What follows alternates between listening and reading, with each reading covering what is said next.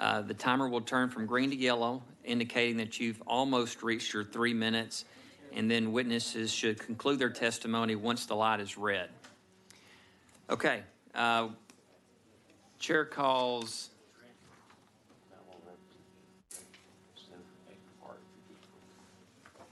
the chair calls Gary Bledsoe, Jeff Miller, Brian Sunderland, and David Griggs. If any of those four are in the room, if you would please come forward.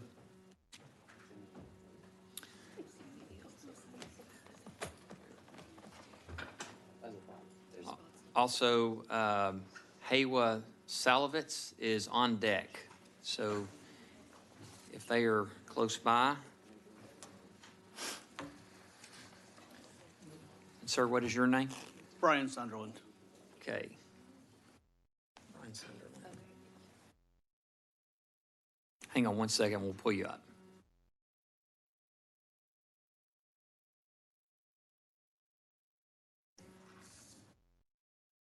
Okay, Brian, we show you registered as Brian Sunderland on behalf of Opportunity Solutions Project, and you're registered for the bill. Is that correct? Correct, sir. Please proceed.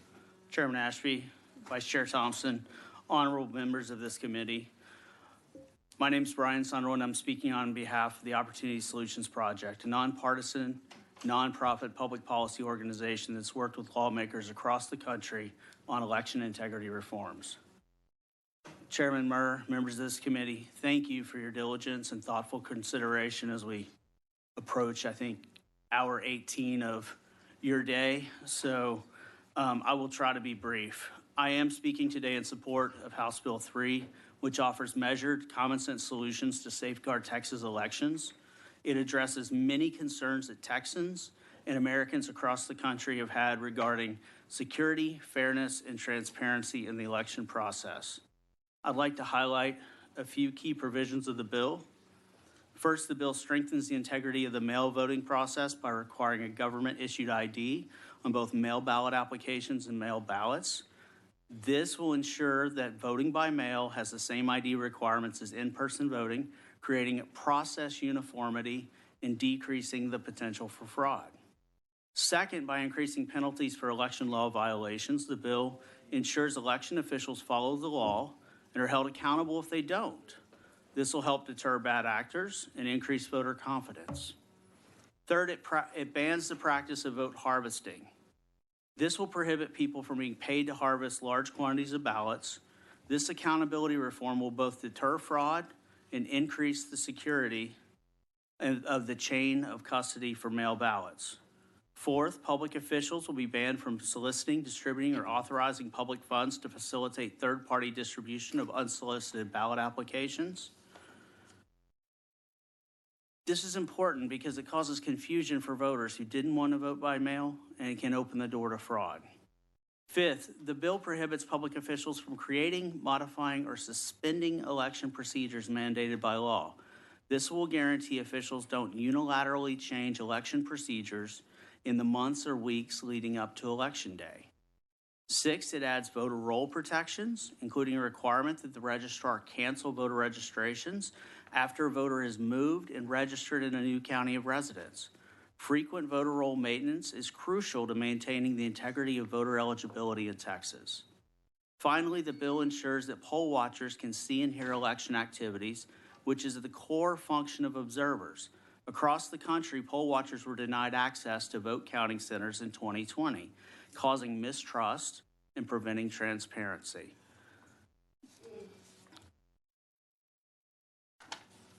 I'll conclude by just saying that this body and the Senate as well has been discussing this for quite some time. I think you made great progress. And I think this is an excellent bill that will give Texas voters confidence that their vote counts. Thank you, Brian. Thank you. Members, any questions for Mr. Sunderland? Okay, thank you for being here. Thank you. Sir, what is your name? My name is David Griggs, but I'm happy to defer to Mr. Bledsoe. I believe he outranks me if he would like to go. Well, I was going to get him next. You sat down first. All right, I appreciate that, but just out of respect, hang on sir. 1 second. Hang on 1 second. We're going to pull you up here in our system. Sorry, we have a process here we have to go through. Okay, we show you registered as David Griggs on behalf of yourself, and you are registered against the bill. Is that correct? Oh, that's correct, Please proceed. Chair Aspey. I am from Dallas. I have been an election judge for over 27 years. I'm an attorney, a former federal civil fraud attorney and prosecutor. And I'm here today mainly to talk about my experience as an election judge over those many, many years. There's a number of things in the bill that concern me, especially reducing the opportunities for more people to participate. But I'm sure that there are a lot of folks in the room that will talk about all those things. I want to center in on two things and be very brief with you. The first is in Article 4 in your bill, election officers and observers. This is where you have the misdemeanor charge to the election judge or official if a poll watcher is excluded. The problem with this, in my opinion, from my experience, is that by giving poll watchers more power and more discretion in the polling place, you are going to take some of the discretion away from the election judge to maintain order. There needs to be a happy medium here, and this bill is not as bad as it used to be, but I still see that there's some real concerns here that you need to worry about. And I sat through the Senate testimony all day long, and some things that came out of that discussion that I think some of the senators were like open to, well, and especially Chair Hughes, was the possibility that if we could deal with training, some sort of training for our poll watchers, you know, not necessarily comparable to, but similar to what we do and train our poll workers. I know in Dallas County, we have to go through 3 to 6 hours of training for just about every election because we keep changing the equipment. So I don't think there is any training for poll watchers. If everybody knew what the others were doing, I think it would help the situation, this consternation that a lot of poll watchers seem to have. You know, we get a little training about poll watchers, but not a lot. I've learned more today about what poll watchers do than I've learned through our training. I think we need more education on this. And rather than come up with horrible penalties, let's just educate folks. The other thing I want to do is talk about Article 7. Fraud and other unlawful practices. This is a new provision for offenses related to provisional voting and would create a state jail felony for an election judge who entered information on a form knowing it was false. You know, I've done a lot of provisional ballots. I've filled out the little sheet, you know, or the envelope. I cannot imagine what it is that is so terrible that I shouldn't put on a provisional ballot cover. I really don't know that. I asked Chairman Hughes and he couldn't answer. So is anybody Griggs. here that could do that? Mr. Griggs, we're going to have to cut you off there. Your 3 minutes has elapsed. Sure. Members, are there any questions for Mr. Griggs? Thank you for being with us today. Just think about that. Thank you. Okay, let's see here. Mr. Bledsoe, we have you registered as Gary Bledsoe on behalf of the Texas NAACP and yourself, and you are registered against the bill. Is that correct? Yes, Mr. Chairman, that is correct. Please proceed. Okay. Thank you very much, and I thank the members of the committee for being here so late and serving the people of Texas. We think it's extremely important that we get this right. Sadly, in my opinion, I think we're headed towards a situation that is not good for our state. You know, I come here as a person who's been a citizen of the state their whole life. And I would wish we could have more of a camaraderie in terms of how we come together. But I see this as a sad day because I see this very clearly as us moving backwards into a very negative time. You can't really put any other spin on the legislation. The legislation is anti-black and anti-brown. And one can say, well, race is not mentioned or what have you, but clearly the import of the bill is discriminatory. And I know some very powerful people inside our state and outside our state are really pushing this legislation.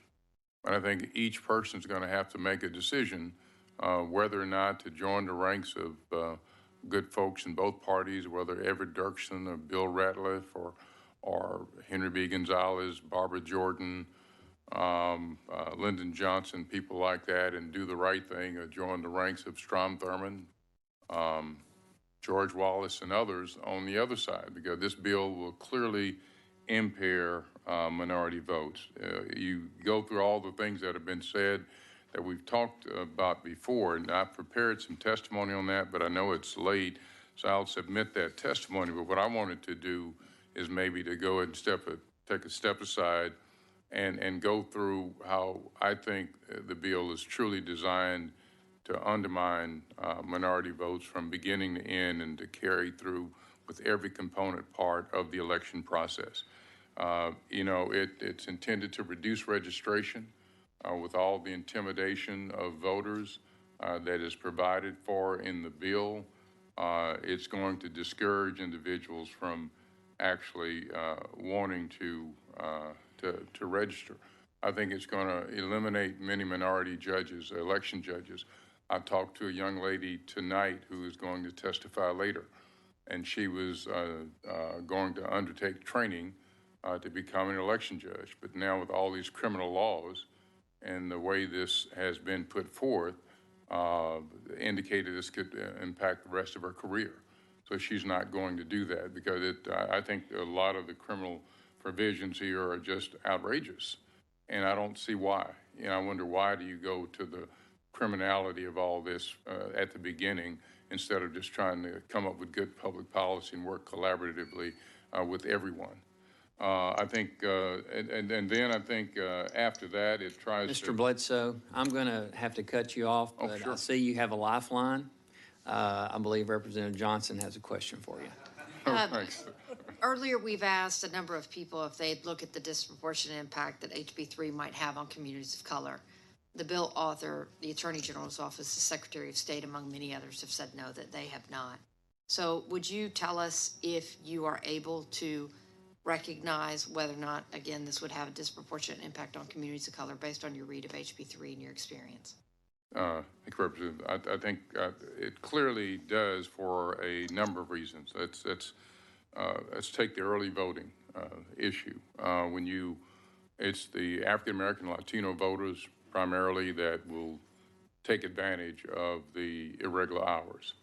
And I think kind of compounding that, and I think you may have even said this earlier, when you look at how the bill uses this alleged uniformity, which I think is kind of a code word in some ways, when you use the uniformity to try to restrict what's done in one county compared to what's done in another, when there's no real comparison between the two counties, that gives an advantage, just kind of like what they did in the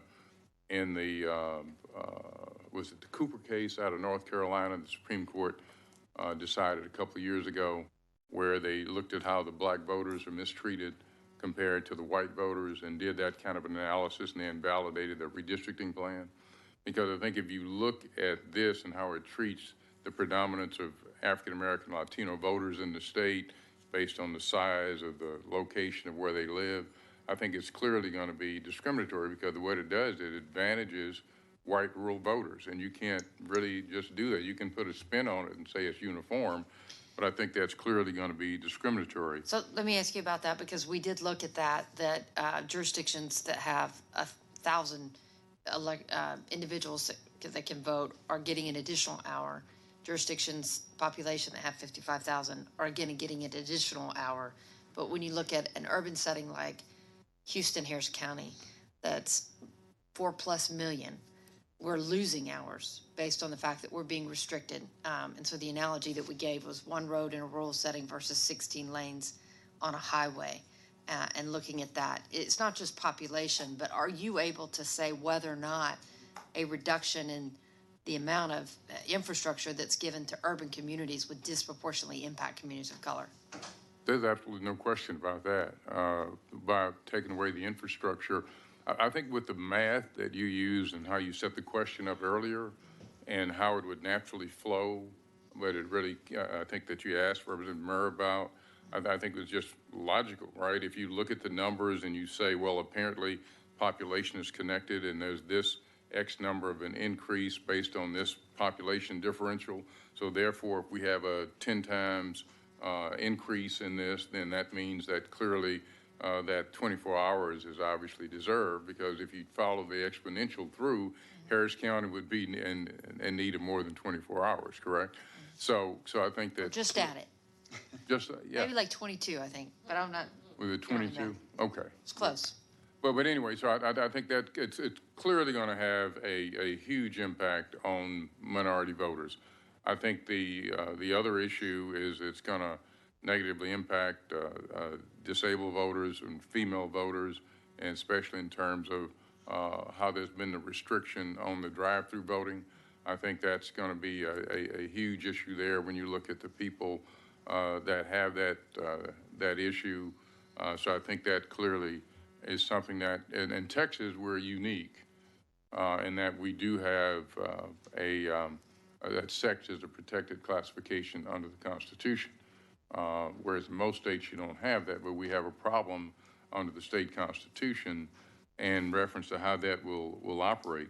I think the GOTV program, if I went through the vote harvesting provisions, and it clearly seems to me that the vote harvesting is if you go through the tiers, you go through the registration, you go through who's going to be serving to preside, then you go through the idea of discouraging people from participating in early voting with the hours and locations and to the buildings and taking flexibility away from where you can locate it. Then you go to the idea of intimidating the voters and telling the voters not to show up. And so with the potential crimes, like in the African-American and Latino communities, we understand the history of Texas and how we've been subjected to crimes. And so when you see that the Attorney General's office has been given more authority and 72% of the people that they prosecute happen to be black or brown, and you see all the publicity, like Mr. Rogers recently in the $100,000 bail on the eve of the CPAC convention being in Texas, you see those kinds of things, you understand. And I look at what happened to Crystal Mason. I think Crystal Mason was innocent. I'll say that on the record. She didn't have the requisite mens rea, from what I can tell, to actually be guilty of the crime. She thought she could vote. The mens rea said you have to intentionally go and illegally vote. So the whole idea with the publicity will clearly intimidate African-American voters. And I think if you probably do any opinion polls or things of that nature, you'll find that out. If we go back to 2017 and 2018, when we had the voter ID litigation, and Judge Ramos issued the order that was requiring Texas to give some kind of an alternative to voters so they could vote if they didn't have the ID, because the judge had preliminarily ruled that Texas had restrictive and discriminatory forms of ID that were being allowed and others were not. And so if you go back to that time period and look at that, what we'll see is that the Attorney General of Texas and the then registrar in Harris County issued many press releases about who they were going to prosecute, and sending the word out that if you do this, we're going to prosecute you. So I think that kind of thing is what will be inserted in the process with all these crimes, because all you need is a Crystal Mason in every community or Mr. Rogers in every community. Then you send the signal out, and what you do is suppress the minority vote. And so it clearly will have an impact on suppressing the minority vote. I looked at the Latina females that were prosecuted in Tarrant County. And I mean, I think it goes on, and when you see it's actually minorities that are actually being prosecuted. So I think that's clearly going to discourage the minority vote and have a negative impact. They are impediments to make it more of a mistake, and impediments for people who need it more. You know, where there's language minorities that need help because of language issues frequently, or whether it might be people who may have come from a poor school system or a very desegregated system, and they may not have the education but now an impediment has been put in front of them in terms of the type of assistance they can get. And you intimidate people by the forms of the affidavits and things that they have to sign. You know, a few years back, there was a group from Houston that went up to, that found out all the African Americans that had voted absentee in Bowie County. Now, I don't understand the connection there. So you had a group of poll watching group from Harris County to go get the names and go knock on the door of all the black voters that voted absentee and interrogated them about why they voted. And that just tells me the kind of thing that will happen with this information, with all these lists and things that are being created, and you continue to send a signal out there about how dangerous it is for you to vote. And so, you know, there are all kinds of potential mistakes. You're going to discourage people from being good Samaritans. People be afraid to put their name on the dotted line when they just want to help somebody, and they realize, I'm signing this, I might be prosecuted, I might go to jail. And it's a whole lot different if you go, you know, like a whole discussion about why Montgomery County instead of Harris County. Well, I think it's pretty obvious, right? I think we all know that. We all understand the relay of the landscape in the world. And so if you live out in deep East Texas or something along those lines, I think you're going to be very frightened and you're going to be intimidated by the process. I think that the impediment to the no innovations and legal procedures, I think this whole poll watcher issue is going to be, I see the poll watcher, and I apologize, but this may seem like an extreme example in some ways. I see the way the poll watcher has been enabled here as creating an overseer to go to oversee the slaves on the plantation.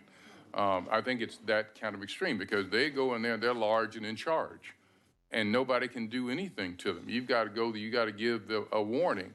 You can't even remove them. What happens if the poll watcher is doing something so bad that you can't get the police in there and for 10 minutes or 15 minutes, and you have no authority, you can't remove them? Some of the things they've done have just been really outrageous, but what's going to happen in that time period? You're making them large and in charge, letting them have the run of the premises, insulating them from being removed or what have you. I think it's clearly a prescription for disaster. And what else is that going to do in minority neighborhoods? That's going to create long lines because all they have to do is start doing what they were doing to the Chairwoman Thompson. You know, you go and you stand, you leer over the shoulder, and like she says, you're not going to make anybody, nobody's going to intimidate her, but you know, you go to the other neighborhoods, people are going to be very afraid and scared of that. So what you do is you send these poll watchers, you have them instigate issues and problems. That's going to create long lines. The word's going to go out that there are long lines. People are not going to show. Word's going to go out too about the intimidation of poll watchers. One of the things the poll watchers did this last election that I thought was so horrible was that there were many poll watchers that went into minority neighborhoods that refused to wear masks in a pandemic. And when you look at this law here, and the law, you says you need to have to be close enough to see and all this and to hear and all that and invade someone's privacy.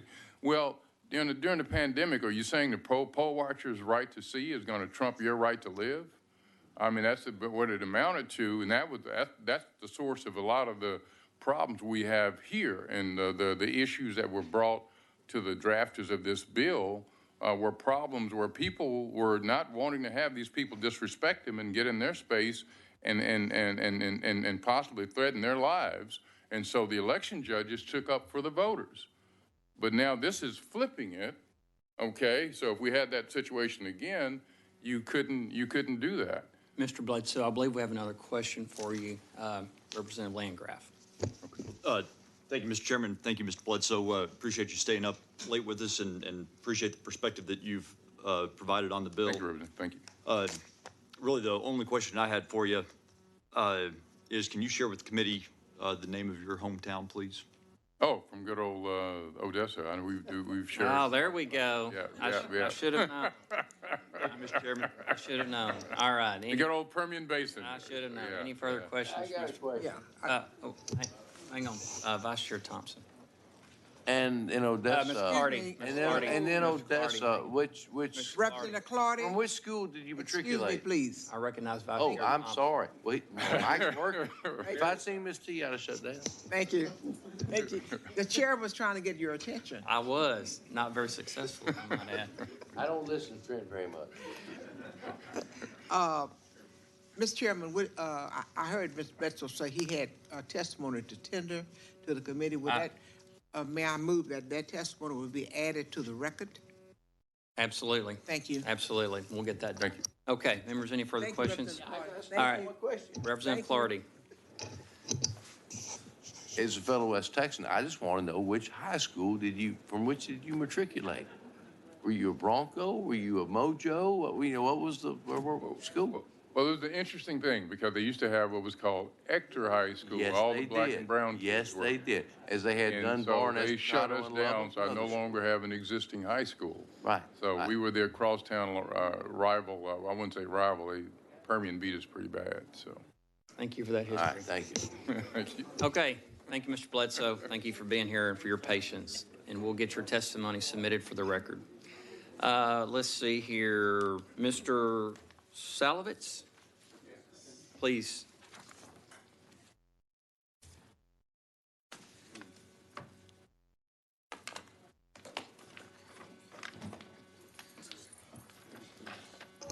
Thank you. Thank you, ma'am. Okay, let's see here. We show you registered as, and forgive me if I mispronounce this, Haywa Salovitz, on behalf of Rev Up Texas, as well as yourself, and you are registered against the bill. Is that correct? Yes, and I'm also speaking on behalf of Adapt Texas and the Personal Attendant Coalition of Texas. Okay, hang on 1 second. Let us add that real quick. Sure. You said Adaptive Texas? Adapt, ADAPT of Texas. Adaptive Texas. And what was the other group, sir? And PACT, P-A-C-T, Personal Attendant Coalition of Texas. Personal Attendant Coalition of Texas. Okay, just want to make sure we get everything added to the record here. Not a problem. Okay, I think we've got it, and you're registered against the bill. Yes. Okay, the floor is yours, sir. Vehemently against the bill. And, I'm here early this morning. I was here, early yesterday morning. We got less than 48 hours notice that these two hearings were happening simultaneously. So I'm here partially because you need to see the people that you're affecting. That's why everybody else is here too. And did you know that there are at least 3 million Texans with disabilities in Texas, including our governor? Although, well, anyway. And to criminalize formal assistance or informal assistance when someone is helping you at the polls, that's just terrible. I mean, we're sending Texas back decades. And, the unintended consequences to the disability community and to communities of color and to Latino communities. People will be more afraid, as you've heard. Some people will be intimidated, as you've heard. I am lucky that I will be neither. And I'm also lucky that I can still, roll to my polling place, even though, it's been changed a couple times. And for some people, COVID, I guess, was an excuse or a reason to do these bills. And that's horrible. Because, if somebody can't vote, then you've taken away their voice. You've taken away their one opportunity to do something. And this is just horrible. And if it passes, it'll ruin the state as we know it. So that's all I have to say formally. Thank you, Mr. Salovitz. Members, any questions? Thank you for being here with us and your patience, sir. Thank you. Okay, next, the chair.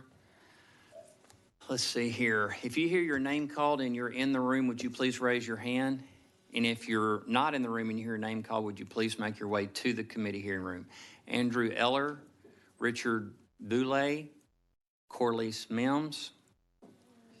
Okay, please come up, sir. Zyra Jones, Maeve Curvin, Carla Fleming Jones. Okay, yes, ma'am. Yep, please come up.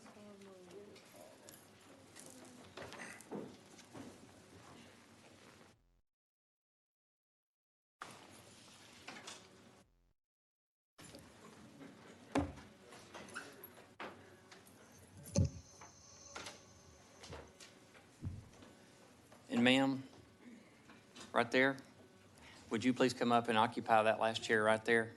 Yes, ma'am. One of the issues, we've got to create some seats here for the people I'm calling in. I know a number of you ladies right here I've seen all day since I've been in this chair, and so we're going to help each other. All right. Let's see here.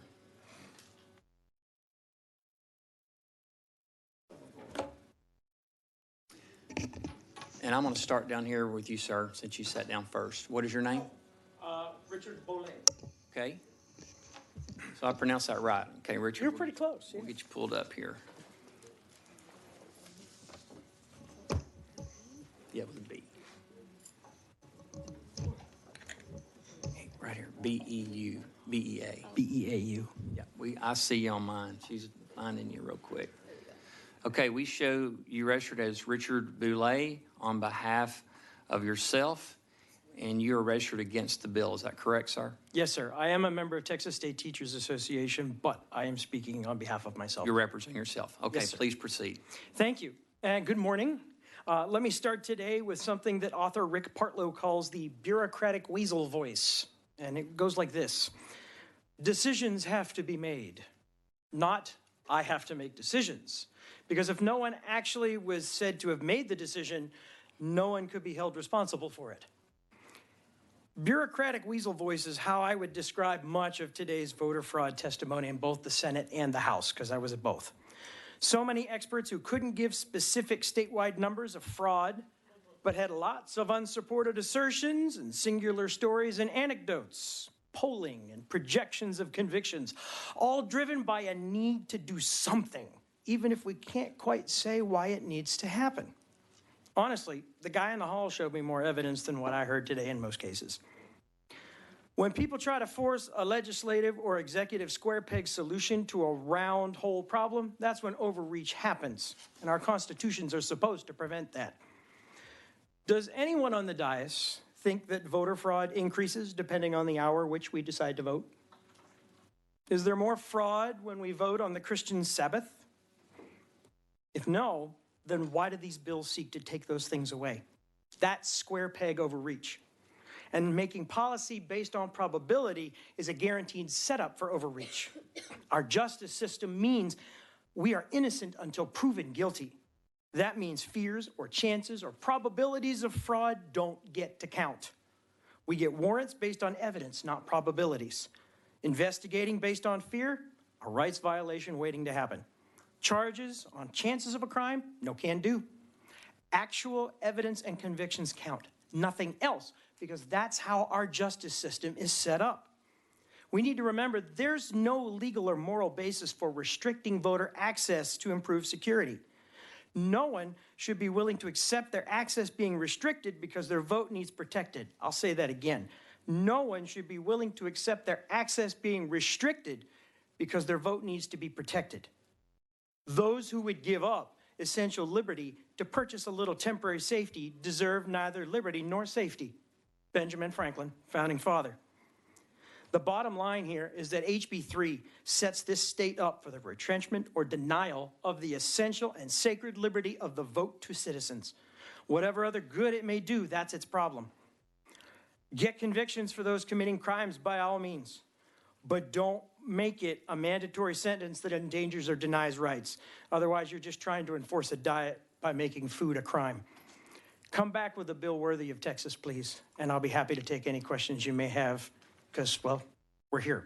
Thank you, Richard. Members, any questions? Thank you for being here. Ma'am, your name? Carla Fleming Jones.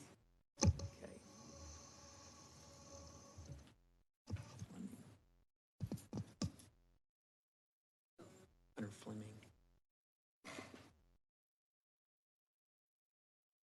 Okay. Okay, Carla, we show you registered as Mrs. Carla Fleming Jones, and you're representing yourself, and you're registered against the bill. Is that correct? That is correct. Please proceed. Thank you, Chairman Ashby, Vice Chair Thompson, and members of the committee. I am Carla Fleming Jones, a resident of Cypress, Texas, which is in Harris County. I am also a member of the Houston Alumni Chapter of Delta Sigma Theta Sorority Incorporated, and our members take collective pride in the social activism of our organization, which dates back to 1913. Today, we are concerned, and rightfully so. While you're considering establishing laws that add unnecessary barriers to the ballot box, you're not considering the will of the people. For this great nation and this great state to live up to the lofty ideals set forth in our Constitution, every eligible American citizen must be allowed to participate in the election process. Life, liberty, pursuit of happiness, those are the bedrock of the American ideal, and that ideal rests precariously upon the right to vote, a right that must be easily and readily available to every eligible American citizen, every eligible Texan. As legislators, you're tasked with enacting laws that impact all Texans. Bills like H.R. 39, 40, 46, they'll do just that, impact us positively, allow us to easily vote. But H.R. 3 is designed to create fires and then put them out. The current laws, rules, and regulations built into the election process in Texas are more stringent than those in any other state in the union. And these current laws are sufficient in discovering and addressing the rare abnormalities related to our elections. This bill that you are currently considering, H.R. 3, does not benefit Texans. It does just the opposite.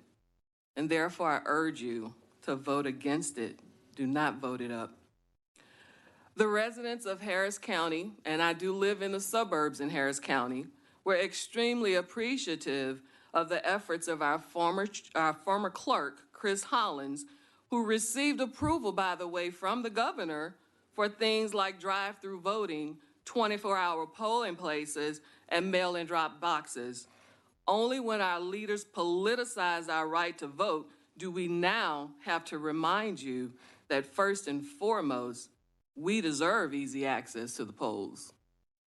The Texas members of Delta Sigma Theta and the communities we serve may face insurmountable barriers to voter registration and voter participation should this measure pass.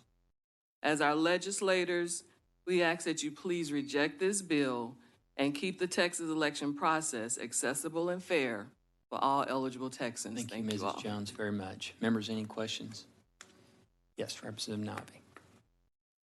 Thank you for your testimony, and I know that y'all have been here from the very beginning. 6 a.m. 6 a.m. And I want to thank you for that. I want to ask you, you said your sorority was founded in what year? 1913. And has been based here in Texas as well since that time? Not since that time. Do you know since when, roughly? My chapter in Houston is 1927. Okay, so since 1927 in Houston, can you tell me whether your sorority has in the past come to the Texas legislature or has advocated even locally against his voting rights attempts to disenfranchise our community? We've been here a lot, but we do have our regional director who is on deck to speak for the sorority.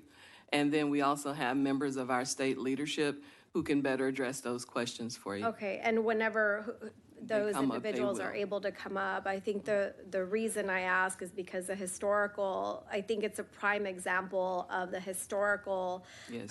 discrimination against our community right here in Texas, and is necessary evidence to Definitely. show. Definitely. Okay, thank you. Thank you. Okay, ma'am, and your name?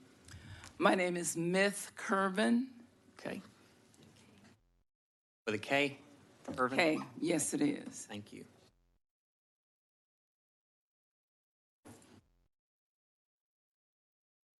Okay, we show you registered as Myth Curvin on behalf of yourself, and you're registered against the bill. Is that correct? That's correct. Please proceed. And I am a member of the Dallas, Texas alumni chapter of Delta Sigma Theta, a chapter with 96 years of existence in serving the community with over 400 members.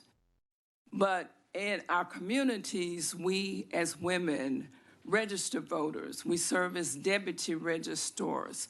We educate our communities and we communicate to our communities the importance of voting.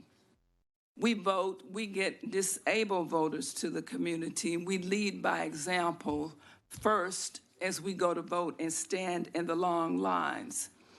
We've served as precinct chairs and election judges.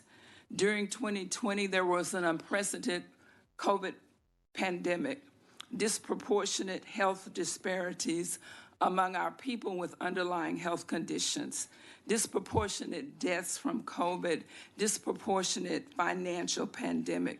We worked harder to register voters. We had good reasons for that. We worked harder to get people to the polls because we had good reasons for that. We exceeded expectations in getting out legitimate people to the polls. And the result was that we received greater inclusiveness in our democracy. And now we're facing suppressive legislation to provide less access to the polls, prohibitions to voter registration process, accusations that our polling staff have less integrity. So we have overcome obstacles. You're bringing in overseers as what you're calling poll watchers. We've overcome obstacles and we will continue to work. We've worked throughout our communities when we had to count jelly beans to be able to vote. We've suppressed poll tax. As members of African American members in the community, we will continue to work and overcome the obstacles that you will approve. We will continue to get our communities out to vote. But I just have one question of you as our duly elected officials with oversight, and that we can overcome the things that you put in place, but we cannot see, we cannot touch, we cannot feel the Secretary of State that we of fear may throw out our vote that we have registered people for. We look to you to try to ensure that the people that we register, votes don't get thrown out for any reason. We can touch our members in our community. We cannot touch the Secretary of State who may, in fact, throw out our votes. Thank you, and Ms. for that, we oppose this bill. Thank you, Ms. Curvin. Members, any questions? Okay. And ma'am, your name? Thank you. Good morning. My name is Delicia Boyd. Okay, hang on one second, Ms. Boyd. Let's get you pulled up.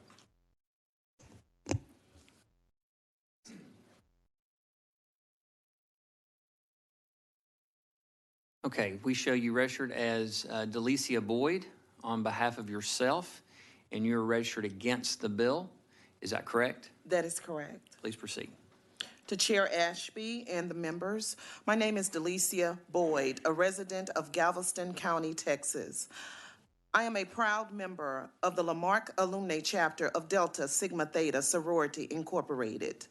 We are here today to take a stand, to be heard, to passionately express to you, to implore you to vote no on House Bill 3 and any and all revisions of this bill, because the singular purpose and effect of this bill is to disenfranchise and suppress the constitutional right to vote of more than 20,450 Deltas in the state of Texas and the communities in which we serve. A constitutional right that did not come easy, a right that was not inherent for us, and one that came about by blood, sweat, and rivers of tears. HB 3 is an assault on voting rights, period. Deltas remain ready and Deltas stand. I stand for my grandmothers, Queen Esther and Bertha, born in 1906 and before, who came into adulthood without the right to vote. While they were young children, our 22 warrior founders marched hand in hand and step by step with the suffragettes, fighting for the right to vote alongside women who would eventually step into the full benefit of this constitutional right, but not them. Delta stand. I stand for my parents who worked hard and started their professional careers during the era of Jim Crow. Delta stand. I stand with my husband and for my daughter and my nephew who should not have to repeat what we are doing here today. My parents and grandparents thought this fight was won and done. We will not stop until we crush these voter suppression efforts. This is what Deltas do. This is what we're here for today. We stand. We stand on the shoulders of warriors in the fight against voter suppression. We stand against this assault on voting rights. Please, we implore you, vote no for any and all voter suppression bills, which of course includes HB 3, and vote yes for every eligible voter in the state of Texas. Thank you for this opportunity. Thank you, Ms. Boyd, and thank you for your passion. Members, any questions? Okay, thank you. Let's see here. I'm going to start pointing. Let me ask this. If you're seated right here, and I think I know the answer, but if you were here when we gavelled in at 8 o'clock, raise your hand. Okay. All right, hang on. Let's start right over here. You two, and then, and keep in mind here, part of the goal here is also to help free up some seats for the people that I'm going to be calling in. So, and also, you two right here. We're going to get to everybody. Everybody's going to get their chance. I promise. We're going forward at a time. One more right here. Okay, that's me. All right, who would like to go first? Michelle Brown. All right, Ms. Brown. You look like you're ready. Our fearless leader.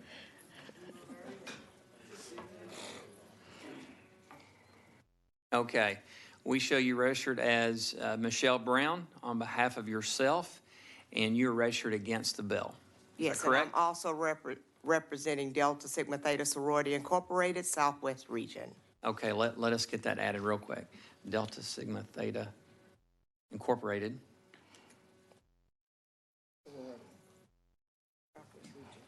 I got that. Incorporated, Southwest Region. Okay, please proceed. Thank you. Good morning, Chairman Ashby and honored members of the Constitutional Rights and Remedies Committee. My name is Michelle Brown. I am a resident and registered voter of Tarrant County, Texas. I come to you this morning also on behalf of Delta Sigma Theta Sorority Incorporated. I am the Southwest Regional Director and a member of Fort Worth Alumni Chapter. We have 75 chapters of Delta in the state of Texas, representing over 20,450 registered voters, many who live in each of your respective districts. I come before you today opposing House Bill 3. The proposed legislation attempts to limit access to the ballot box by limiting innovative methods to increase Texans voters turnout, such as 24-hour voting, drive-through and outdoor voting, and the use of drop boxes. These are voting methods that lead to increased participation in the democratic process.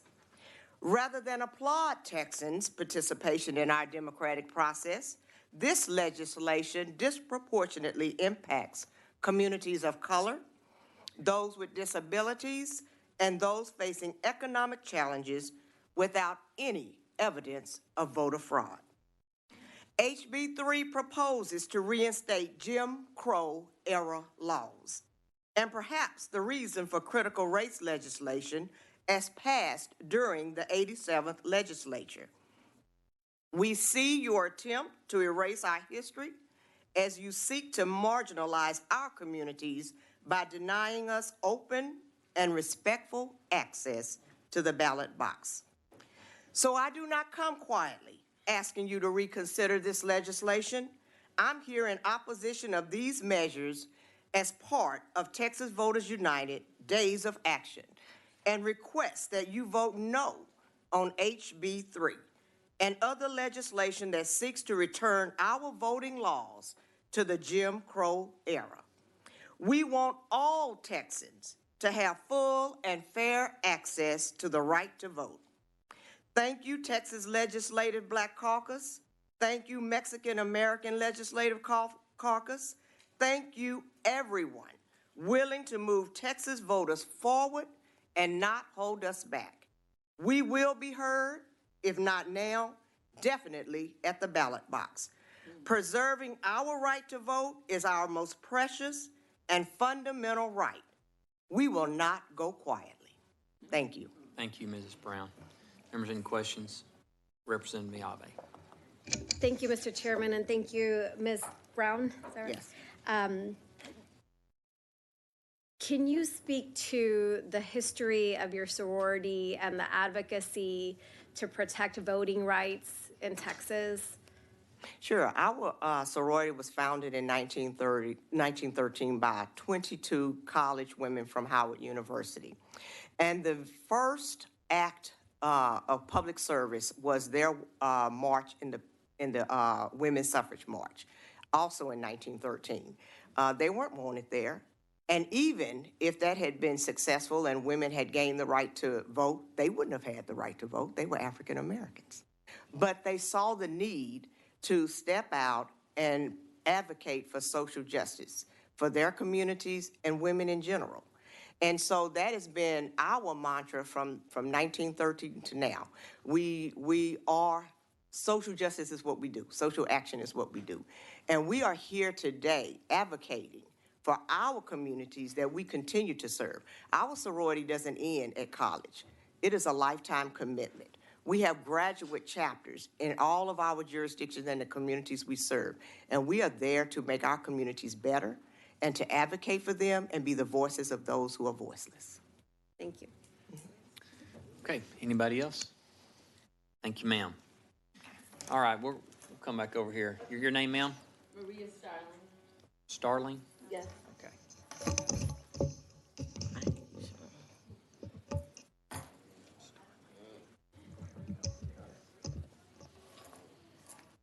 Okay, we show you registered as Dr. Maria Starling, and you are representing yourself, and you're registered against the bill. Is that correct? That is correct. Please proceed.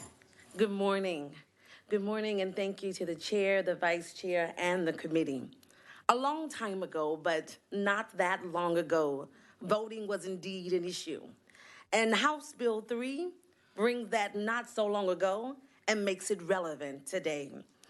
I am Dr. Maria Starling, and I reside in Rosenberg, Texas, House District 85 with Representative Stevens, Senate District 18, Senator Colcourse, and I stand here opposing House Bill 3. I am the proud president of the Houston Alumni Chapter of Delta Sigma Theta Sorority Incorporated. Our chapter is composed of more than 500 voting women. And approximately 233 of those voting women are 65 years of age and older. And those very women are the women that take advantage of 24-hour voting, They take advantage of dropping their ballot in a ballot box. They took advantage of the drive-by or curbside voting that we spoke about so frequently on today. And when I think about House Bill 3, it infringes on those rights. It attempts to limit their access. But I ponder the question, and I commend several of the committee members today asking one question: what is the purpose? What is the intent? And the author of this bill continuously said, let's go back to page number 1, the legislative intent. It is to promote uniformity and consistency, promote voter access, and make sure that we have a notable election system. The question kept being asked, but what is the purpose? What is the problem? Because in my opinion, and according to Harris County and the representatives that represent those areas, voting was a success. Accessibility was there. So if 24 hours worked and it provided accessibility, what's the problem? So rather than applaud Texans' participation in the democratic process, this legislation unfortunately impacts communities of color, those with disabilities, and those that have economic challenges. We want Texans to have full and fair access to the right to vote. And as I ponder and look around the room, I look for the author of this bill, because one of his remaining statements was that we want to ensure that the right people vote. Who represents those right people? Because I stated before a long time ago, but not so long ago, what we're speaking about today was not a right. So therefore, I ask you, as the committee, please vote no to House Bill 3. Thank you, Dr. Starling. You're welcome. Representative Johnson? Dr. Starling, you mentioned that you're part of the Houston area chapter. And so could you tell us, from what you know of your other alumni, what was the impact for your community, communities of color, and for women to have the extra time for 24-hour and drive-through voting? I know you touched on it briefly, but I wanted to ask, could you give us some examples, if you know, Sure. of how people utilize those two new methods of access? Absolutely. A majority of our population do reside in Harris County. And because we are advocates for voting and voting rights, we began having campaigns and election drive-bys and opportunities. And because we represent an older population, and in our organization we call them dears, and they're dear to our heart. But what that did is it provided opportunities where if they had to get rides and locate opportunities to get to the polls, someone who worked late or got off maybe around 8 or 9 or 10 o'clock and they were threatening the closing of those polling hours, the 24-hour opportunity gave them access. If someone was afraid to drive in the evenings or they didn't want to drive on the freeway, and so they were able to get someone to take them to the drive-through opportunity, and they were able to drive through. So those simple things, although we look at the pandemic as something that was negative, and it was, not to minimize that, but there were some positive things. And for Harris County, although we are large in nature and we're oftentimes compared to other areas, the advantage that it brought was it provided opportunities. And that's the goal of why we're here today, is to create opportunities for all, right? And so I think that what it did for it provided opportunity, it provided accessibility, and it led us into a thing that we probably would not have thought about if it had not been for the pandemic. And as a result of it, we should take the things that we experience from it and move along to continue to build upon. I think I heard earlier in conversation, this bill has come a long way since January, right? And so if it's come a long way since the process, let's take the long way from the pandemic and apply that to the future in which we're trying to get. So I think it was extremely successful, and we should continue that act. And when you say successful, you mean it created greater access? Greater access, and that's the goal, is to provide access. And when they talked about the limitations and the thing about it being limitless because of other regions, I think that's in everything that we do. If this works for Harris County, that works for Harris County. But when you start looking at chambers, as you have the representatives here and the various representatives that was here today, do what's best for the people that you serve in that area. And if those hours work for them, do so. But if 24 hours is an opportunity, why can't they do it too? The goal is to expand. right? So let's not look at the 24-hour opportunity or the drive-by as a negative, but rather make it a positive. And so 87 of them voted early, 15% of them by mail, and 1% on election day. So if we look at all the advantages that we've gotten all of these things, I think it makes it advantageous to support all the other things we've been talking about in terms of serving people of color, serving those with disabilities, and all of those other extended areas. Thank you so much. You're welcome. Vice Chair Thompson. Dr. Starling, I just want to ask you one question. Sure. I have a next door neighbor named Starling, and I was wondering if we related to her. Probably so. Esau Starling was her father, and her name is Sherry Starling. Yes. The majority of my father's side of the family resides in Houston, Texas, and so yes, those are my relatives. Well, they've been my neighbors for many, many years. Well, I'll say hello, family. All world. Hello. Thank you so much. You're welcome. All right. Thank you, Dr. Starling. You're welcome. Any further questions? Okay, thank you. Ma'am, your name? Cassandra Anderson Carter. Anderson Carter. All right.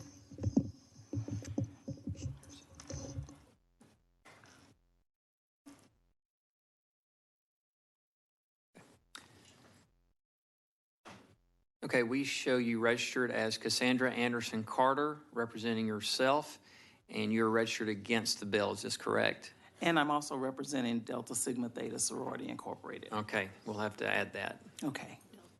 Delta Sigma Theta Incorporated. Sorority Incorporated. Delta Sigma Theta Sorority Incorporated. Okay. You'll have it down by. Fine ladies. Sorority Incorporated.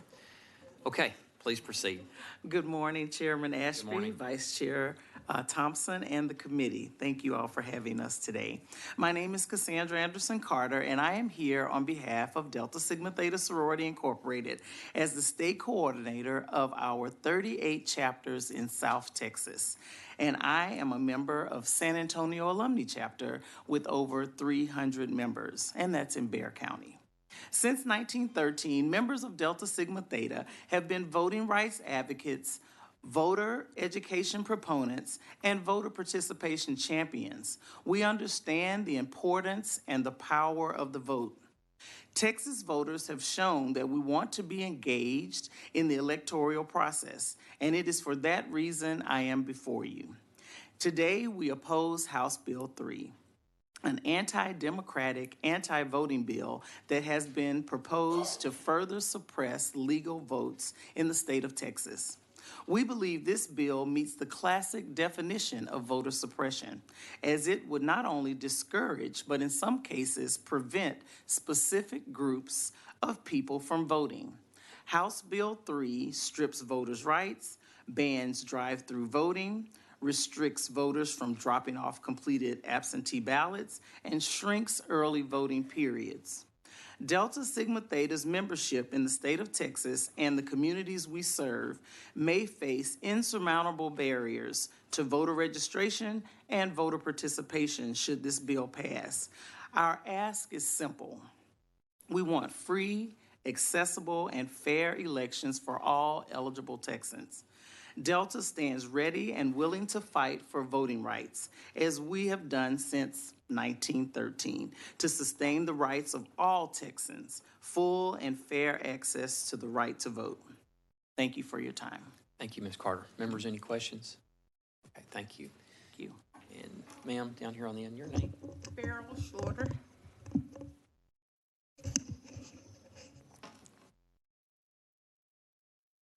Last name again? Shorter, S-H-O-R-T-E-R. There you are. Okay. We show you registered as Beryl Shorter, representing yourself, and you are registered against the bill. Is this correct? That is correct. Floor is yours. Thank you, Chairman Ashby, Vice Chair Thompson, committee.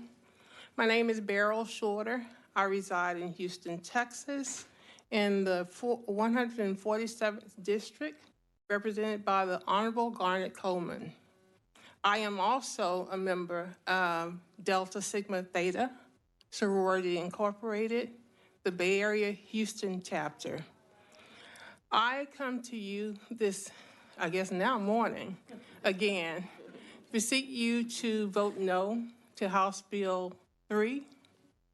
I am coming because as a child, my parents taught me the importance of voting. Not only did they teach me the importance of voting, but they taught me about the struggles that we had to go through as a people in order to gain that right to vote. What they also taught us was that struggle should never be forgotten, nor should it be limited. In this House bill, I find that there's an assault on all of those things that I have been taught as a child. You asked what happened in 2020 vote, Representative Johnson, that was effective. I had a daughter who left the hospital during the time that I needed her to vote because that is important for our family. She got to drive through and vote on the way home from the hospital. I am a healthcare professional. 24-hour voting, so important because those healthcare professionals were able to actually go to the poll. I heard you talk about different, I think in Representative Mayor's comments, I heard him talk about different laws that had been passed. As a matter of fact, he talked about those laws that were passed in 1972, 75, 1987, 1991, 1997, and I'm going to run out of time. And those were considered as advancement laws. And then we began to talk about House Bill 3. And we began to talk about those things that really allowed us to see an increase in the votership. And then we began to talk about integrity and the will of the people. I implore you to please vote no to this bill. Thank you, Ms. Shorter. Okay, members, any questions? Mr. Chairman. I'll need it. If I may. Please, Thank you so much. Johnson. And thank you very much for being a healthcare worker and over the last year and a half, Thank you. sacrificing and ensuring and protecting others. Thank you for sharing about your daughter leaving the hospital and having the ability to do drive-through voting.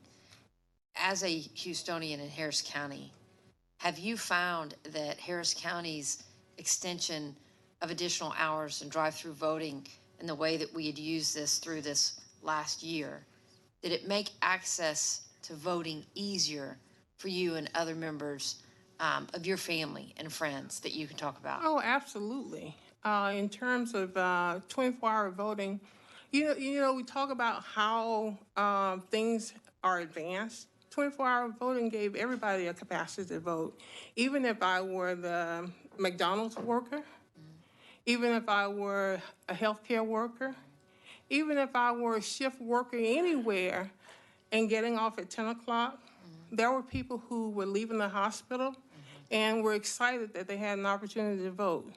And it gave them that opportunity. In terms of drive-by, and even in terms of, I experienced this. I went to the poll to vote, and they had moved my poll. I ended up going to the Astrodome to vote. Not the Astrodome, but the Reliant to vote. And so I'm saying in terms of the opportunities that COVID afforded us have been really great, and it has given us an opportunity to look at things differently. Now, we hold on to all the things that we want to hold on to that were great about COVID, and I am concerned when we began to talk about voter rights and voter advancements, especially for people who look like me, that's a problem. And we probably need to look at those things about whether we need to keep them or not. I do become concerned. How do you feel when because you've sat here all day, to hear that rural communities are being given more time and urban communities are being given less time? Well, I'm saying I'm a country girl, and I'm from one of those rural areas, and I understand that I become that concerns me as well, because I'm also a numbers person, and when you begin to talk about the numbers and the voting time, I see it as a suppressing tactic. And I don't want to use the term angers me, but it sets me back to the tone of those times where we talk about poll tax and we talk about the literacy. And so what can I say other than some things can be advanced, some things can't. And based on where you come from, whether it's rural or whether it's an urban setting, the experience for an African American or a person of color is always the same. And that's unfortunate. Thank you. Ms. Brown, I want to come back to you just to make sure I have this entered correctly into the record. You said you were representing yourself and also Delta Sigma Theta Sorority Incorporated, Southwest Region. Yes. Okay. All right. Just wanted to make sure. All right. Thank you all ladies for this panel. All right. I see you right there. All right. Now, I only want you to raise your hand if you were here when we gavelled in. And I know y'all were, so come on up. I'll take 4 of you.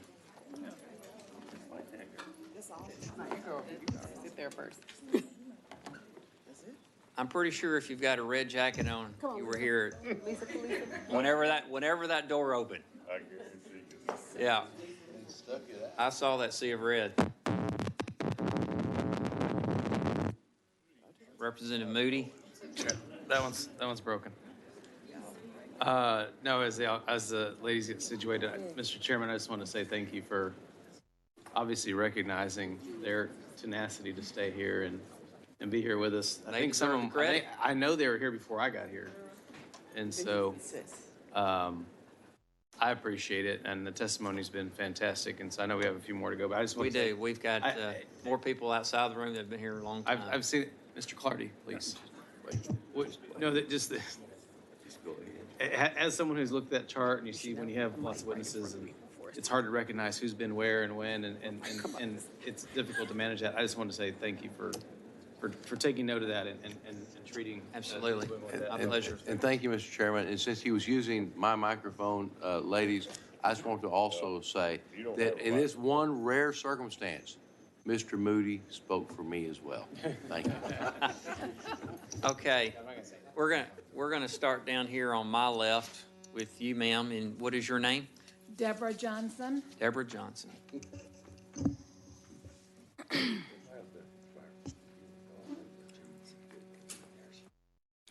With Delta Sigma Theta Sorority Incorporated. Okay, we show you registered as Deborah Johnson, representing yourself, and you also want to add Delta Sigma Theta Sorority Incorporated. Yes. Okay, we'll get that added. And you have registered against the bill, is that correct? I have. You have 3 Thank minutes, you. ma'am.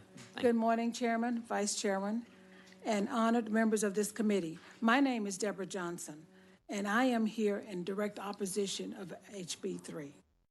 I am also the chapter president of the East Harris County, the Chambers County, and Liberty County Alumni Chapter. I am before you today to register to let you know my feelings. This legislation appears to, out of alleged voter fraud, have resulted in unintended consequences of eliminating innovative methods that we have used to increase voter presence. I am a wife of a Vietnam disabled veteran. I am the daughter of a Korean War disabled veteran who take pride in voting. When it's time for them to go vote, they show up at the polls. and they stand in line. They don't ask for assistance until they get those little tags and put them on their shirts. And they put them on day after day until all of the glue is out and they can't wear them anymore. They are just that proud. Today, I fear for them because of their pride, they will not let anybody assist them. But there's going to come a time when they will need assistance to make that trip, and we won't be able to do it because of HB 3. I am also a deputy voter registrar in all 3 counties, Harris, Liberty, and Chambers, along with 50 other members of my sorority. However, with the news that we found out about HB 3, we are rethinking our abilities to recruit and sign felons. We have successfully, over the last 2 years, registered over 500 people to vote. We will reconsider that. In this country, in this state, we pride ourselves in making life convenient. Drive-by shopping where somebody picks your groceries for you and bring them out to your car. But this legislation may be limiting the ability to use drop boxes that will impact the citizens' ability to mail ballots because they will have to drive extensive distances to mail those ballots. In this country, NASA has trained astronauts, and in this city, they have trained astronauts to fly in space. And even if they're in space during voting times, we have figured out a way to have them to vote in space. That's the ultimate convenience. However, we're finding out that with the elimination of 24-hour voting, that our sisters and our daughters and our friends may not be able to vote. Those that work shift work, the ones at the chemical plants on the east side where we all live, the ones at the hospitals that may not be off in time, and also the ones that work aerospace. You see, as long as they're astronauts in space, we're at work. I work for NASA. I want to make this point, this last point. I want you to understand how much this bill means to our families. All of us that have veterans in our families, we want you to consider them, and I thank you for your time. Thank you, Ms. Johnson, and thank you for your family service to our country. Members, any questions for Ms. Johnson? Okay. Ma'am, your name? So my name is Myra McLaughlin Sutton. Okay.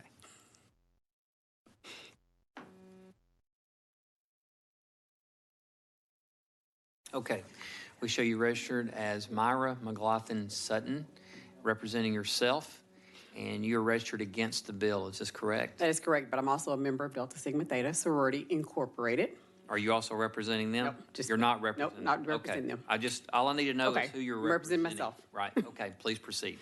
Okay, so as I was sitting here all day, since 6 o'clock this morning, I was thinking about what I would actually say to the many committee members that have been present all day with us. And I thought back on the different voting bill rights. I'm the different kind of thinker, I think. I sit and look at it and pull it apart. And so I was like, oh, y'all are all inspiring me to run. And so this is what I thought. I was thinking the same thing that Representative Busey was saying. When I think about why are we doing this? Why are we trying to change all of the laws?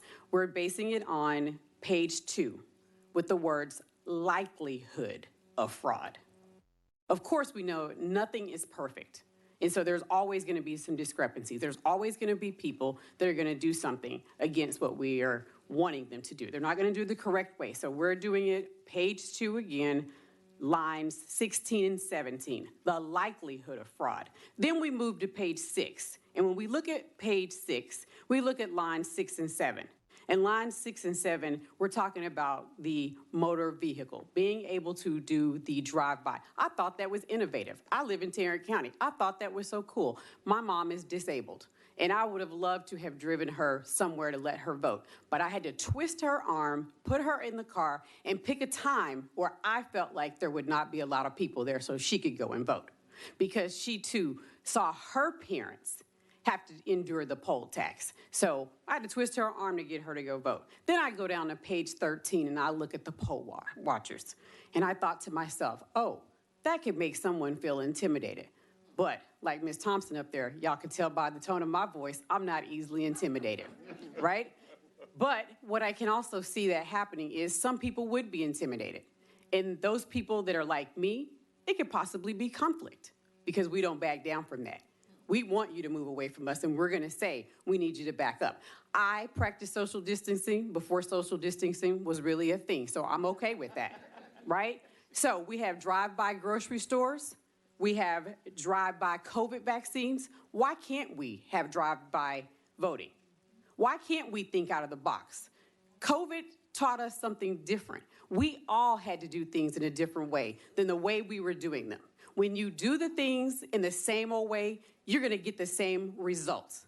So you need to think about how you can do things differently. When I think about every one of you being in your roles, you were elected by the people in the communities in which you serve. Remember this, to whom much is given, much is required. Don't vote on the party line, vote for the people that you are serving in your communities. Thank you for your time. Thank you, Myra. Ma'am, your name? Yes. I'm Angela Berry Robertson, but I think I register as Angela Robertson, given deference to my husband. But I go by Angela Berry Robertson. Okay. Just being honest. All right. So you go by Angela Berry Robertson, but we show you registered as Angela Robertson. That's fine. On behalf of yourself, and you're registered against the bill. Is that correct? That is correct. Thank you. Please proceed. First of all, good morning. And so everything's about today is going to be yesterday. So Chairman Ashby, to the distinguished members of the committee, thank you for having us speak today. I am here, of course, to speak against HB 3. And, you know, I'm a civil rights attorney, and voting is a basic right. I really can stop and put a period there to say it's the basic right. Every citizen of the United States should have the right to vote.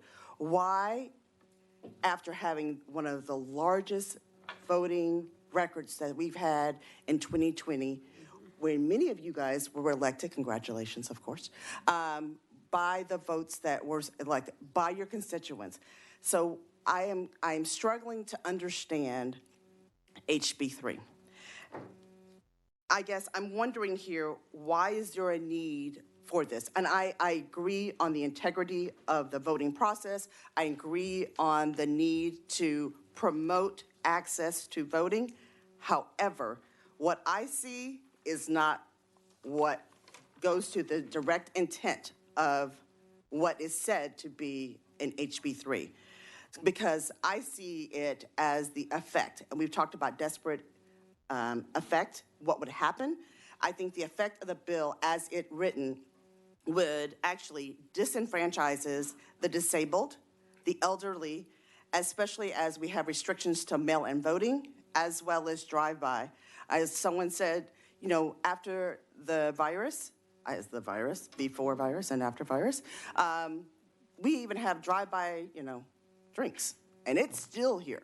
So I don't understand if we did things that were differently, that worked during 2020, and it's innovative, and it works, and it helps to, again, the intent of the law, which is to promote the access of voting. Why would you not consider it? Sure, nothing is perfect, as a lot of my sorority sisters have said here today, but you know, again, we are all about trying to find the best way to invoke our absolute right as a U.S. citizen. Also, it seems like this bill would make it more difficult to process the vote for third shift, for non-traditional 9-to-5 workers, single parents, not just single mothers, but single parents, caregivers, and those with non-traditional time limits, where extended hours, 24 hours like you had in Harris County, would be a phenomenal asset, again, to the intent of the bill, which is to promote access to voting. Whereas I understand the need for fair and impartial elections and the need for poll watchers, absolutely. I know, may I finish quickly? You have 5 seconds. However, poll watchers also they're to watch the process and not necessarily to watch the voters. And when watching the voters is a matter of intimidation to those that are there. So I thank you for your time. Thank you, Ms. Robertson. Thank you. Okay, and down on the end, ma'am, your name? Lisa Newman. Newman. Spell with an N. Newman. Gotcha. Newman. Yes, ma'am. I feel like a new man. All right. We show you registered as Lisa Newman on behalf of yourself, or you're representing yourself, and you have registered against the bill. Is this correct? That is correct. Thank you for your patience. Please proceed. Thank you, Chairman Ashby. And I see we have lost our vice chair, but thank you all of the members of the committee. My name is Lisa Newman. I am the immediate past president of the Austin Alumni Chapter of Delta Sigma Theta Sorority Incorporated, with 335 members here in your capital city. We also service the 3 universities in this area, Houston-Tillotson, Texas State, and UT of Austin, where they all have active collegiate members on their campuses. As I come to you tonight, this morning, I had nice prepared words just like my sisters, but now that I've sat here all day, I have a different message on my heart. So what I really want to talk about quickly is 2 points. Our dears. Dr. Starling made you aware that in our organization, our elderly members are known as dears. During this fall, we learned a new word called comorbidities. And due to the virus, our active social action warriors were afraid. They were afraid to venture out to the polling places. So we began to research the mail-in ballot process. We had Dana Debuvois and her team on the Zoom with our dears and multiple churches in this area to educate members this fall, early as August and September, on the mail-in ballot process. We found that for some it was too late because the mail was all jacked up, if you remember what took place this fall. So I printed 50, 75 applications and drove around Austin giving out applications to elderly voting warriors who were afraid to go to the poll due to the virus. Stamped, addressed envelopes and all, so that they could request their mail-in ballot. This was such a difficult process. We held additional sessions to go over their questions about what to put in what area of the form to get this done. This bill is going to, the confusion of the mail-in ballot process. Second, healthcare workers. My husband works at 2 emergency freestanding clinics in Austin. He has worked since March 6 days a week, 12-hour shifts. When it came time to vote, he had worked from 7 to 7, went to the polling place, stood in line for 5 hours, and only had enough time to shower to go back to work again. When he drove home. Ms. Newman, I'm going to have to cut you off. I'm trying to be fair to everybody. Be fair, Chairman, because I've sat in that position. Thank you, ma'am. He wrecked his car. Sorry to hear that. Thank you. Thank you, ma'am, and thank you all for being here today. Okay, finishing this area right over here. Were you here at 8 o'clock this morning, ma'am? Please come on up.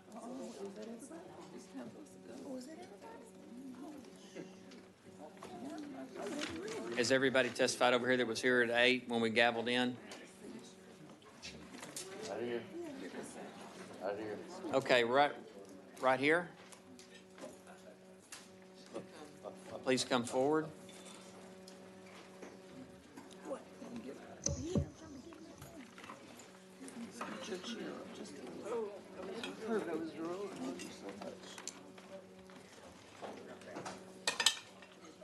I will get to you next, sir.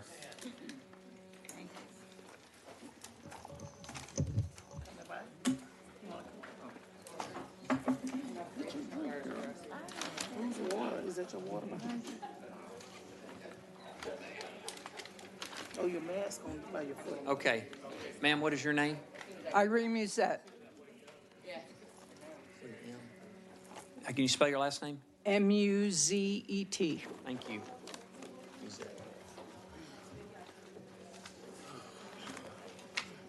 Okay, we show you registered as Irene Musette.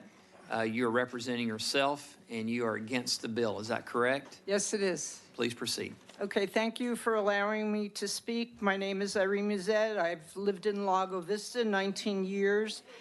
And as you may know, Lago Vista is part of Travis County, but it is only connected by water. It is surrounded by Burnett and Williamson County by land. Until recently, Lago Vista was mainly a retirement and vacation location, but a lot of young families have been moving in this year. I was going to talk about curbside voting, but Representative Johnson discussed it in depth before, and I was really happy about that. We really need it in Lago Vista because of our senior community. I've had a senior say to me that they do the curbside voting because they like to be on the machine, that they don't trust mail-in ballots because they can't track them and verify that it was received timely and that their vote counted.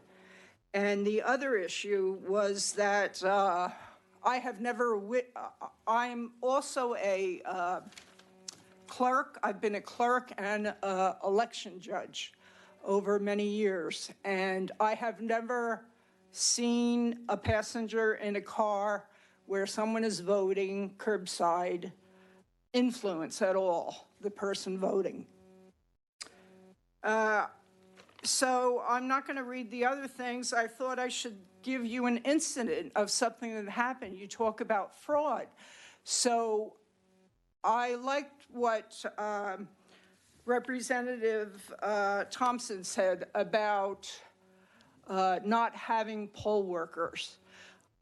Being an election judge and clerk, I think it's our responsibility. If we see something, we say something. I have an incident that happened to me while I was a clerk. I could not be the judge because I was working during COVID part-time, and so I had to take a clerk position. So the first couple of days I did not work, and when I came, I was not really told who was the judge. I assumed there was a woman. She was at the resolution table, and I assumed she was the judge. So in a few days, she was absent. It was a Sunday. And so I sat there because I had the experience. I didn't think anybody else there had been a judge before. And they let me do it. And then there was someone sent to the resolution table, and it was a young guy, like about 25. He said he lived in Dallas, and he worked in Dallas. He was not. I'm going to have to stop you. We've reached your 3-minute time limit. Oh, this is important. I understand, but again, we're limiting everybody to 3 minutes, and Let me ask a question. Representative Thompson has a question for you. The guy in Dallas, what was his situation? Okay, well, he was with his parents who lived in Lago, were voting, and they wanted him to vote there. I told him he couldn't do that. He had to go back to Dallas to vote. He wasn't a student. He actually worked and lived there. And I actually even called down to the election center and had them tell him that. So one of the male guys that I worked with, I didn't realize he was really the judge of then. He came over and he said to them, you know what you do? Go to another location in Travis County and lie and tell them you live with your parents. And I stood up and I said, no, you can't do that. You have to vote there. And so they left, and he said he would go back there and vote. And then, so we went back to doing our work, and I was still at the resolution table. There was a clerk over there. She starts yelling at me, how can you talk to the boss like that? And I'm like, boss, what boss? You know, and she goes, come outside with me. And I go outside and she says, don't you know there's a war going on? Don't you agree with me? And I said, I'm not going to argue with you. I'm going back inside. And 20 minutes later, that male judge came over and told me I had to leave. I was fired. So I wrote a statement and I took it to Sierra Johnson, who is the scheduler for election judges. She met me out in the parking lot. And since there's 2 shifts, she assigned me a couple days later to the morning shift. And then what happened, well, what happened was that clerk and that judge had been together and they were exposed to COVID. And the people that were still on their shift said they would all quit if those people came to work. So they were gone. That's what happened. So I'm just saying, I think it's the responsibility of all the clerks and the judges, the alternate judge, the judge, when they see something, they report it. I don't understand where a poll watcher is reporting to. How are they correcting anything? Thank you very much. And ma'am, what is your name down here on the end? Oh. The beautiful flower. Let me get catty-cornered here so I can look at y'all. My name is Jean Ball, and I'm from Dallas County. Okay. And I sing bass now. Hang on one second. A little levity is good this time of the morning. Hang on one second, Ms. Ball. We're about to pull you up. Okay. We show you registered as Jean Ball on behalf of yourself, and you are registered against the bill. Is this correct? That's correct, sir. Please proceed. You have 3 minutes. Thank you so much. I thank you, all of you. I'm 84 years old, and I'm usually the oldest one in the room, and I bet I am right now. But y'all have been real troopers, too, because you've been at this for days and days and days, and I've always known that you young ones don't have the stamina I do, so. The very fabric of our republic is how we do it, how we vote, how we choose our representatives. And anything that challenges that challenges me. I recently retired from the Dallas County Democratic Party as the elections director, and in that job, I was right there with all of the choosing who our election workers would be, and I've kind of turned into wannabe, chief steward or union steward for the election workers. They need it. They're underpaid. They're overworked and underappreciated, and they take all kinds of stuff. And that was all before COVID.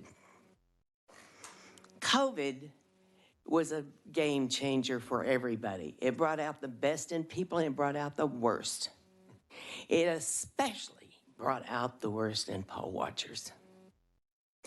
We had a ballot board judge who, a little bit older than I am, got COVID from a poll watcher who would not wear a mask.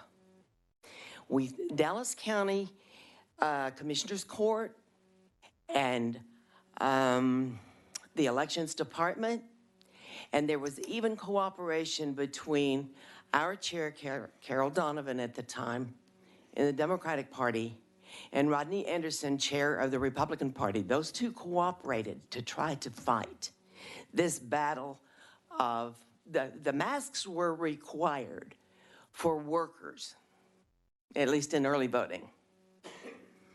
About 5 days into early voting, maybe 4, we already had the challenges. We have some older judges, y'all. Does anybody else have that problem? Older judges. And one of them sitting in her rocking chair, seeing everything, been a judge a long time, darn good judge. Poll watcher comes in, goes and she tells him where he has to be to see things, he gets really close and into her face. She's in her chair and pulls his mask down and yells at her. Well, long story short, Rodney Anderson helped. He got rid of that guy, okay? But we must have retired about 20 of them in that period. On the 5th day, I believe it was, 4th or 5th, am I late? Okay. All your time is up. Okay, well, thank you so much. No, thank you. For your Thank you attention, and I appreciate, this has been a wonderful experience. You bet. Thank you for Representative Niave. Thank you, Mr. Chairman. And I just wanted to thank you for coming from Dallas and for your testimony. Thank you. Ma'am, what is your name? Can you hear me through the mask? Yes, I can. Then I'm going to keep it. Keep it on. Okay. My name is Cherie, C-H-E-R-I, Ball Meza. Ball like Lucille, Meza like table except with a Z instead of an S. Okay. Okay, we show, just for the record, we show you registered as Cherie Ball Meza. Mm-hmm. And you're representing yourself. That's correct. And you are against the bill. Is this all correct? Absolutely correct. Thank you. Please proceed. Okay. So, good morning, committee and Chair Ashby, right? Yes, ma'am. Okay. Thank you for allowing me to testify. I'm a longtime voter and first-time testifier. I have a question for the committee members. Reconstruction, systematic intimidation of marginalized persons, Jim Crow poll taxes.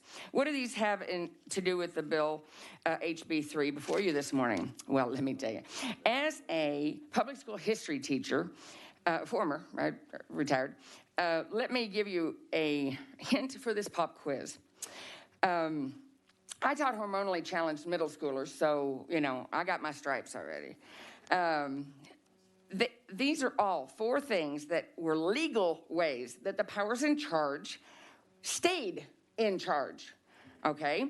Now, several of these were before my time, okay? But Jim Crow wasn't really, because the poll tax was an example of it. And I was alive. I wasn't old enough to vote, but I was alive when you had to pay $1.25 and your friend could not pay your $1.25 either, which reminds me very much like this bill, okay? If I happen to be affluent, I have ethics. I don't know about anybody else in this room, but I have to tell you right now that if somebody asked me how to vote and I'd already put my judge's hat on, I'm really sorry. I wish you'd asked me yesterday, you know, because I am not going to do that. And that's what we need more of. And you're chasing away these people, okay? So it really makes me, it makes me kind of nuts. You know, I'm off notes now. So, but I'm a citizen of Texas, almost 6 decades, all right, with over 40 years. I beat my mom. 40 years of holding elections, all right, even more than her. So I just want to ask 2 things, okay? If it's not broken, don't fix it. I'm available for any questions. All right. And I'm awake. Thank you. At 3 o'clock in the morning. I love it. I love that enthusiasm, and thank you for being here. Yes, sir. Your name? Mr. Chairman, my name is Robert L. Green. Okay. And while we're pulling you up, Mr. Green, just so I know we have a lot of new folks in the room, what we're going to do is we're going to start right over here behind you. We're going to kind of move this direction. I know, yes, sir. I know some of you have been here since 7:45, so we're going to finish this side. Those that were here, we're going to play by the honor rule. So if you came in late, please don't raise your hand, but we're going to get to those that were here first, and then we'll kind of move back over to this side of the room. So, all right. And just as a reminder, for those of you that maybe weren't here or weren't able to listen, we are limiting and have been all day on every bill, limiting public testimony to 3 minutes. The green light will start when you start. When you see the yellow light, you have 30 seconds left. When the red light lights up right there, that means you're done. And I'll give you about an extra 5 seconds of grace period. If you don't wrap it up, I'm going to help you wrap it up. So, thank you, Mr. Chairman. All right, so we show you registered as Robert L. Green. You're representing the Travis County Republican Party Election Integrity Committee. Yes, and yourself, and you have registered for the bill. Is this correct? That is correct, sir. Please. I had some testimony that I had scheduled, but I wanted to really go into one thing. I have a science background as well, degree in chemistry with a minor in physics. Something that we deal with a lot is cause and effect. And I heard about 6 times members of this committee ask the question, has there been a study of the impact that this legislation would make? And I thought to myself, how do you do an impact study when something hasn't happened yet? It's like, you can say, okay, we're going to change the speed limit from 70 to 55. But you've got to be around for a while before you can find out what the impact was. Was there less speeding? Was there more speeding? Were there more accidents or not? So that was something that I thought was a little off base. Now, the bill itself, we've talked some terminology throughout the hearings. I've heard a lot about it, but I mean, in truth, it is not voter suppression when citizens demand a fair and transparent election process and vote tabulation. It is not voter suppression to expect proof of citizenship to register to vote. It is not voter suppression to demand a government-issued photo ID from anyone who registers to vote, votes by mail, or personally appears at the poll to vote.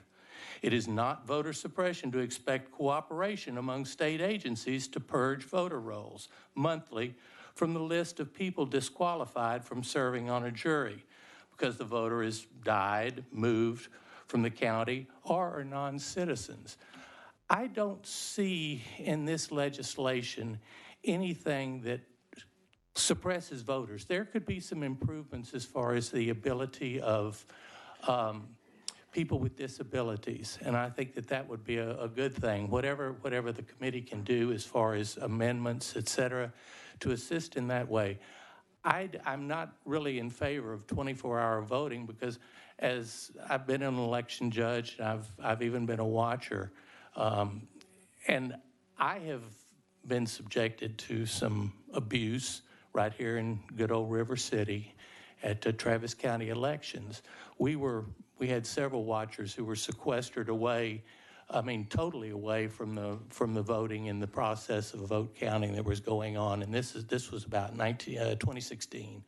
But I'm going to wrap this up and say there were some problems there, and I never saw any one who was a watcher who created a problem, especially at a poll. Central count seemed to be the biggest problems for us, and it was because we were watchers and we got kind of abused by the people running the election. Thank you. Thank you, Mr. Any questions? Okay, thank you for being with us. Thank You're you for your welcome. patience today. Okay, we're going to start right back here. Yeah, y'all right there. Yes, sir. Lady in the blue blouse, are you registered to testify? Okay. Ma'am, right back there. Have you been here all day in the room? You have I thought you have. Come on up. Yes, sir. You come on up. I think that's everybody on this side. All right. Okay, I'm going to get to all of you. Just one of y'all just come on up. All right, I'm not going to pick about 5 of you over there. All right, so those of you that just had your hand up, you'll be on the next panel, okay? Sir, you've been very patient today. I'll start with you down here. Just let's start with what your name is. Gary Monroe. Mr. Monroe.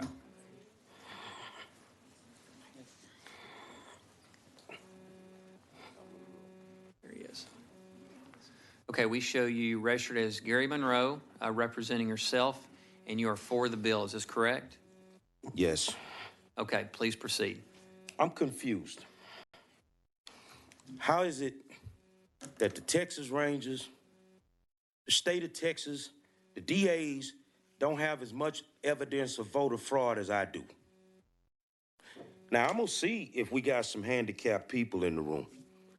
Which one of y'all wanna stick this flash drive in your computer and listen to a lady from New Orleans who hasn't been on the voting rolls in Texas, shouldn't have been on it for the last 10 years, say that I didn't vote in the last presidential election, but yet she did in Harris County. Your problem is Harris County. The whole state of Texas is gonna suffer. How does a dead person vote? Well, hold on. Is it one dead person or is it multiple? How are these dead people voting in Harris County. You don't want to see the evidence because somebody's benefiting off of this cheating. I'm an African-American man. I live in a poor African-American community. I have a problem with my representation. And they benefit from this. Would you like to see some mail-in ballots with all the same signatures? Talk to me. I bet you won't ask me no questions. See, because this is all real. Do something with these people. And for all these politicians that act like they don't know what's going on, you are a pathological liar. The voter harvesters work for you. Do they exist? Yeah, they exist. I sat in a room with them, and they didn't know they were being recorded when they took the $12,000. I'll say it under oath. I said it all day because it's time to stop playing the game. Some representatives got a lot of questions. Be careful what you ask me because I just might be able to tell you the truth. Here it is. Which one of y'all want it? Anybody up here want it? I bet you won't stick that flash drive in there because that ain't the only recording on there. Several people voted in the last election in Harris County, but they live in New Orleans, Louisiana. I'm done talking. You ain't gotta ask me nothing. Thank you, Mr. Monroe. I'll leave it here. Thank you for being here today. Sir, your name? Thank you, Mr. Chairman. I'm Glenn Maxey. Okay, Mr. Maxey, hang on one second. Okay, we show you registered as Glenn Maxey, representing the Texas Democratic Party and yourself, and you are registered against the bills. Is correct? That is correct. Please proceed.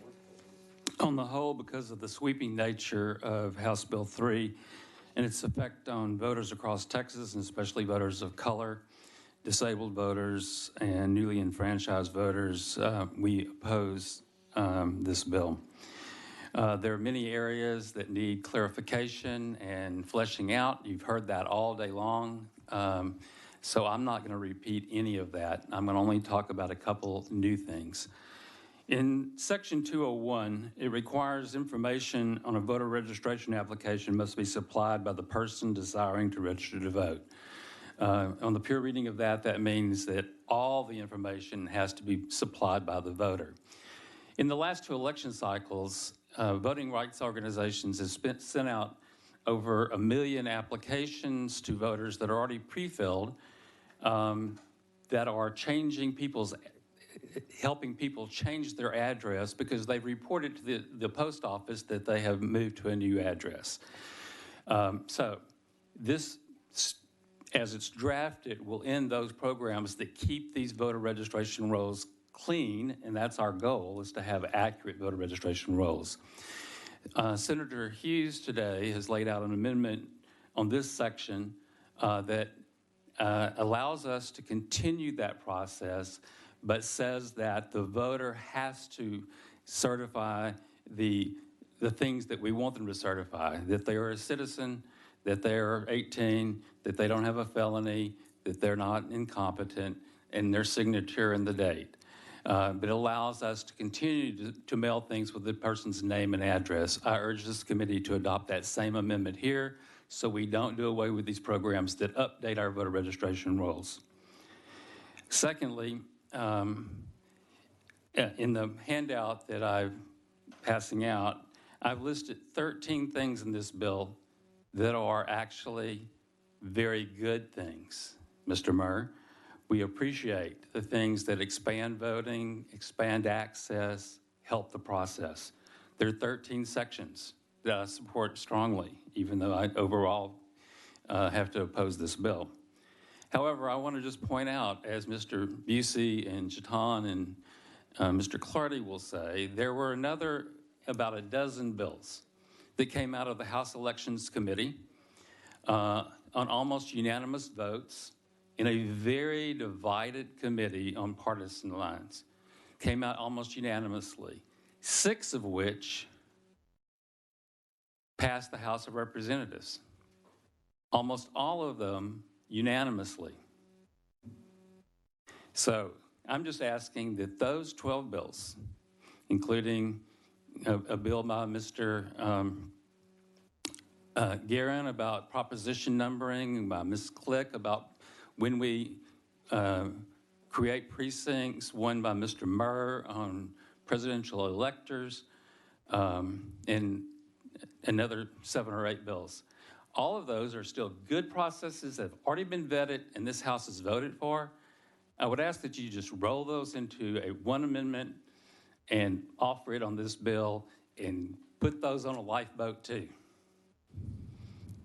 Because you've already passed them, or the Elections Committee, a majority Republican Elections Committee has already vetted them as good for the voters of Texas.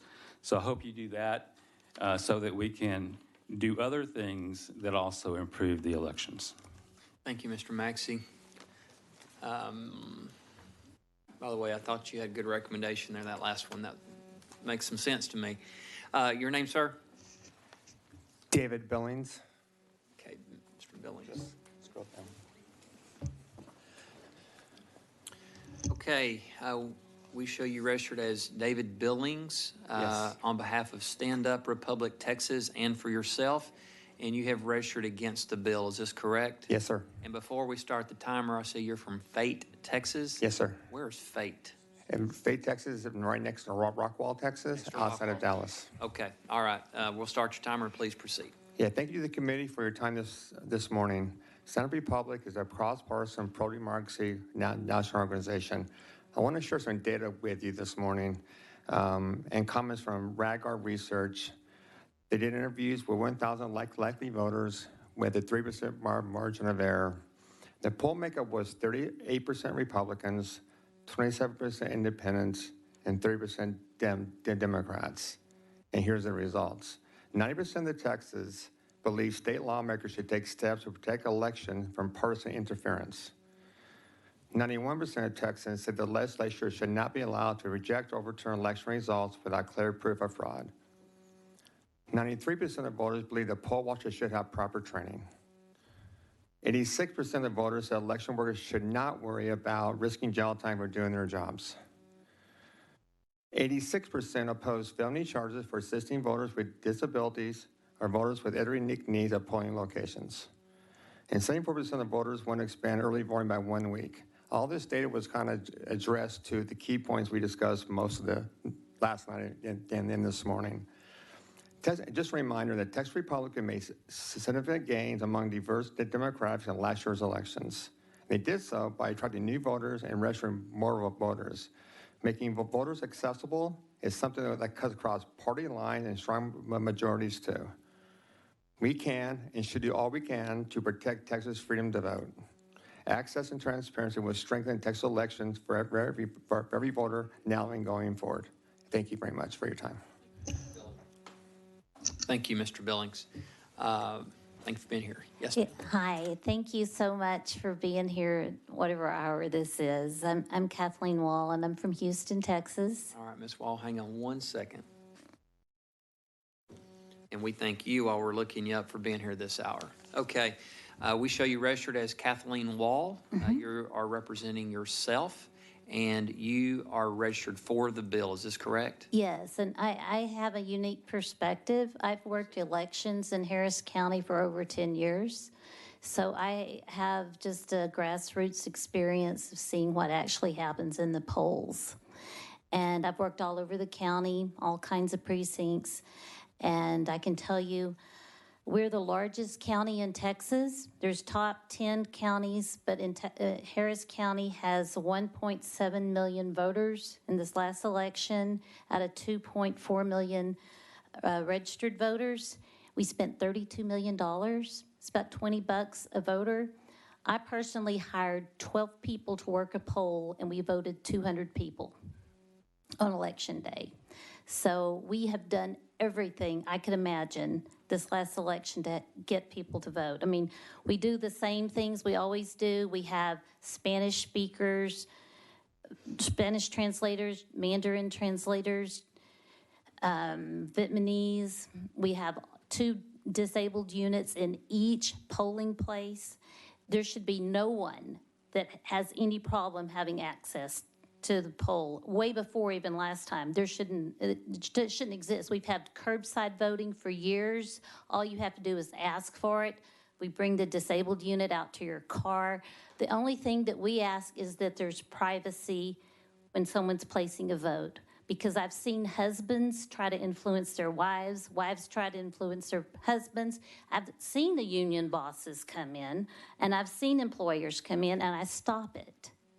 And it's wrong. And so I'm all for the curbside voting. I'm not for drive-by voting. And a couple of things I've heard today I think that are important is I do recommend we keep the signature verification, especially on provisional ballots and on your mail ballots, because you need another type of identity. There is fraud that we all know that happens with digits. And it also gives you another verification.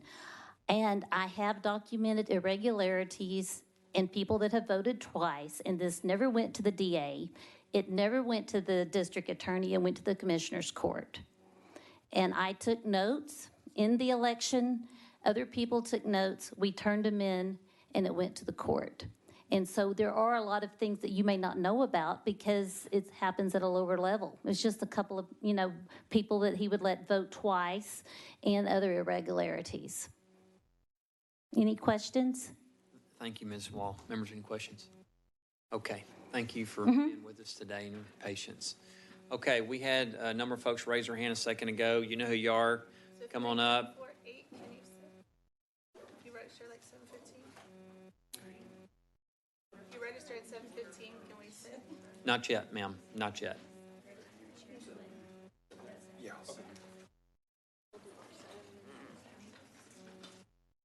Okay, before I move off this side, was there one more person that was about to get up? Okay, we'll start. We'll start and then we'll move. We're going to move here. Okay, we'll start with you, sir. What's that? Oh, no. Your name? Hi there, Beto O'Rourke. Okay, hang on one second. Okay, we show you registered as Beto O'Rourke on behalf of yourself, and you are registered against the bill. Is this correct? That is correct. Please proceed. Mr. Chair, Madam Vice Chair, members of the committee, thank you for accepting this public testimony and for your endurance yesterday, last night, and this morning. And I must say, I'm incredibly inspired by the members of the public who've traveled from all over the state to be here and offer the testimony. I've learned a lot as I've listened alongside you here in the audience and in the overflow rooms. I just want to remind everybody that we already live in a state that is tougher to vote in and participate in our politics and our democracy than any other state in the union.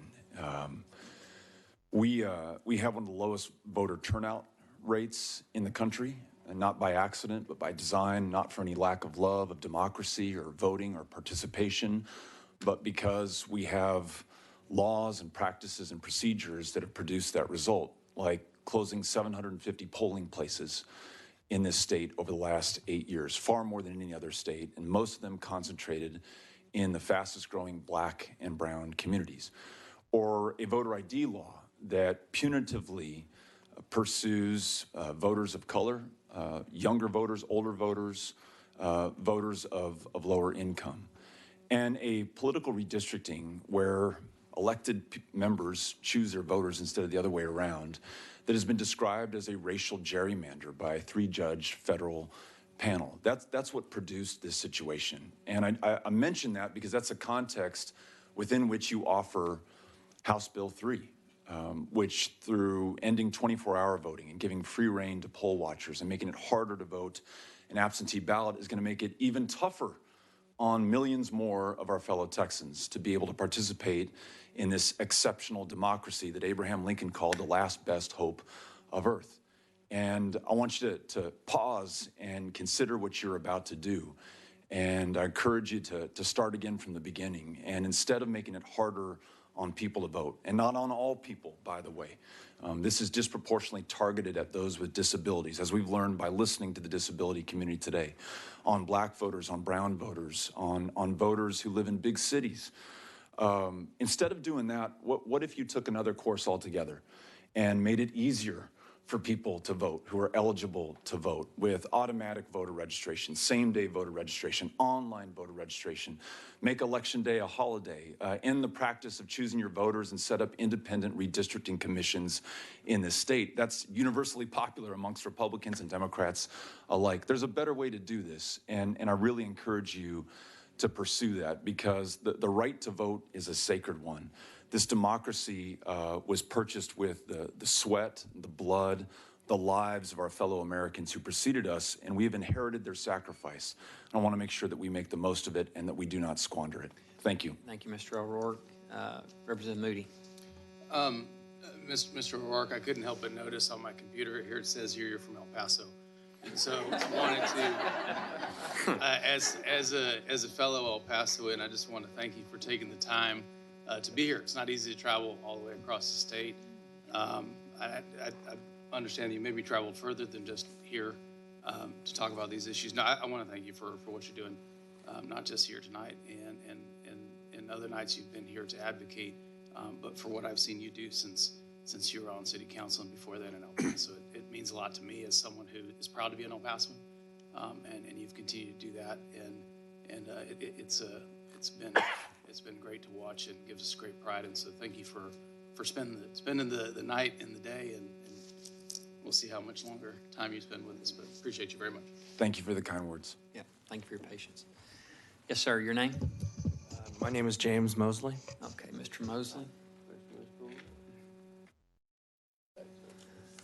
Okay, we show you registered as Mr. James Mosley, representing yourself, and you have registered against the bill. Is this correct? Absolutely. Please proceed. It's been a long day. Now we're in the morning. So the bill discussed yesterday is a serious bill, although there are reasonable differences of opinion. I thought it was a great discussion. But this bill, HB3, is something akin to me like a dog and pony show. And I'll correct the author of the bill: harder to vote, harder to cheat, not easier to vote. States he wants to promote voter access, but wants to codify language into law in order to have a common set of rules. Well, okay, except that instead of creating more options, you'll want to restrict them. Why not mail-in ballots for everyone, for example? I mean, I'm pretty sure 6 states conduct their elections primarily through mail, but this legislation seems to want to go backwards. So with that said, in my opinion, this is an election integrity bill. It's just partisan politics. First part of that would be that I'm sure some of y'all want to get reelected, and some of y'all live in districts that if you didn't support HB3, you might immediately draw a challenger on your right flank, just like Governor Abbott, now has 2 challengers on his right flank. It's pretty clear to me. Secondly, again, this is a power grab, and it's targeting Democratic voting preferences. You simply want to keep control by changing the rules. Dan Patrick changed the rules in the Senate by lowering the threshold to avoid a filibuster. Republicans' control of the legislature are certainly going to attempt to gerrymander legislative and congressional districts as a result of the new census to an even more extreme degree than the existing districts are already drawn. Drive-through voting and expanded early voting hours are not any more prone to fraud than any other method. That goes for mail-in ballots as well. But because Democrats used them, some of y'all are going after them in a blatant effort to suppress their votes by simply making it harder to vote, not making it more secure. And I don't think you're fooling anyone. Texans used to be known for their independent spirit and fierce loyalty, but this legislation is a betrayal to that. And quite frankly, I think it's an embarrassment to Texas. I'll stop there, but I did want to say to the gentleman that supposedly had evidence of significant voter fraud. Any voter fraud, not to sound too partisan, any voter fraud should be prosecuted to the fullest extent of the law. And that gentleman actually has evidence of that, it needs to be turned in either to the Harris County DA or the Texas AG's office. So, Thank you. Thank you. Thank you for that. Thank you for being here, Mr. Mosley, and your patience today. Sir, what is your name? Ling Su.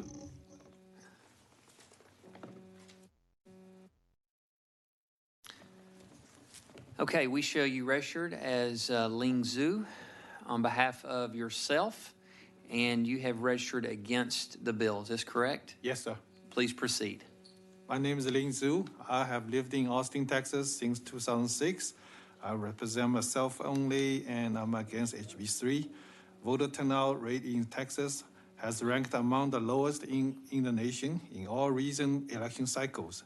Despite historical turnout in 2020 cycle at 60.4%, Texas still ranked at the 45th place in the nation. There are plenty bad items in the bill. Here I choose the top two due to my speaking time limit. First is the restriction on voting time and voting method. Election day is not public holiday. Many businesses do not offer paid leave for voting activities. That is one of the reasons, I guess, why in 2020 election cycle, Harris County gave voters 24-hour window drive-through voting. I wish every county with big population has the option. But HB3 goes the other direction, forcing voters to either risk no pay or even being fired for hours absence at work to wait in long line at poll places or not voting at all. I have to ask why the bill's authors believe less voter participation is good for democracy. Second is the added protection for unruly poll watchers in subsection G on page 11. It says the poll watchers are allowed to breach peace at poll places, and the presiding judge is prohibited from removing the unruly poll watchers on the first offense. Witnessing the poll watcher making a scene, yet the election workers unable to remove the troublemaker, the voters waiting in line may very well to leave. Thank you. Thank you, Mr. Zhu. And sir, what is your name on the end? Steve Grandinetti. Grandinetti? Grandinetti. Okay, 1 second. Okay, we show you registered as Steve Grandinetti, representing yourself, and you have registered against the bill. Is this correct? Correct. Please proceed. Voting is tightly woven in the fabric of our democracy. I'm here to tell you not to loosen that fabric. Don't even pull a string on it and risk it unraveling. It can lead to the weakening of the fabric of our democracy itself. Now, after you vote no to HB3, don't just stop there. Continue to extend and expand voting rights and opportunities. If you do insist on tightening, putting a grip on this voting window, then make voting days a paid state holiday. Shut down non-essentials and offer voting location, paid days off, voting locations and rides in every community.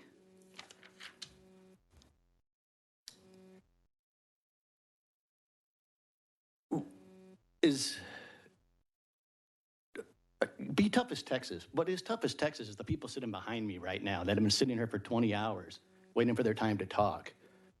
Represent them. Show them why you're elected. That's all I got. Any questions? One thing, some of you I've seen for the first time, I want to say Representative Johnson is really impressive. I'm going to nominate her for candidate for governor. Is Beto still here? Beto? Okay, yeah. Mr. Grandinetti, we're going to have to keep our comments on the bill here for us. Any questions? I'm good. Members, any questions? Okay, thank all of you for being here. Thank you.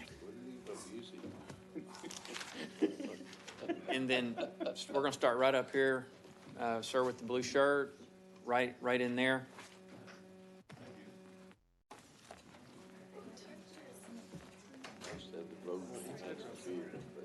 Y'all are coming.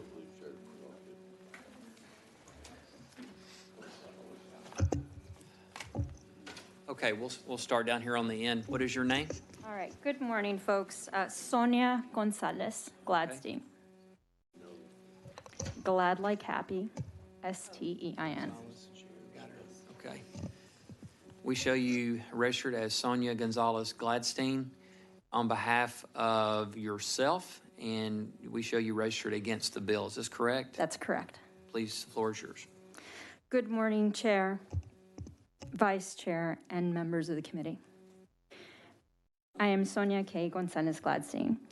I am a professor at a public institution. I'm here representing my own views, those of my husband, and the son who we're raising as a future voter. Thank you for the opportunity to hear my testimony today. I am against HB 3. I agree on point 1, quote, full, free, and fair elections are the underpinnings of a stable constitutional democracy, end quote.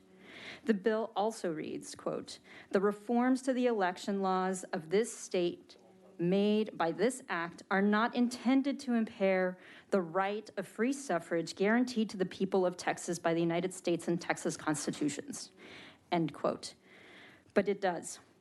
And I ask, who is impacted by removing the 24-hour early voting that was practiced during the pandemic? One group that immediately comes to mind are night shift workers, many of whom have been and are essential workers during this pandemic. Night workers are also disproportionately people of color, making this an issue of inequity. Texas is already one of the hardest states in the nation to vote in the country, 50th in the country. How much more difficult do we need to make it to ensure voter legitimacy? I'd like to close by sharing my own personal experience. I was born and raised in El Paso, Texas, to an elementary school teacher and a Vietnam veteran turned social worker. I grew up going to the polls with my mom and stood outside the curtain while she voted. I was raised with the deep belief that it is a constitutional right and honor to participate in the democratic process. When I moved to New York City to earn a master's of public health from Columbia University, I was shocked by how easy it was to vote. I was able to walk up after registering with my passport in hand, walk out within minutes after voting. It was a strange feeling, one of ease and trust by the voting system and in the voting system. I believe House Bill 3 undermines Texans' right to vote, and this goes against the values with which I was raised and that I believe I share with fellow Texans, that our democracy is stronger when more folks participate. To meet the intent of the bill, I encourage you to ask, who is being left out? How can we make it easier to access voting? Can we develop a bill that is evidence-based? And finally, can we include anti-racism and cultural humility training for poll watchers to decrease intimidation tactics that were raised earlier by the vice chairperson? Thank you, Sonia. Thank you for your consideration. You're welcome. Members, any questions? Okay. Ma'am, your name? Alexandra Doney. Okay.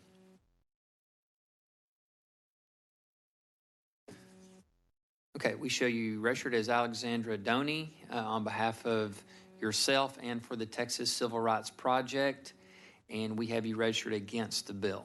Yes, sir. I'm sorry, hang on one second. Okay, I'm sorry. So you are only representing yourself, is that correct? It's been 21 hours, but I think so. Okay, I think that's probably the safe bet. We're going to say, let me start over. We show you registered Miss Alexandra Doney as Alexandra Doney on behalf of yourself, and you're registered against the bill. Is this correct? Yes, sir. All right, please proceed. All right. Good morning, afternoon, evening, and morning again. Members, Chairman, Madam Vice Chairman, thank you for giving me the opportunity to speak to you today.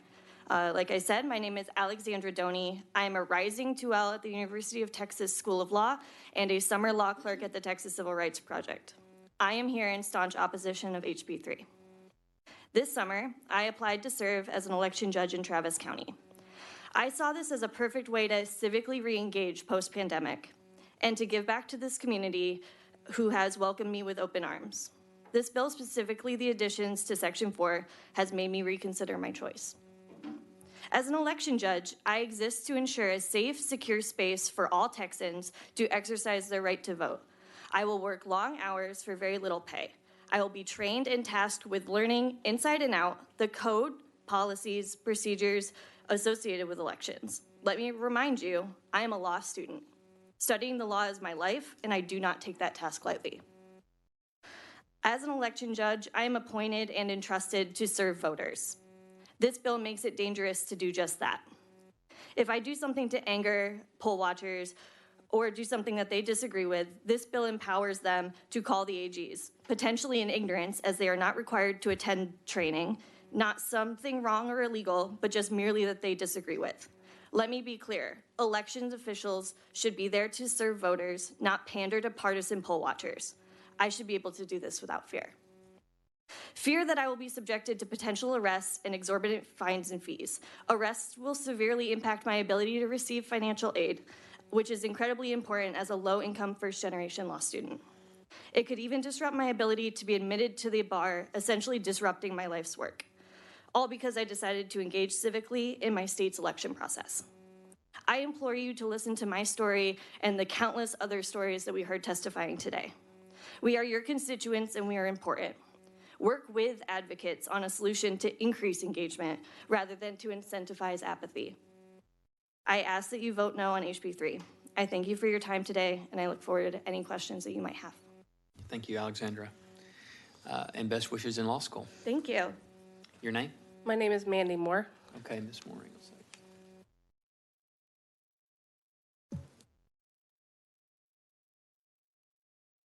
Okay, we have you registered as Mandy Moore on behalf of yourself, and your position is against the bill. Is this correct? Yes, I'm very much against this bill. Please proceed.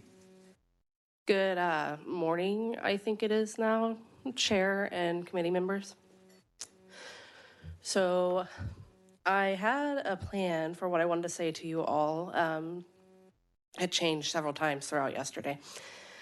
But I want to start by saying that we're all very blurry-eyed. We all need to wake up just a little bit, and hopefully y'all will wake up to how ridiculous this bill is. So my name, like I said, is Mandy Moore, and I come here today as a resident of Texas, representing myself, and like I said, I'm very much in opposition to this bill. More than that, though, I come here today as a Texan, a woman, and a working mother of two who have also been here with me.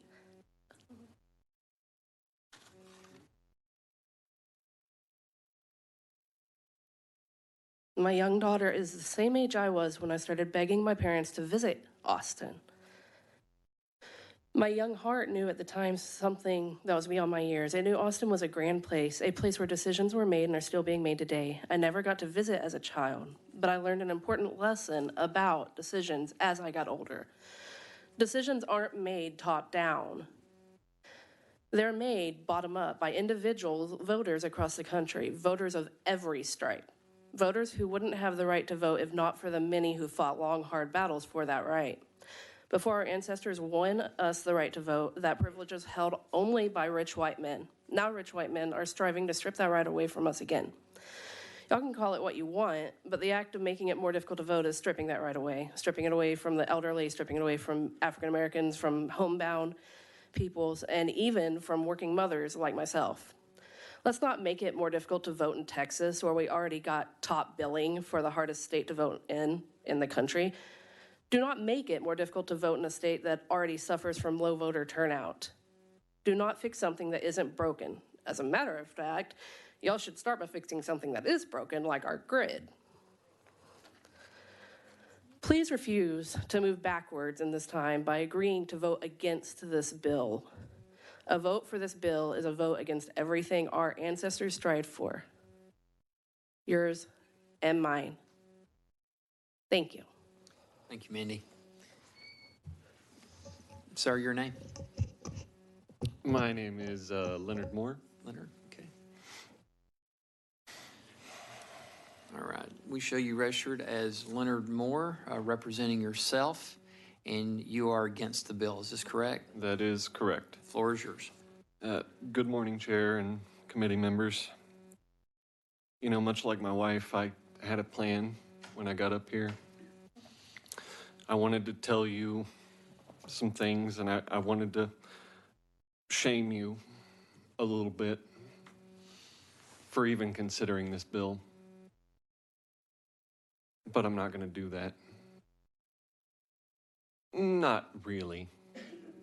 Instead, I'm going to say, if you have a splinter in your finger, would you cut off your hand for the sake of the splinter? Would you remove your arm for the sake of your hand? Then why do you think suppressing voters' rights, specifically handicapped, people of color, indigenous peoples, and sacrificing their votes is good for you at all? Because let's face it, one way or another, these people are angry. I'm angry. I work nights. I've been up on 3 hours of sleep since Friday afternoon to be here and talk to you. I brought my children because we're a one-vehicle family, and I didn't have a choice. I can't afford a babysitter. I'm an essential worker on crap salary, to be honest. Would you sacrifice my vote for the sake of one of theirs? For yours? Any of yours? Would you give me your vote in return? If the answer to any of those questions is no, then you have to refuse this bill. Morally. I don't care if there's fraud, if there's evidence of any of that. I care about the morality of this bill. Our Constitution says we the people. It doesn't say we the rich white people. It doesn't say we the ones with power. It says we the people, all of us. And if you would sacrifice the hand to save the splinter, you're all doomed to fail. And we'll make sure of that. It should not be easier to obtain a firearm than it is to vote for anyone. And a lot of us are angry, and you gave us the right to a firearm, but you won't give us the right to vote? Think long and hard about how dangerous that can be. Thank you, Mr. Moore. Thank you. And thank y'all for being here, your whole family. Thank you for your sacrifice and patience. I would remind everyone in the crowd that we will have no outburst, or we won't go down that road. I'm sure that'll be the last time. Okay. Yes, over here, next four.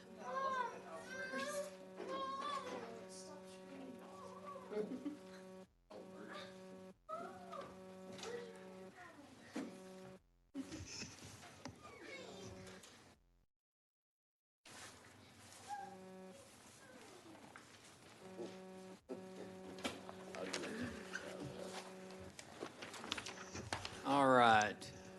Ma'am, we're going to start down here with you. My name is Alicia Smith. Smith. Okay, Ms. Smith, hang on one second.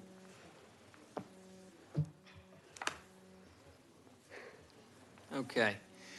We show you registered as Alicia Smith, representing yourself, and you are against the bill. Is this correct, ma'am? Yes, it is correct. Okay, please proceed. You have 3 minutes. Good morning, Chair. Good morning. And members of the Texas Legislature. And thank you for the opportunity for me to speak with you today. This is my first time I've ever done this, and I did not realize how bad things were. You know my name. My name is Alicia Smith, and I am also representing Powered by People and common cause. We've been working very hard to save our democracy. And for me, I mean, I'm in opposition of HB 3 because of my grandchildren. I want them to be able to dream and fulfill their dreams. So therefore, I have to oppose provisions within HB 3 relating to election integrity and security. Basically because the November 2020 election was the safest and most transparent election in spite of the pandemic. Therefore, there's no reason for this bill. So, for this reason, these voter suppression bills should not be legislated, not any of them. Voting is the foundation of our democracy, and HB 3 is a danger to our democracy. I am against HB 3 because I have the responsibility to preserve our democracy for my grandchildren and your grandchildren. And this means every person of color, white, black, brown, Asian, Native American. We all will feel the repercussions if this bill's passed. Now, I like what Beto O'Rourke says. He says, if they pass these bills, it'll be harder for us to get rid of them. However, we will not give up. We will continue fighting. These voter suppression bills negatively affect everyone, like I say, no matter what your color is. Includes your family, your children, all of us. So it is our responsibility to protect our democracy for future generations. I like to think that, I've called several people in Washington, D.C. and several states in the country. Ms. Smith, I'm sorry, I'm going to have to cut you off. We're at 3 minutes. Okay, I just ask you, please vote no. Please vote no on HB 3. Yes, ma'am. Thank you very much. And thank you for being here. You did a great job for your first time. Yes, sir, your name? Buenos días, buenas tardes, buenas noches, and buenos días again. Thank you so much. My name is John McKiernan Gonzalez. I live in Travis County. Let us find you real quick, Mr. Gonzalez.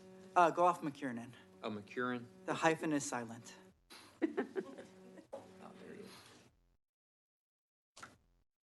Okay, we show you registered as John McKiernan Gonzalez, representing yourself, and you are against the bill. Is this correct?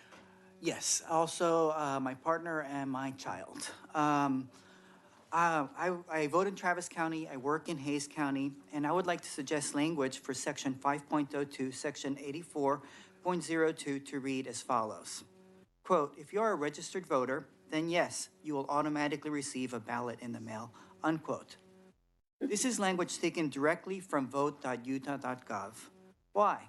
Well, even though we had an incredibly successful election, with more than 156 million people voting at the federal level, with elections certified left and right across this, and established by courts and duly established processes and whatnot, and you all are sitting here comfortably with the knowledge that you had a good election, we still have a crisis. Or actually, it's not a crisis, it's a success, it's a celebration, it's an achievement. So why expand access to the mail-in ballot? Well, even though more people voted in Texas in 2020 than ever before, and in the midst of the worst pandemic we've suffered in the last 100 years, we still have issues getting registered voters to vote and getting people to register to vote. Only 2 of 3 registered voters in Texas voted in 2020, and this is a high watermark.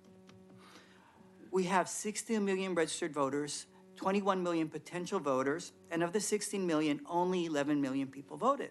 That means close to half of the possible voters in Texas didn't vote. This is an election integrity problem. This is the crisis facing Texas. This is what we should work with.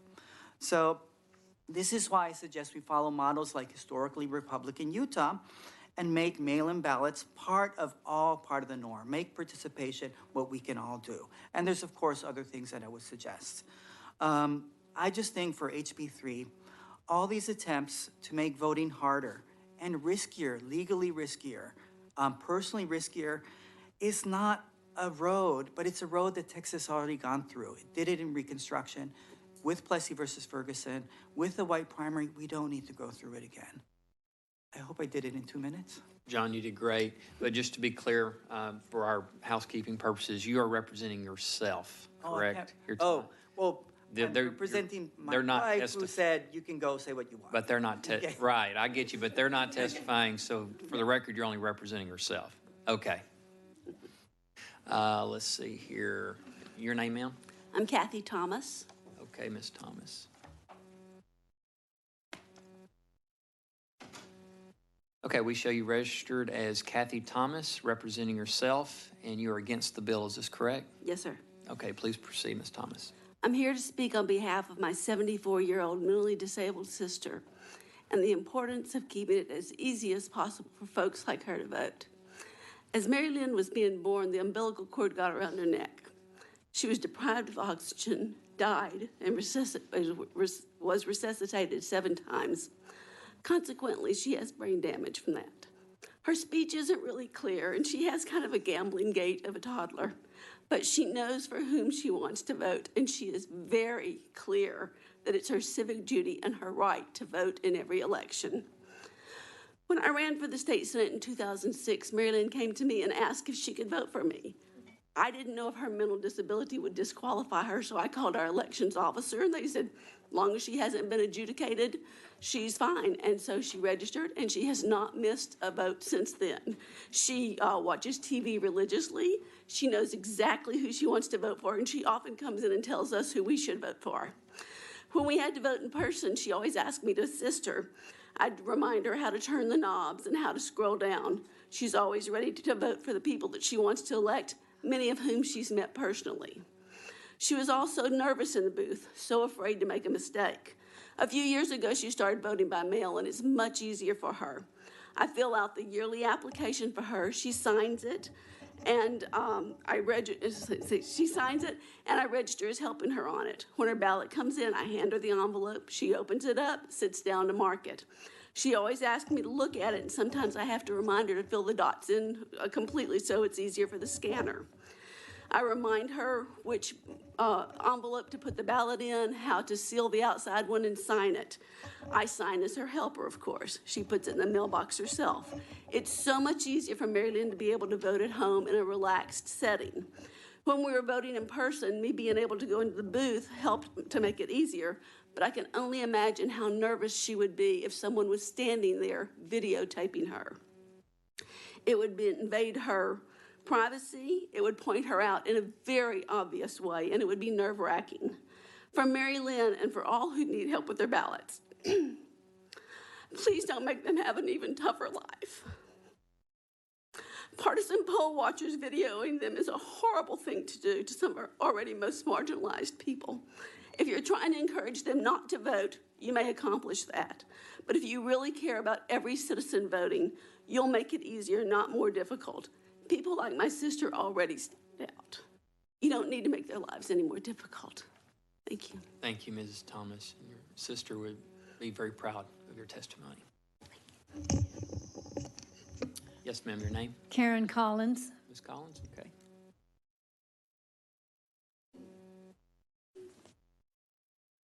Okay, Ms. Collins, we show you registered as Karen Collins, representing yourself, and you are against the bill. Is this correct? That's correct. Please proceed. Chairman Ashby and Thompson and this very unique committee, thank you for letting us talk to you. When I was a new young voter, it was fun to vote. We'd go stand in line and see other folks and vote. Now that I'm old, I see voting quite differently. Older citizens are the age group most likely to vote if we physically can. And we try very hard to vote since we are patriots and feel like it is our civic duty. I enjoy giving my neighbors rides to vote, and I have seen firsthand some of the difficulties older voters have. Standing in line can be agony on old knees and hips and old bladders, and the rest of that equipment can make it too horribly embarrassing to risk standing in line. There are remedies which it's in your power to grant, and to see that most of your loyal voters can vote. And when I saw the name of this committee, I thought I would like to come and just mention some of the remedies that you could make for us older voters. First, why not let the voting booth come to us on wheels when we live collected together in assisted living or in retirement homes? Travis County used to do this. Second, allow drive-through voting so we don't have to risk our health in many cases. We can come stay in the safety of our cars and vote. Third, encourage mail-in ballots by letting county clerks contact those over 65 with a ballot or an application, since older folks have memory problems and we forget to request that ballot many times. So, shoot, I think you ought to allow my forgetful adult children and grandchildren to vote by mail. Many states have figured out how to do that. HB 3, with respect to Mr. Moore, does the exact opposite of encouraging voter participation. It does the exact opposite of providing remedies. It will seriously infringe on the voting rights of older voters, Republicans, Democratic, and Independent. So think kindly, please, on us older voters, and don't support this bill in its present state. Thank you. Thank you, Mrs. Collins. And thank you to all the panelists here. We appreciate you being here. Okay, we have right back in the corner, I believe there were two, or yes, you know who you are. And then right up, hang on one second, y'all gonna be writing it. Let me just see how many we have here. I think we have two or three. We have two. So we're gonna take, Oh, excuse me? I was gonna take you two on the front row. So this is kind of my target zone here for the next group.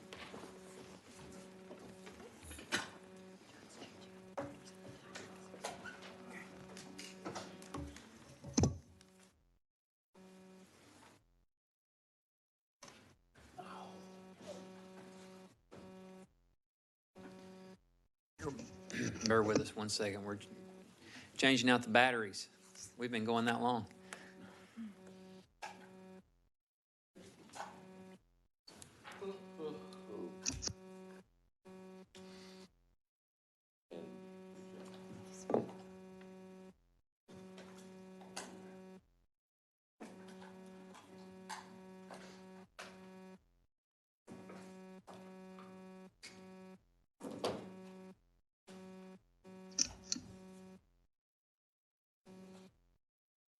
Good go. Okay.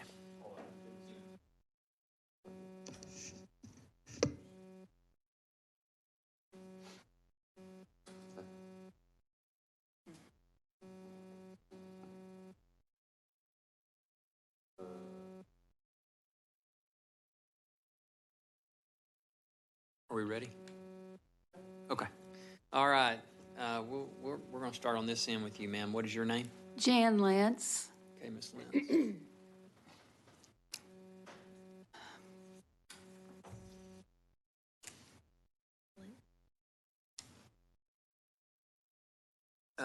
Can you spell your last name? I'm sorry, I've lost my voice. Lance. Oh, Lance. Okay. Yeah, sorry. Sorry, I thought you said Lance. Okay. We show you registered as Jan Lance, representing yourself, and you are against the bill. Is correct? That is correct. Okay. The floor is yours for 3 minutes. Okay, thank you. I have to say it's been a minute since I pulled my last all-nighter. I I think by now, first I need to thank y'all because you've also pulled an all-nighter. I didn't realize my voice was this bad. Anyway, thank you for being here and for listening to us. We all know by now that the Texas Secretary of State told us that the 2020 elections were smooth and secure. Not only was the election smooth and secure, there was a record turnout during a pandemic. That's a pretty amazing feat. And it seems like we should be celebrating. There should be cake. Instead, I would really like some cake. Instead, we're here we are, for the second time this year, talking about legislation that will present additional impediments to participation in the democratic process. I believe that in a democracy, the goal should be to increase voter participation. This legislation will make it harder to vote. I belong to the Texas Alliance for Retired Americans. I would like to talk a little bit about what seniors have at stake in this bill. My friend Karen just spoke beautifully about some of the remedies. I'm going to talk about what we have at stake. To start with, we vote by mail. I vote by mail. House Bill 3 will introduce unnecessary and confusing new restrictions and requirements. And don't even get me started about the carrier envelope. I don't know how you're going to cram anything else onto that. I'm going to have to get a bigger magnifying glass, apparently. This bill, many seniors also have mobility issues and disabilities and need assistance to cast their ballots. The new requirements for documentation, and in some cases, the potential for criminal penalties for honest mistakes, will make it more difficult to find people to assist. Thank you. I got cake. I'll take it. Hope it's pecan. Anyway, it's going to be harder to find people to assist you. You know, it's hard to, you hear people say it's hard to find good help. It's really hard to find good help who's willing to go to jail for you. So that's going to be a problem. Also, a great many of the election workers in Texas are senior citizens. Again, with the expansive new powers that this bill would give to partisan poll watchers and the difficulty that the election workers will have in dealing with them, it's going to be also very difficult to get people to be election workers. Okay, so I've been voting for almost 50 years. I deserve to have my voice heard, as do all the voters in this room and in Texas. Let's strengthen our democracy in Texas and not chip away at it. And I appreciate you listening to me, and I appreciate the pie. Thank you very much. Thank you, Mrs. Lentz. And that is Representative Clardy, who you can thank for the pie. Thank you, Rep. Clardy. I was up all night baking. I've seen you back there doing that. Yeah. Your name, ma'am? Good morning. My name is Amatula Contractor. How do you spell that? The last name is Contractor. Like Contractor, the profession, okay. Yeah. There, I got it. Okay, we show you registered as Amatula Contractor on behalf of M-Gage Action. Is that supposed to be Engage? No, M-Gage. M-Gage, okay, M-Gage. So you're testifying on behalf of M-Gage Action and yourself, and you're against the bill. Is that correct? Yes, sir. Okay, please proceed. Good morning, Chairman Ashby, Vice Chair Thompson, committee members. My name is Amatula Contractor, and I'm here to ask you all to oppose HB 3. I live in Harris County, and I wanted to share a personal experience with the voting in the 2020 general election. I voted at midnight at a 24-hour polling location, which is a measure that this bill seeks to restrict, and I cannot understand why. Throughout the entire process, I could not tell you one thing that was really different about voting at midnight versus voting in the day besides the color of the sky. The voting machines were the same, the poll workers were doing their jobs, and I was standing in line with my fellow voters. These voters were college students, shift workers, and even a candidate who had been so busy getting out the vote, this was the hour where she could cast hers. While I was in line, I decided to strike up conversation with the folks waiting with me, and that's when it truly dawned on me how important accessibility was in voting. For the college students who are in class all day, for the shift workers who wake up at 4 a.m. but they want to do their civic duty before they head to work. Voting accessibility is essential to our democracy, and the undue burdens on voting that this bill seeks to place on we the people, and specifically we the people of color, means that our lawmakers are deliberately trying to keep this democracy from working for all of us. And you know, we've been here a long time, I'm guessing about 21 hours at this point, and I had a conversation briefly with Representative Shaheen, and I don't mean this with any disrespect. I really appreciate you taking the time to actually speak with me about this bill, but you said something about elections being sacred, and your comment left me very disheartened when you talked about how voting at 2 a.m. was not sacred. Elections are sacred. My right to vote is very sacred. And for me to be able to vote at 2 a.m. or 3 a.m. and to be able to exercise that right, for me, that time is very sacred. And I would urge you to just reconsider how you view voting accessibility, especially for people of color, people who work, 2 jobs, 3 jobs, who don't have the time during the business hours or between the hours of 7 a.m. to 7 p.m. to come up with that sacred timing to cast their vote. For them, that 3 a.m. time slot is very valuable and very sacred to them because they're able to cast their vote in a free and fair election, which is also very sacred. And thank you. And I urge you all, please vote no on HB3. Thank you. Thank you, Amatullah. Appreciate your presence today. Yes, ma'am. My name is Amanda Keemer, with a K. With a K. Thank you. Read my mind. Okay. We show you registered as Amanda Keemer. On behalf of? Myself. You can skip the business, just myself. So is it the business and yourself or just yourself? Just self. Okay, so we're going to take the business off. Okay. And you are against the bill, is that correct? Correct. Okay, please proceed. So, good morning. My name is Amanda Lee Keemer. I am here to testify against House Bill 3. I am representing myself. I identify as Latina, and I come from a military family. I was born and raised in San Antonio, Texas, and I'm a registered voter in Bexar County. I am also a volunteer deputy voter registrar. I'm a small business owner and a cyber and national security professional for 8 years. I'm opposed to House Bill 3 because it is anti-voter legislation. House Bill 3 is racist. House Bill 3 is a slap in the face to working families who have limited time to vote. It is Jim Crow 2.0 legislation that restricts elderly voters, voters with disabilities, and people of color from voting freely, safely, and equally. Excuse me. I am a proud Texan, but I am beyond embarrassed that Texas is already one of the hardest states in the nation to vote in. It is our duty to expand every American's constitutional right to vote.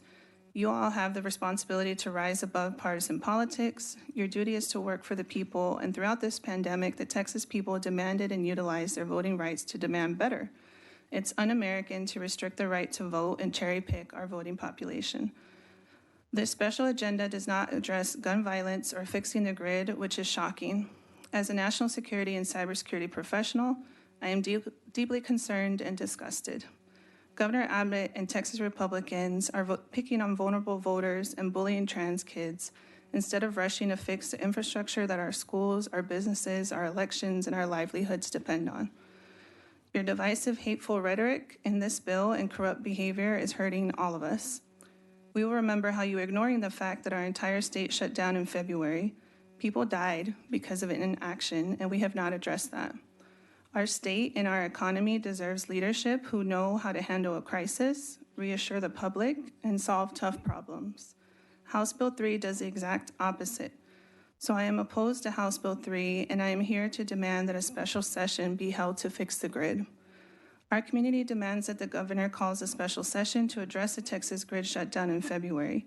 That special session is long overdue to figure out how to prevent future shutdowns. The vulnerability of our grid was broadcast on a global stage. A global stage. Time is of the essence, and you have wasted enough time. We have to act. Our national security is in too much peril for this level of dysfunction. We have to work together. Fixing the grid is not a partisan issue. Fixing the grid is an urgent issue for all Texans. This vulnerability is a national security threat, and I refuse to allow this legislative body to further weaken my home state and jeopardize public safety and national security. Again, my name is Amanda Lee Keemer.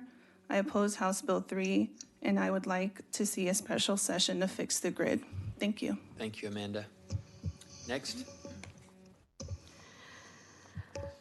Hi, my name is Elizabeth Townsend. Okay, Ms. Townsend, hang on one second. Okay. Let's find you here in the system. Okay, there we go.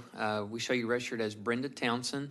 You're representing yourself, and you're against the bill. Is that correct? No, it's be Elizabeth Townsend, not Brenda. I'm sorry. We had another person under Townsend. Here we go. Sorry about that. We show you registered as Elizabeth Townsend, and you are testifying on behalf of Powered by the People and yourself, and you are against the bill. Is that correct? Yes, sir. Okay, please proceed. I just wanted to first start that whether the sponsors of the bill realize it or not, it does seek to disenfranchise their own constituents, many of which voted for them in the last election. And at this point, it seems that whether there's a question of integrity in our voting or whether there's accessibility, it seems like this is not a Democrat or Republican issue anymore. It is more of a human rights issue. And, you know, under the Declaration of Human Rights, which was proclaimed in the United Nations General Assembly in 1948, we all have the right to democracy, but there's some provisions to it. Everyone has the right to take part in the government of his country directly through freely chosen representatives. Everyone has the right to equal access to public service of his country. My public service is my vote. The will of the people, all of us testifying today, shall be the basis of the authority of government. This will shall be expressed in the periodic and genuine elections, which shall be made universal and equal suffrage, and shall be held in a secret vote or by equivalent free voting procedure. This bill kind of complicates those basic human rights in which we all agreed on in 1948, a year after my mother was born. She's 74 years old now. She's disabled. She's partially blind. And if we couldn't vote in the car, she wouldn't have been able to vote at all. She's voted in every single election since 1968.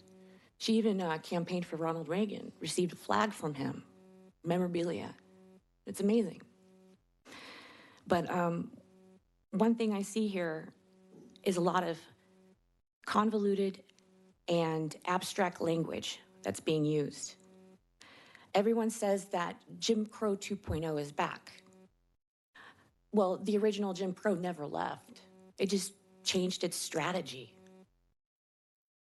It just seems that over the years, there's more language targeting the communities that have characteristics that which people of color and disabled are a part of. And it seems like more and more legislation tries to dance around not directly addressing those issues. And I think that's why we all feel or have an intuitive notion that there is some sort of underlying racism underneath it all. Because Texas is and always has been a Confederate state. That's a fact, that's just history.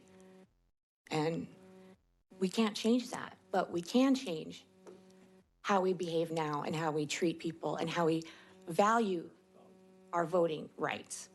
like she said, it's sacred. All of us here we love our country. We love Texas. And thank you so much. Just please do not vote for this. Thank you. Thank you, Elizabeth, and thank you all for testifying this morning. Okay, so we are right in here. And we're going to keep moving this direction until we get 4, and when we stop, we'll keep moving this direction on the next table.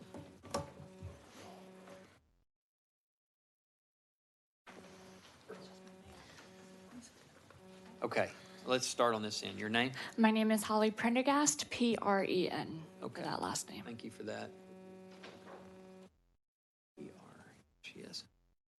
Okay, we show you registered as Holly Prendergast, representing yourself, and you are against the bill. Is that correct? That is correct. Okay, please proceed. Good morning, Chairman, Vice Chair, members of the committee. Thank you for allowing us all to come and testify before you today. My name is Holly Prendergast. I'm a born and raised Texan, a VDR in multiple Central Texas counties, and have previously worked as both an election clerk and an election judge. I'm here representing myself today to register my opposition to HB 3. I'm here to oppose provisions of HB 3 that will disenfranchise voters, intimidate voters and election workers, and reduce our state's ability to conduct fair elections. In particular, Article 4 is concerning to me as it has been designed to allow observers to intimidate voters and election workers. You are holding the threat of criminal prosecution over the heads of election workers for minor mistakes as long as the observers believe that they were prevented or obstructed from their duties. Yet if the poll watcher violates their allowed duties, election workers must give them a warning, witness any violations firsthand, and are limited in removing them. Where are the threats of prosecution for the poll workers? They don't have training outlined by the Secretary of State. They aren't under sworn oath like election workers, yet you want to expand their ability to interfere. These threats will reduce the number of people willing to work as election workers, reducing the availability of our counties to have sufficient voting locations. Additionally, I have personal concerns about Section 5.08 that allows committees to look at any signature on file for a vote by mail ballots to reject them. My father was diagnosed with Parkinson's disease a few years ago, and it is progressing. As this disease ravages his body and steals his ability to steady his hands, now I have to worry about his right, a right that is fundamental to our country, being obstructed by someone who arbitrarily decides that his signature doesn't match a previous version, one that could have been from when his handwriting was steadier. We should not be calling people's integrity into question because of a disability. We should not be creating obstacles to voting or giving the impression to voters that it is an unnecessarily complicated procedure. And while I understand that there are provisions to allow those signatures that are called into question, allow people to appear in person to correct or potentially have it returned via mail, that is insufficient. In 2008, I requested a vote-by-mail ballot from Texas because I was attending university in the UK. It did not arrive in time. I could not vote in that historic election. I now work in international education, and over 300,000 American students study abroad each year, in non-COVID times, of course. How many of those Texas university students might you decide have mismatched signatures, but there's not time to return the ballot to them abroad, and they can't just hop on a plane to appear in person? How many of our men and women serving our country abroad in the armed forces could this affect? Whose signature is the same every time they sign? Mine certainly isn't. Solutions we need have already been tested and proven successfully and include online registration, online request of mail-in ballots, automatic registration. If this country can track 16 million young men and do automatic registration for selective service, surely the great state of Texas has the ability to automatically register voters. I mentioned that I'm a born and raised Texan, but I also live here by choice. I'm a dual citizen with Italy, and they put this state and this country to shame. They automatically mail me a ballot for every single election with prepaid postage return envelopes, I might add. Holly, Yes. I'm sorry. I'm Oh, I'm sorry, I didn't. No, that's okay. I'm sorry for whatever reason it did make an It audible didn't be- sound like yeah, it has been. yeah. So Okay. you didn't know. Yes. So here's what I'm going to do. Yes, sir. I'm going to give you another 15 or 20 seconds to I will complete your thought. rush quickly. Are you telling me that Texas is inferior, that our leaders are incompetent? I do not believe that. Unfortunately, my time is limited and I cannot go through all my concerns, but I appreciate the opportunity to come here today. And I urge all of you to oppose this bill for the needless barriers to voting. We should expand voting instead. Thank you. Thank you, Holly. I'm sorry to hear about your father. Your name? Good morning. Buenos dias. Buenos dias. My name is Claudia Torres Yanes. Torres Yanes. Gotcha. Yeah. Okay. All right. For the record, we show you registered as Claudia Torres Yanes, representing yourself, and you are against the bill. Is this correct? Yes, sir. Please go ahead. Thank you, Chairman, Vice Chairwoman Thompson, distinguished committee members. I really appreciate and thank you for the opportunity to speak to you today and yesterday about SB 3. I really quickly want to say before I jump into my testimony that I just noticed a little while ago that my little notebook cover says, "Make today ridiculously awesome." And yesterday and today have been ridiculously awesome. I made new friends. Holly and I walked in at the same time this morning, and if it were not for her, I would have wasted a lot of time walking around the Capitol, very lost. So thank you to her.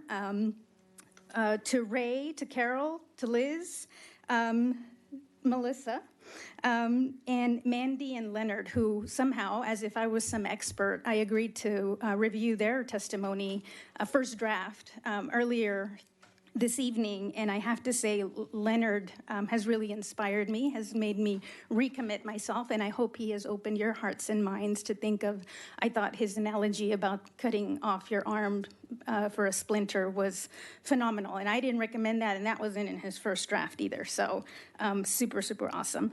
I'm opposed to House Bill 3.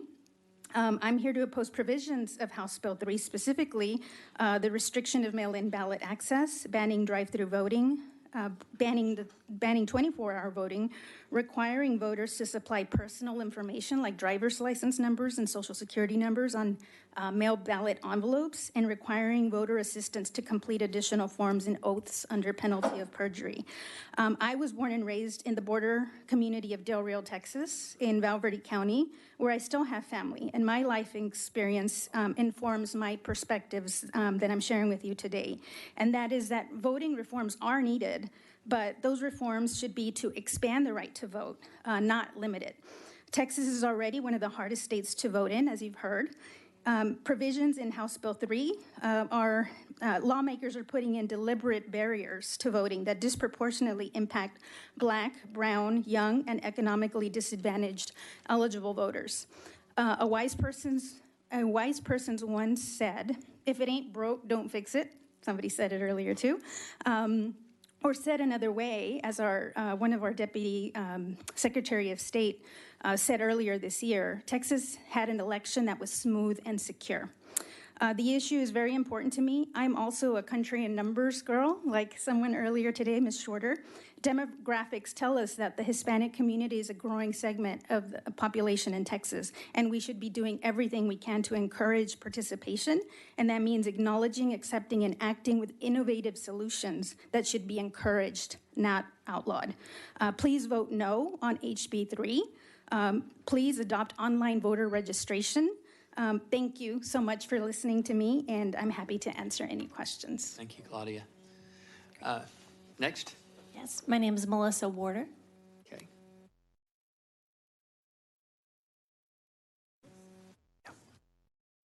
Okay, we show you registered as Melissa Warder, representing yourself, and we have you registered as against the bill. Is this correct? That's correct. Yes. Okay, floor is yours. Okay, thank you. Good evening, Chair and members of the Texas Legislature. Thank you for the opportunity to speak with you today. My name is Melissa Warder, and I'm here on my own accord in opposition to House Bill 3. Longtime voter, first time testifying anywhere. I've never done anything like this before, so, but I've been here all day and learning a lot, so, very honored to be part of the process. I'm a mother of 4 adult young men, the spouse of a disabled retired Air Force veteran, a business professional, and a concerned citizen. I'm concerned because Texas is already one of the hardest states in the nation to cast your vote, and these new restrictions proposed in House Bill 3 are posed to further suppress the vote. Just trying to get registered is a very tedious process, let alone casting your vote. My son attended UTSA last year, go Roadrunners.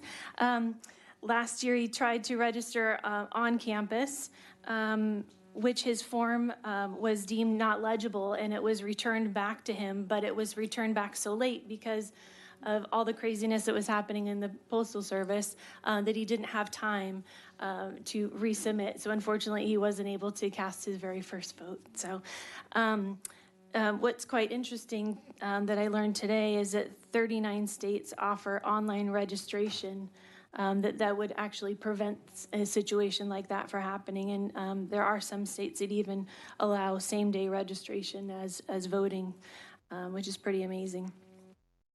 In regards to limiting voter hours and curbside and drive-through voting, I'm concerned that these restrictions will mostly harm the essential and frontline and shift workers, such as the nurses and first responders that work, 12-plus hour shifts, and some of those that are working multiple jobs just to make ends meet. I understand that it would be hard to find staffers for 24/7 polling, but couldn't we find a compromise that could accommodate both secure elections with extended hours and possible additional ways to vote? I do feel strongly that making it easier, not harder for them to vote is the least that we can do for these essential workers. It seems that we aren't really focusing on the right issues with this bill. If we're going to do anything with our voting laws, it really should be to preserve what we have already and look to expand access. All Texans deserve a voice, and I oppose House Bill 3. And thank you for your time. Thank you, Melissa. Thank you for being here. You did a great job for your first time. Yes, ma'am. Your name? Good morning. I'm Terry Cummings. Oh, sorry. We hear you better with that. Good morning. I'm Terry Cummings. Terry Cummings. Okay, hang on one second. And I'm representing myself. Okay. So we show you registered as Terry Cummings, as you said, representing yourself, and you are against the bill. Is this correct? Correct. Okay, please proceed. Chair Ashby, members of the Select Committee, thank you for your time and this opportunity to speak to you today. My name is Terry Cummings, and I'm from Buda. And seeing as it's 16 miles from my door to your door here, I feel I have an obligation not to only speak for myself, but for people who wish they could be here but can't. I'm here to speak to you on my own behalf in opposition to House Bill 3 because I support safe, accessible elections for all eligible Texans. As the former Texas Secretary of State Hughes said, the November elections were a resounding success, and Texas had a safe, free, and fair election with the highest turnout in 28 years, and we must build on that success, not tear it down. I'm a registered nurse at Ascension Seton Hayes Hospital and a member of Buda City Council. I'm proud to call Hayes County my home. I remember when I went to college and my dad drove 2 hours to bring me my absentee ballot. I'll never forget how important he thought it was to vote, and I carry that lesson with me every day. Working as a nurse, I have seen how sick and elderly people can be overwhelmed by the challenges of trying to exercise their right to vote. The provisions of House Bill 3 make absentee voting more difficult and more demanding. We should be making voting easier for our most vulnerable citizens, not harder, and House Bill 3 makes voting much harder. I urge you to consider provisions which will make voting more accessible for all Texans, especially the most vulnerable. I urge you to consider provisions like easily obtainable absentee ballots, ballot drop-off boxes throughout a community, extended voting hours, more voting locations, and drive-through voting. My personal experience and my experience with the most vulnerable speaks to the importance of safe and accessible voting. I urge you to vote no on House Bill 3, and I thank you for your time and welcome any questions. Thank you, Terry. Thank you for your service to the Buda City Council. Members, any questions? Okay, thank you all for being here. Sir, we're going to start with you. Come on up and just right down the line here.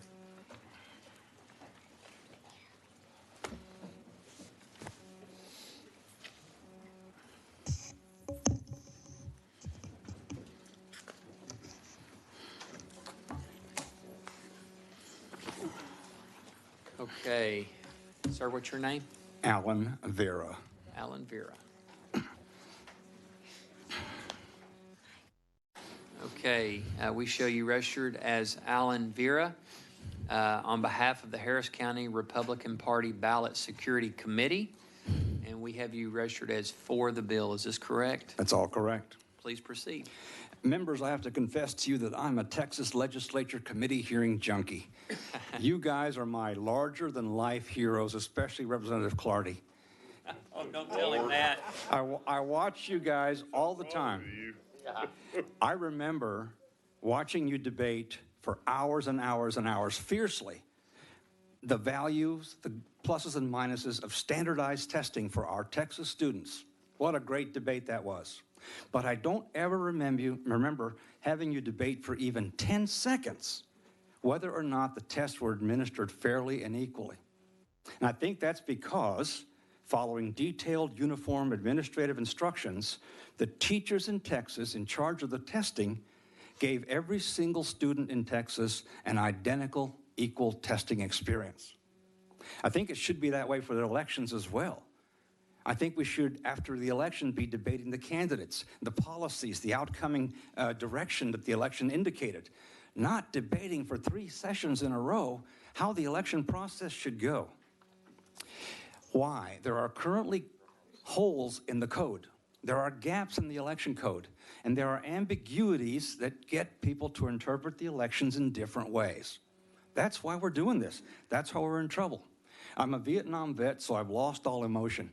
And when I go through HB 3 line by line carefully, I find that the overwhelming majority of new provisions address 3 groups.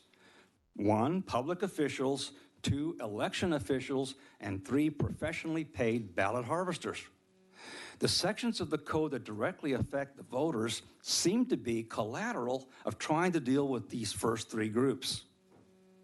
While we're there, God bless all of you who are trying to make sure that this bill has minimum unfair impact on voters of color. Stay with that. Work it hard. We'll help if we can. But while you're doing that, please don't ignore the fact that voters of color are also the primary victims of the kind of election fraud you're trying to address. This is a mail ballot application submitted to the Harris County Clerk in February of 2020 from Miss Kathleen Huey, who was born in 1919, so she's certainly over 65 and has qualifications for a mail ballot. The only problem is Miss Huey, an African-American voter in Harris County, died in 1991. She's still on the rolls in Harris County. We've got an affidavit from her daughter confirming that her mother died in 1991. We've got to protect the voters of color from fraud, as well as protecting them from anything that disadvantages them in the election. Keep it all together, keep it uniform. Thank you. Thank you, Alan. Sir? No. I'm Bill Sargent, the former chief deputy clerk for elections in Galveston County. Okay. And I am Mr. supporting the Sargent, bill. We show you registered as Bill Sargent, former chief deputy clerk of elections for Galveston County. You are here representing yourself, and you are for House Bill 3. Is that correct? That's affirmative. Okay, please move forward. There are a number of ways in which we can improve this bill. My handout includes some of them. I want to give you the highlights on it. Enforcement of the election code is one. Section 31.005 of the code needs to be updated to give the Secretary of State the right to step in, not only when there is an infringement of voting rights, but also for violations of the election code. And if somebody wants to ask me a question a little later on, I can give you a perfect example of why that's needed. Voting hours. The way the bill is written now, polling locations can be open for 16 hours a day. For those of us who have boots on the ground and who have overseen elections for many years, this causes a major challenge for us. That's because we have a hard time finding workers as it is. Finding people who will work every day for 2 weeks at 16 hours a day is virtually impossible. The next is, so what I would do is I would limit the hours of voting to no more than 12 hours per day, but keep the flexibility of allowing the jurisdiction to decide when those 12 hours are going to be. That way you can still get workers, but you still have that flexibility of moving the time slot around between the hours that are already in the bill. I would also say that, especially for countywide vote centers, you need to have the polls at every location open at the same time. And the reason you need to do that is because if you have them at 2 different times, you have one group of people voting in the morning, and then another vote center opens up later in the afternoon. It's got to sync all those transactions, especially in a big county. In a big county, it's going to take forever to get thousands and thousands, hundreds of thousands of transactions synced to that poll book that's been off for 4 hours or whatever. They need to be the same. They need to be at the same time. I would have equal distribution of vote centers in large counties where there are over 1 million people. I do it by state district rep where they have an equal number of vote centers in each one. And then finally, we have a problem with elections where people in the primary come to us and say, "You sent me the wrong party ballot." Well, no, I didn't. The reason is because the people who sent out these unsolicited ballots by mail pre-marked the party, and it was the wrong one. The voter didn't read it. In November, it's the same issue. In November, I didn't ask for a ballot by mail. How come you sent me a ballot by mail? It's because the person who sent it to him marked, "Give me an annual ballot by mail." The voter didn't read it. They just signed it, sent it in. The solution to that is allow candidates, campaigns, parties, whatever, to send out unsolicited ballots by mail, but do not allow them to mark the party or annual ballot by mail data fields.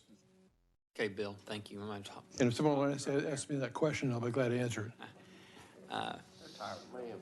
Representative Clardy, we have some people that really want to testify. I know you do, but I do have a singular question for Mr. Sargent. Please. And I think that you may have just, before you answer the question, you do have some experience as a professional person who's been responsible for elections. Is that not correct? That's correct, for many years. How many years did you do that, and where did you do that? I actually ran the elections in Galveston County for over 6 years. I've served as a judge and a clerk and have been in elections since 2005.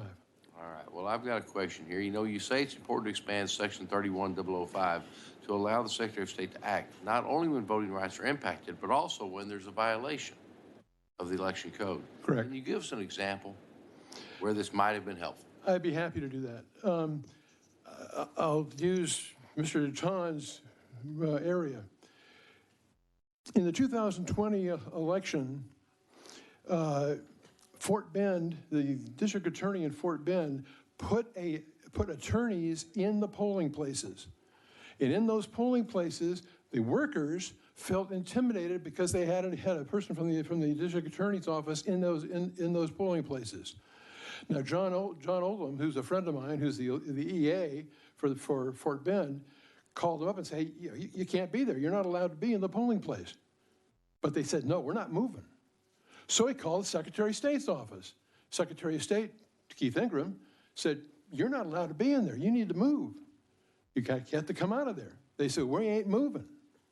Bottom line is, they stayed. Now, if Keith had the ability to not only deal with acting if you had a situation where there's voting rights affected, but also you could do the same thing if the code is being violated. He could have picked up the phone, called DPS and said, "Would you go down to those locations in Fort Bend for me? Check and see whether the district attorney has people in that polling place, which is illegal and a violation of the code. And if indeed that is the case, ask them to leave. If they don't leave, make them leave."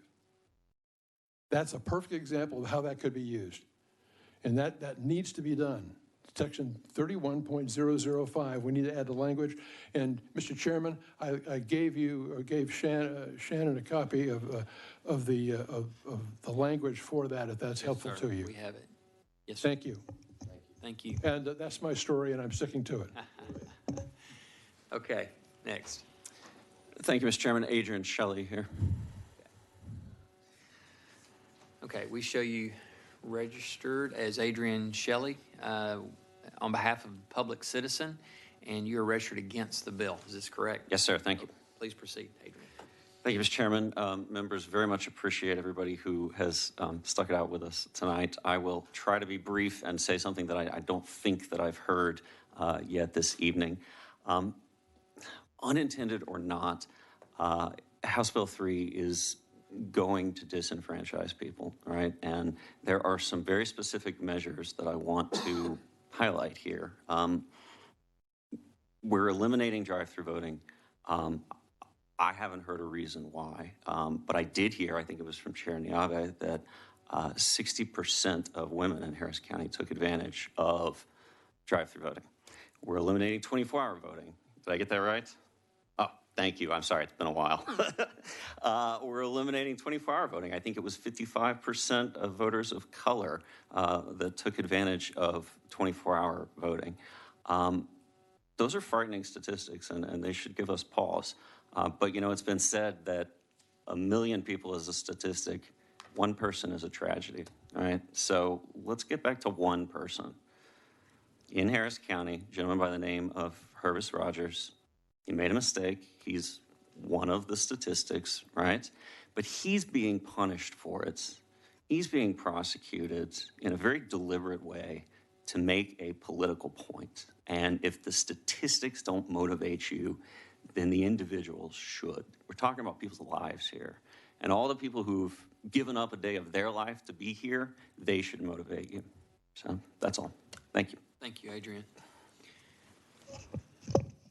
Good morning, Mr. Chairman. Alex Mead. Alex, okay. Mead. Oh, got him. Okay. We show you registered as Alex Mead, representing yourself, and you are registered against the bill. Is this correct? Yes, sir. Please proceed, Alex. All right. Good morning, Mr. Chairman, members of the committee.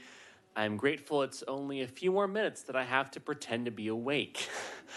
Back when I actually was awake, yesterday by now, I talked to some of your frenemies over in the Senate. I think a couple of these gentlemen were actually on my panel, and I showed them this article that was published just yesterday in The Economist.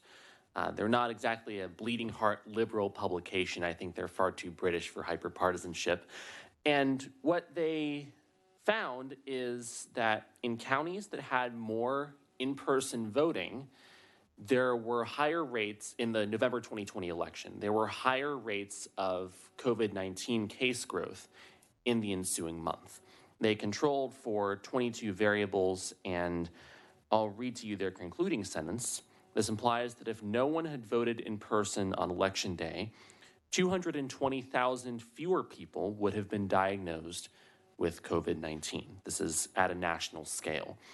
So a lot of the innovations that we saw in this past election cycle, things like drive-through voting and election officials ensuring everyone knew of their ability to vote by mail, really, to me, were innovations intended to ensure that everyone, even during this once-in-a-century situation, were still able to exercise their right to vote. And I hope we don't have another pandemic general election of state and county officers anytime soon, but I'm still puzzled by the fact that the bill would ban drive-through voting, would ban county officials from reaching out in certain fashions about mail-in voting, even though we heard just now from Mr. Shelley, for instance, about how many people used methods like drive-through voting in the past election. Other provisions of the bill that I'm concerned with, and I could go on, but I'll try and be brief here. I'm concerned, as Representative Busey discussed in questioning the author, about Section 5.05, which would require an applicant for a ballot by mail to provide their driver's license or social security number. It's a good idea in theory, but I've registered voters on a college campus. They might be going to class. They might have 5 minutes. They might say, oh, I don't want to pull out my driver's license. I'll just use my social security number instead. Then when they're applying for a ballot by mail, they don't remember they did that.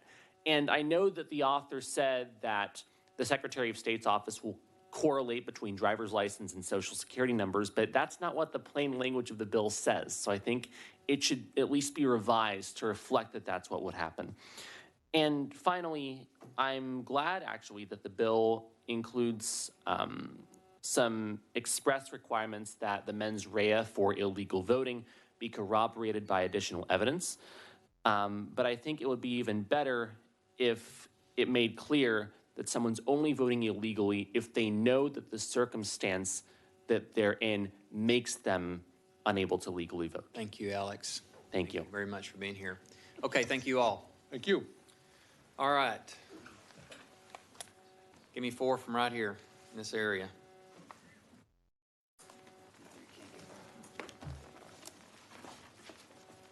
And just so, yes, come on up. We can have one more. There we go, right there. Okay, just so I know, raise your hand if you are registered to testify and plan to testify, just so I can have an idea. Okay, that's fine. Thank you very much. All right, we will start down here. Colleen Vera. Okay. I'm representing myself. Okay, hang on one second. Okay, we show you registered as Colleen Vera, representing yourself, and you are for the bill. Is that correct? Yes, sir. Please proceed. Okay, again, my name is Colleen Vera. I'm representing myself in support of House Bill 3, and I'm handing out a handout for you. I'm a retired teacher, have to have paper. I'm a Republican precinct chair in Harris County. I serve on the Early Voting Ballot Board, the Signature Verification Committee, and in Central Count. For the past few years, I've been researching ballot by mail in my county, and today I brought you samples of fraudulent applications to show you why Section 5 of this bill, requiring an ID number on applications and mail ballots, is needed, and to ask you to add a tiny phrase to require that ID numbers match even when signed by a witness. And here's why. I've given you 2 packets of annual applications for ballot by mail received by the county clerk in February of 2020. The first packet here labeled deceased are the names of persons who should have been removed from the voter rolls years ago when they passed away or when they moved out of state. Notice that 3 out of 4 are signed by a witness, which makes them automatically approved under Texas statute. The last application was sent in the name of a voter we were able to track down who lives in Louisiana.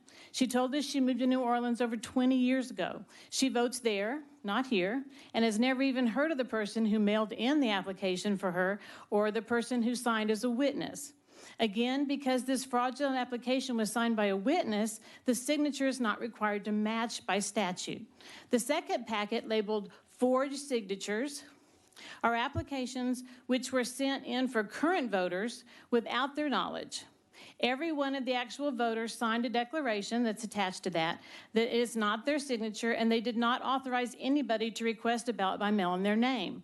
Notice again that 3 out of the 4 had been signed by a witness, thus automatically approved. And Vice Chair Thompson, examples I brought today are all your constituents. Please have your staff confirm everything I've given you, and if you need more, I'll be happy to provide it. I urge you to personally contact the family of Mr. Bookman. He served his country honorably in the U.S. Army and was laid to rest in the Houston National Cemetery in 2016. Because he never removed the names from his voter rolls, the harvester stole his good name to use in mail ballot fraud. He and his widow deserve better than this level of disrespect. The current voters, and especially those who passed away, need House Bill 3. Please refer it favorably to the full House. Thank you. Thank you, Colleen. Yes, we have a question, Vice Chair Thompson. Yes, ma'am. Thank you so much for giving me this. And I have more if you need some. Did you give this information to the district attorney's office? Yes, to the Secretary of State. I'm sorry, Attorney General, not District Attorney, to the Attorney General. Okay, then. And when did you do that? In the beginning of June. It went to the Secretary of State, and I'm not sure the date they sent it to the Attorney General. June of what year? this year. Oh, okay then. Thank you very much. And have you heard anything back from them since you tendered this information to them? Just that the Secretary of State told us that they've sent it to the Attorney General And how did you acquire it? through public information and hiring private investigators to help us. And this is just a sample. We have a lot more. It seems like I've seen this through some publication that comes through It's probably my blog. Facebook. Oh, are you Arbor Taylor? I'm sorry? No, I don't know. No, I'm just a little retired teacher. I just report what I find. Because I know I remember seeing something in his publication that mirrors what you've given me. He might have picked up what I put on there. Okay, I thought maybe y'all knew each other. I don't really know him, but anyway. Evidently he knows you. Thank you. Okay, next. Liz Case Pickens. All right, Liz Case Pickens. There she is. Okay, we show you registered as Liz Case Pickens, representing yourself, and you are testifying for the bill. Is that correct? That is correct. Please proceed. Well, I'm excited. This is now hour 26 that I've been up and ready to testify. I'm happy to see the participation level that we've got after this long. But I am saddened after sitting here listening to the discussion for the last day and a half here and in the other chamber, to hear so many people talk about the discussion of the suppression of the vote. I've heard an awful lot of strong rhetoric, and I just really don't think that does us any good. I think we need to be talking to each other and not at each other, and I think the level of strife that we've got going on is really not helping our cause on either side, and that makes me sad. I wanted to address the comments that were made about the voter ID laws targeting the minority populations. You know, I was at the airport recently, and when I saw people of color getting on the airplane, they were asked for their ID. And I don't recall anybody feeling like they were targeted because they were asked for their identification there. And I think that we're somehow looking at, I think we've gotten a framework of looking at our voting in the wrong light. And I think we need to reframe the way that we're looking at this, especially in this light. When I look at this bill, there are a couple of things that I think we're missing. I think we need to add back the chain of custody, the ability to audit the voting equipment, and we need to be able to secure the early voting results. In Dallas County, we've had problems with every one of those things, significant problems with those things. So I would ask you all to look at that. I think we need to consider the rhetoric of early voting. I also am an educator like you, and I used to tell my students, just because somebody calls you a name or calls you something, that doesn't mean that it's true. So if somebody calls you a chicken, you might need to go look in the mirror and see if you sprouted feathers. So just because we're saying that this is voter suppression, that doesn't necessarily mean it is. Check to see for feathers. Thank you, Liz. Next. I'm Joshua Houston. Joshua Houston. Okay.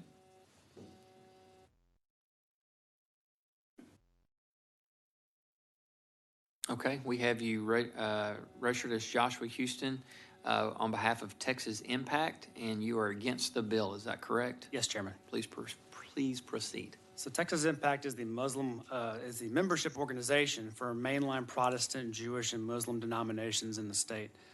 We would be remiss if we did not acknowledge the progress and good work over the interim by Representative Murray and many of you. Nevertheless, the poll watcher provisions and some specifics about the ID number would adversely affect our membership. Regarding the watchers, we actively encourage and recruit our membership to be election judges for their counties. The provisions of HB 3 would give us pause about encouraging our membership to be election judges again. A lot's been said about the criminal penalties, but we're also concerned about the civil lawsuits against election judges. it is unclear to us if election judges have qualified immunity. We think it needs to be clarified that they may only be sued in an official capacity and not in a personal capacity, so that election judges are not afraid of losing their house.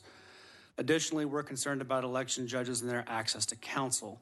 We would suggest the Hailstorm Bill, House Bill 1774 from the 85th, as a model. The county attorney ought to be able to step into the shoes of the election judge the same way that insurance companies step into the shoes of an insurance adjuster. Two, there's still a lack of clarity about when a judge can remove a watcher. We think that if a crime occurs, more than a warning should be available to the judge as an option. We think that voters also should be able to lodge a complaint with the election judge. Additionally, not every disruption constitutes an illegality.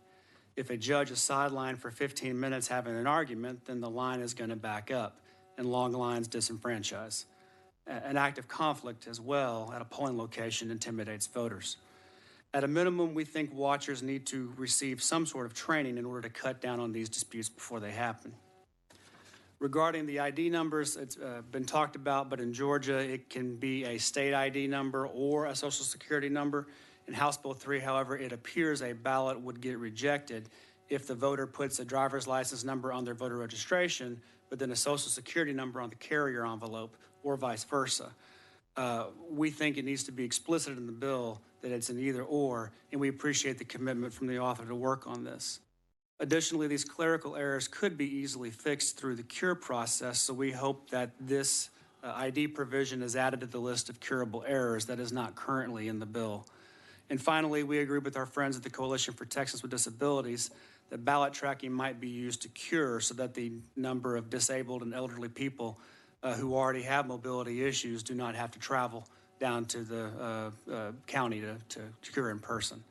Thank you, and we look forward to working with you. Thank you, Joshua. Next. Howdy, Isabel Longoria, Harris All County right. Elections Administrator. Okay.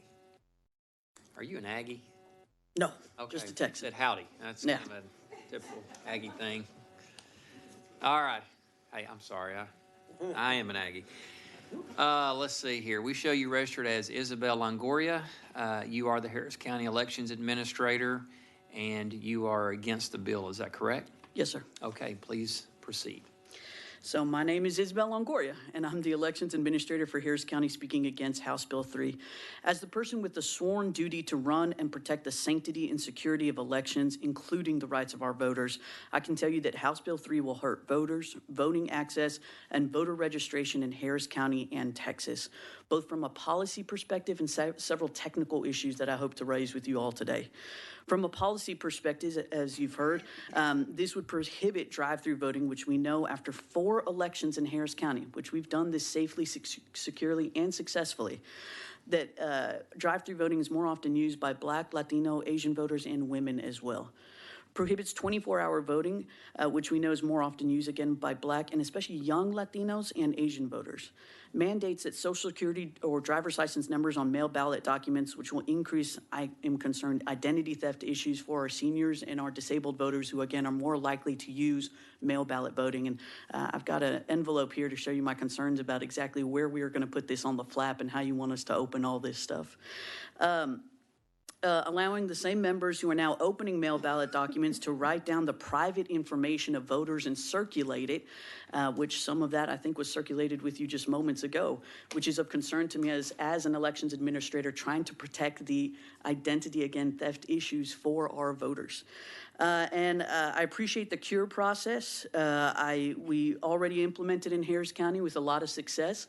This will make it mandatory for us to follow up with those voters, but I sure would love if you all actually made it mandatory for them to provide those phone numbers and emails so that we can reach these voters, because right now we only have phone numbers for about 30% of voters within our rolls.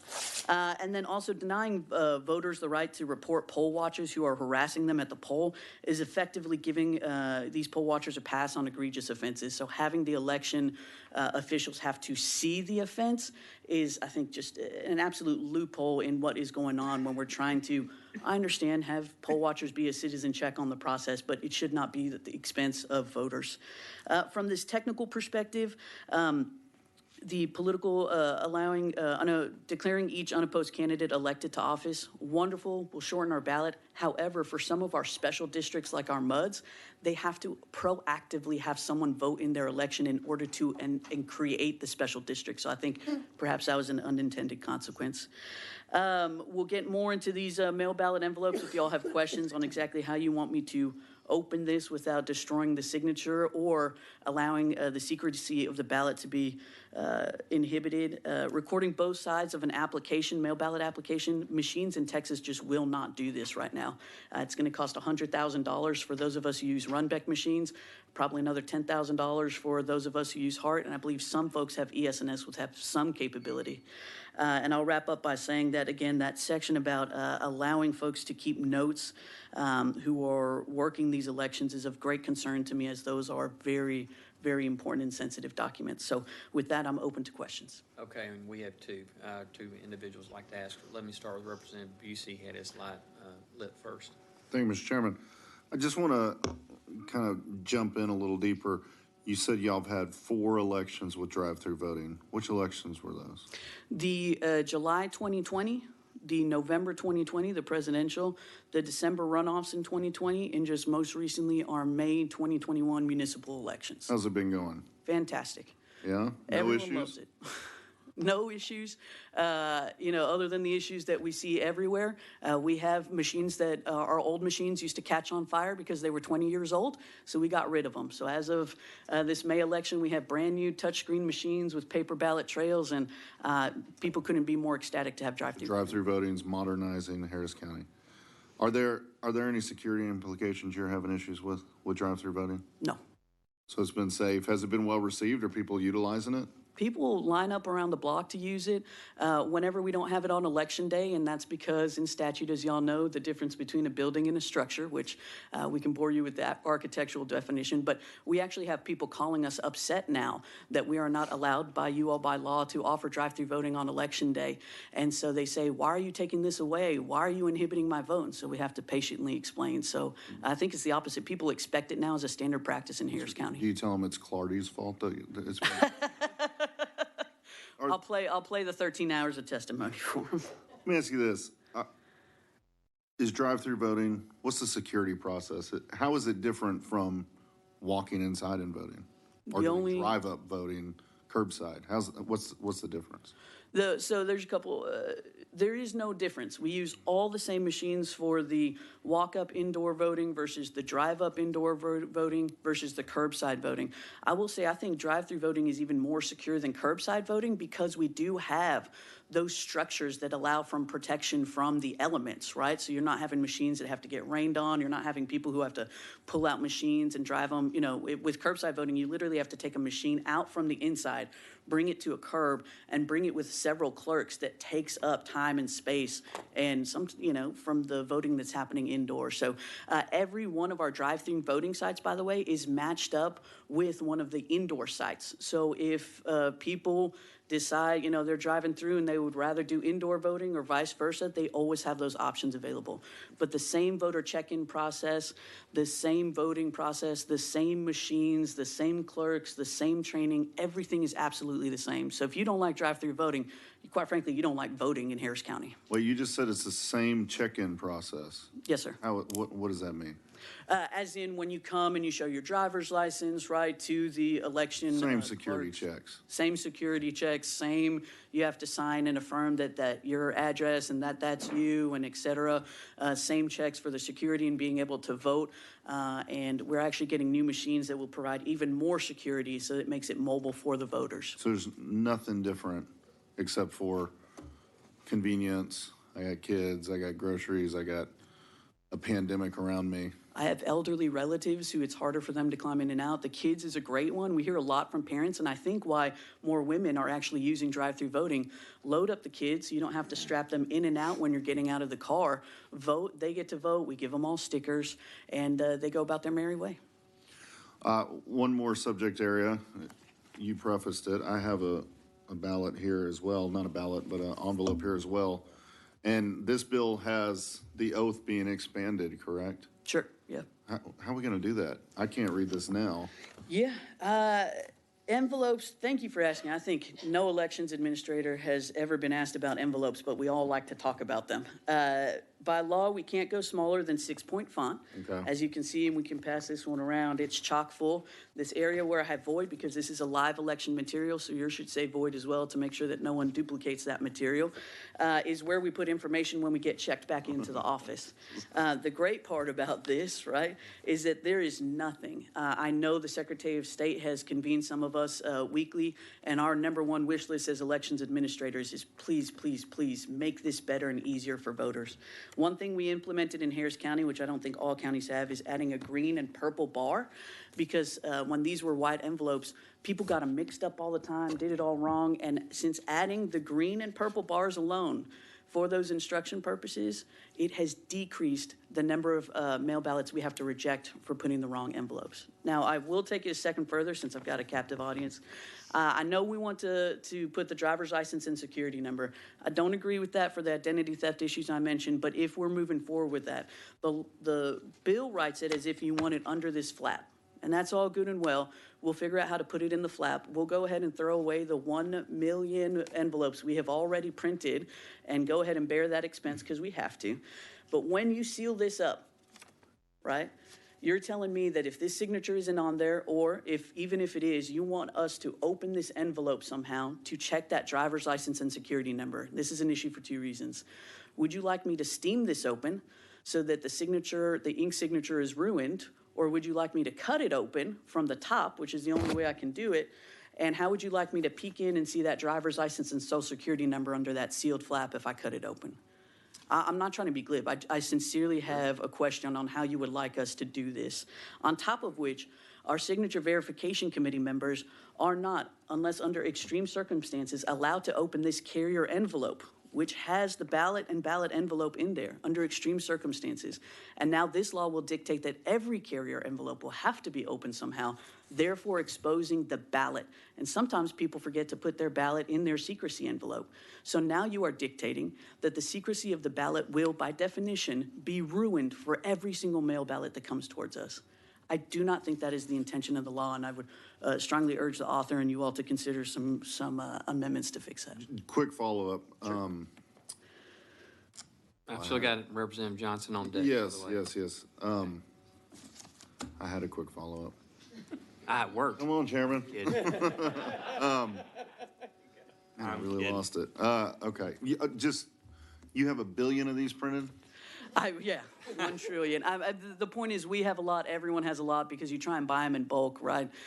How long until you run through that inventory? If we were gonna move forward with this, but we wanted to grandfather it to save money, what are we talking about? If you could give us, I think generously for us, at least a year, if you really wanted to push me, and to make sure that we could implement it and put the proper processes in place and train our EVBB and SVC to do the new processes.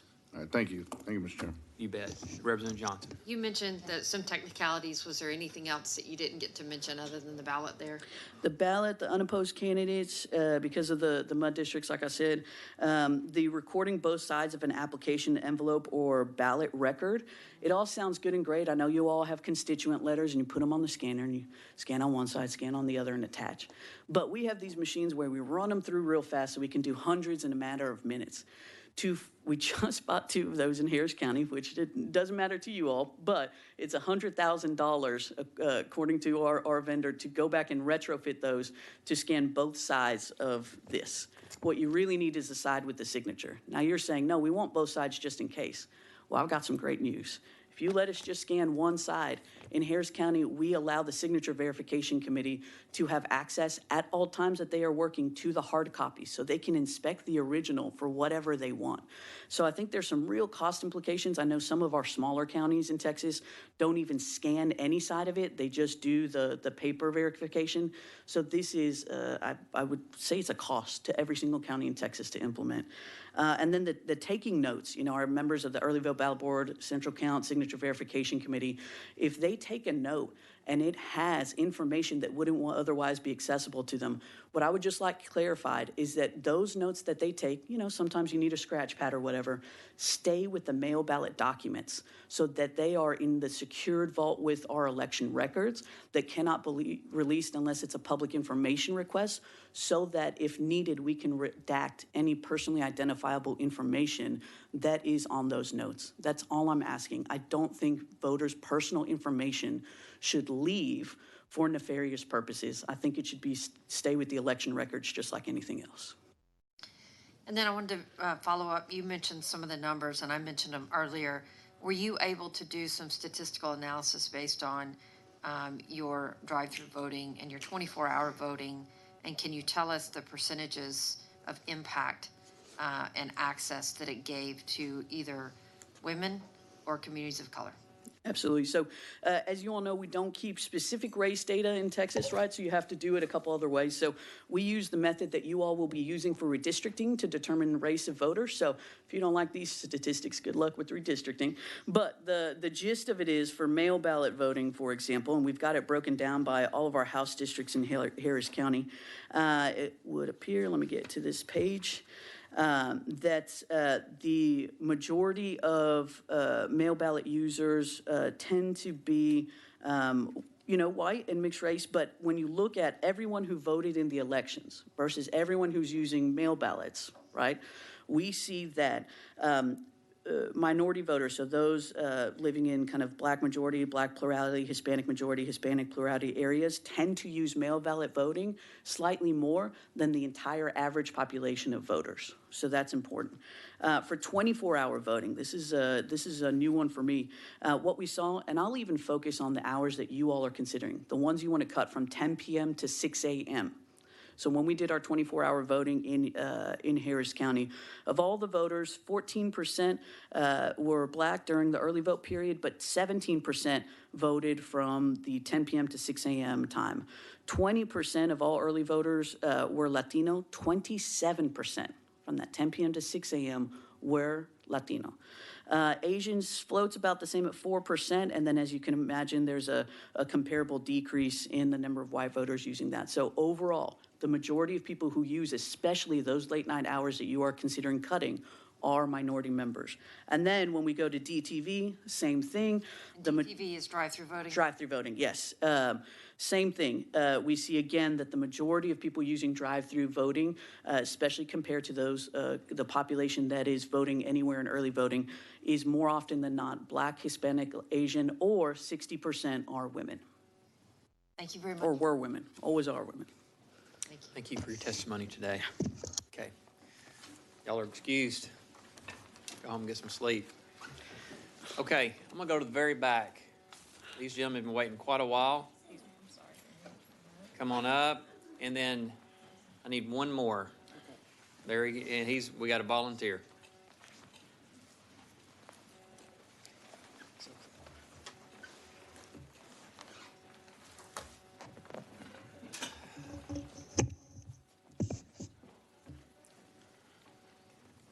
Sir, I'm going to start with you since you got the microphone in front of you right there. Thank you. What's your name? Brandon Watson. Okay, Brandon, let me find you here.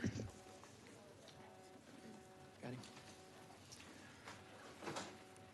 Okay, Brandon, we show you registered as Brandon Watson, representing yourself, and you are against the bill. Is that correct? That's correct. Please proceed. You know, at one point in time, I used to be a really proud Texan. But here, as of late, I kind of seen this state kind of going backwards. I really just really just don't understand that. I really just don't understand how it's easier to get a gun, how people that have guns have a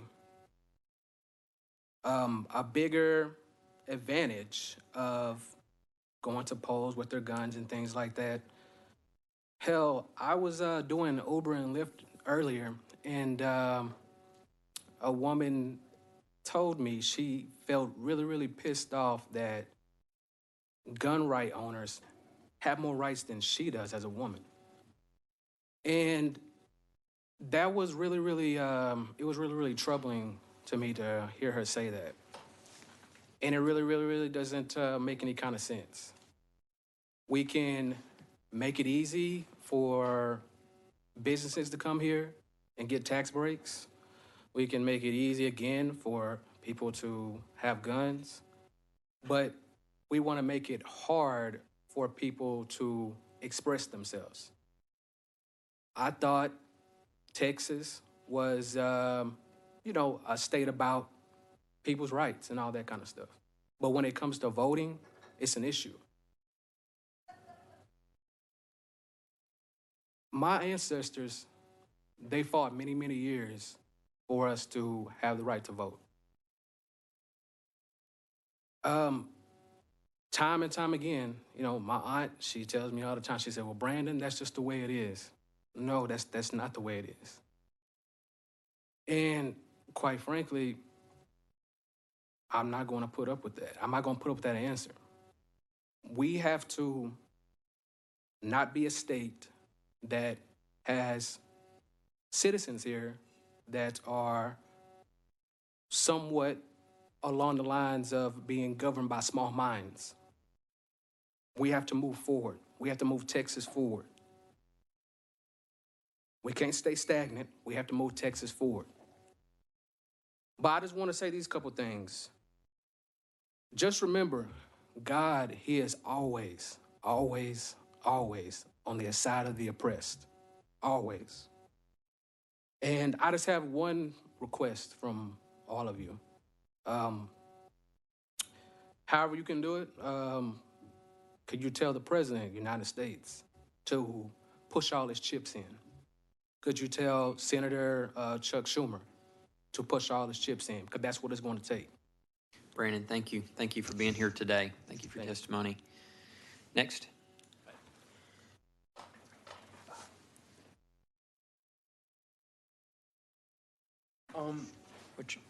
What's your name? Joshua Sanchez. If you would pull the microphone, Mr. Sanchez.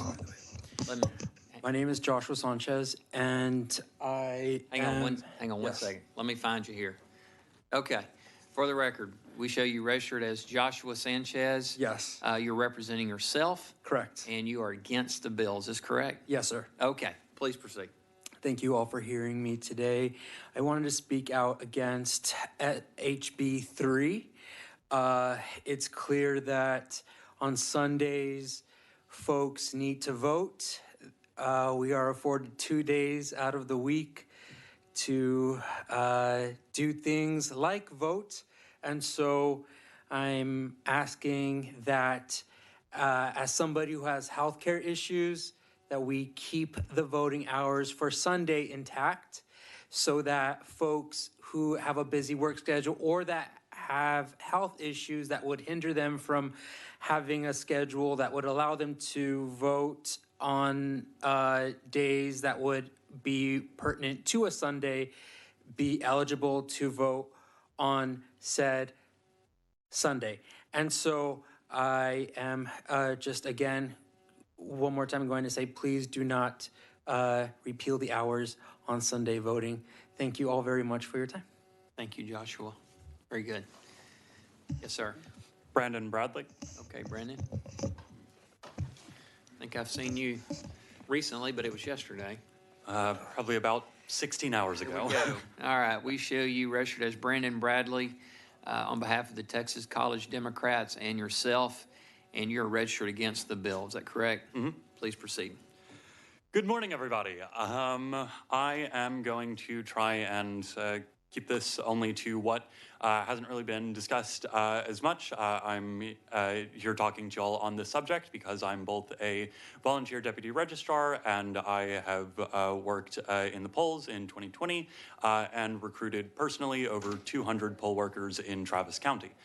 So I am definitely familiar with some of these issues and wanted to just start off by saying that though I am obviously here representing a partisan organization, this is a fundamentally, or ought to be fundamentally, a nonpartisan issue. And so I would just like to bring the committee's attention to the fact that obviously the committee during the regular session, through which the bill, which contained a lot of this language, as the chairman mentioned, as Chairman Murr mentioned, at the layout, obviously had many divisive 5-4 votes that split along partisan lines, and so I would caution the committee, if that seems to sort of be the way that things are going here, to maybe take a step back and look at ways of finding ways around that. Because again, this really should be nonpartisan reforms that are being made.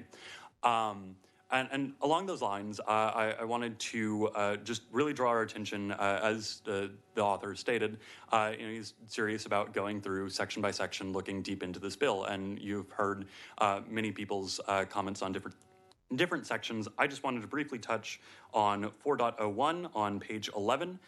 You've heard about this. This is the basically free felony that poll watchers are provided, and the requirement that it must be observed by the election judge.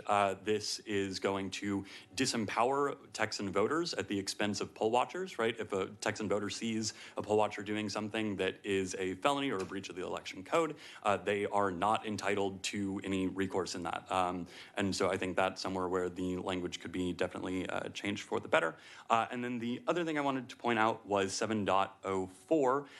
We just heard from Harris County about the changes that were made to the colored strips on the envelopes, right? That's not something that's provided in the existing election code, but under 7.04, there would be no latitude for local officials to make changes outside of the narrow bounds of what this committee has done. And while this committee has certainly done lots of work, I don't think anyone here would say that we've set the gold standard for elections for all time, right? Presumably we should continue to allow some latitude for election officials. But ultimately what I would love to urge the committee to do is hold off on the passage of this bill today. I know that that was the commitment that was made at the outset, but we have heard myriad areas of where additional analysis seems to be warranted. Passing this out of the committee would render that, render all of this testimony today essentially moot. Thank you, Brandon. Thank you. Thank you. Yes, sir. David Carter. Okay, Mr. Carter.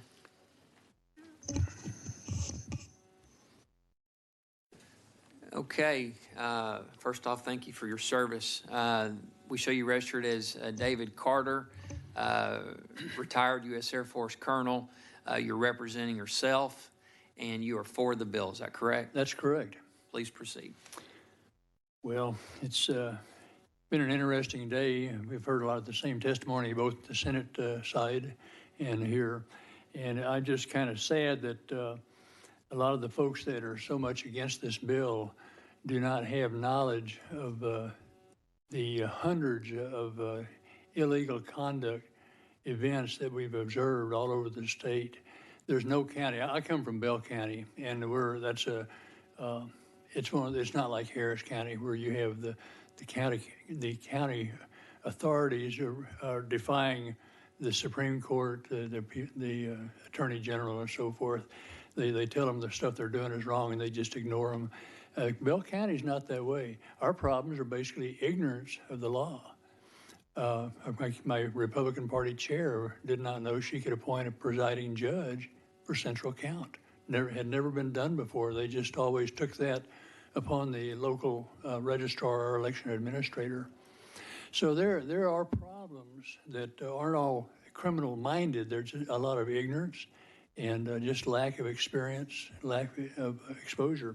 So the poll watcher thing has grown from about 2016, and each year, each election, 2016, 18, and 20, there's more and more watchers that have been trained. And these are trained privately. That's not done by the Secretary of State, though I do understand that they have some kind of training available. I have not used it myself. But the poll watchers basically are looking for the fact that the election laws are being complied with. If they're not being complied with, they make notes. I've heard dozens of times that they're looking over the shoulder and looking at people marking their ballots. I'm an election judge, have been for about 10 years. I've been a watcher a couple of times. And the poll watchers don't typically, first off, they're not, we don't allow our clerks, I swear them in at the start of each election day that they will not interfere or improperly influence people in their vote. So the idea that a watcher is looking over somebody's shoulder while they're voting is ludicrous. It's without foundation. It's a groundless assertion for attention here for the committee. So I'll say that a lot of your testimony you've heard against this bill is just over the top, audacious, stretches. The people don't give a reference in the code to what would cause voter suppression and this, that, and the other. I think that whether this bill gets passed or not, the election in 2022 will be much like it was in 2020. And if this bill is passed, I don't think anybody will see any difference except less crime. Thank you. You bet. Thank you, Colonel. Appreciate you being here. Okay. Thank you, panel. Right here. Right here.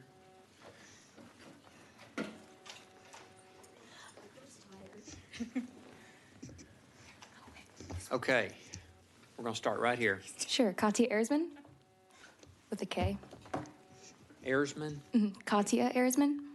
A-I-R. How do you spell your last name? E-H-R. E-H-R. Okay, thank you.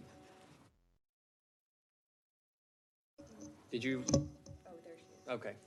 We found you. Good. All right. Okay, so we show you registered as Katia Erzman.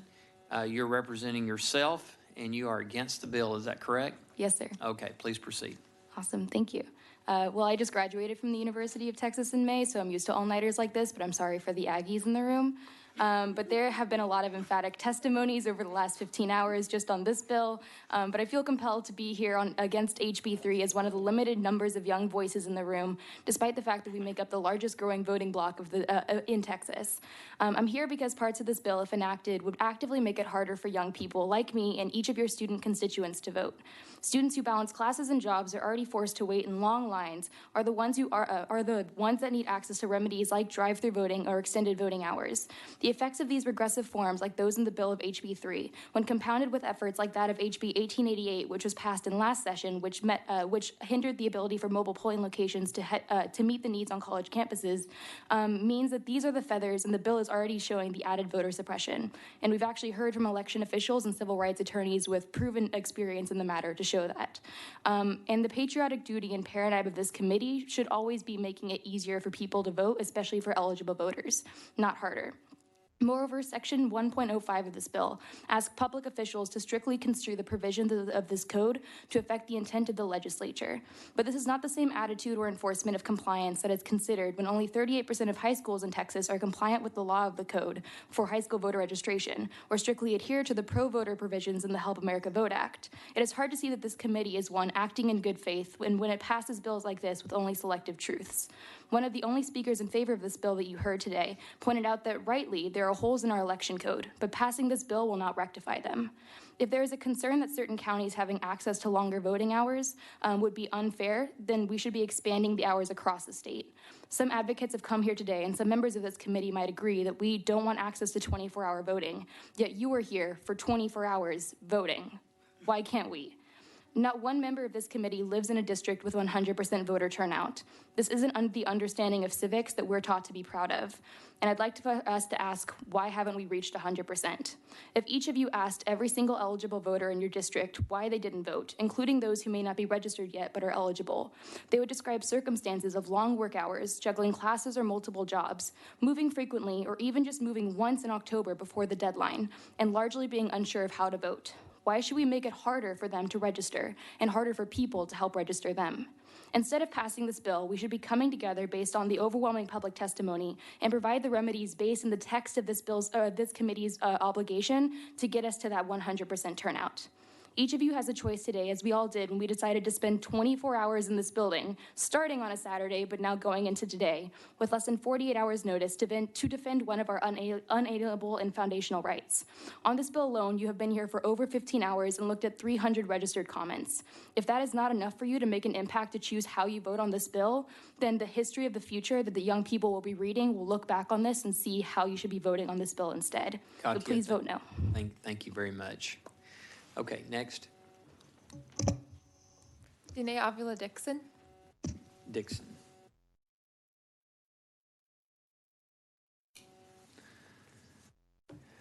Pronounce your first name for me again. Danae. Oh, it's beautiful. Danae Avila Dixon. We show you registered as Danae Avila Dixon, and you're here on behalf of Common Cause Texas and yourself, and you are registered against the bill. Is that correct? Yes, that is. Okay, please proceed. Good morning. Thank you for the opportunity to speak with you today. My name is Danae Avila Dixon, and I'm here to register my opposition to House Bill 3 on behalf of Common Cause Texas. Although I am still a student, I've already been dedicated to fighting for the voting rights of all my fellow Texans, writing a thesis on the topic and working to protect the voting rights of Texans. House Bill 3 intentionally builds barriers to the polls, specifically for young people, people of color, and people with disabilities. House Bill 3 is an anti-voter bill that inhibits democracy in Texas in order to serve partisan interests.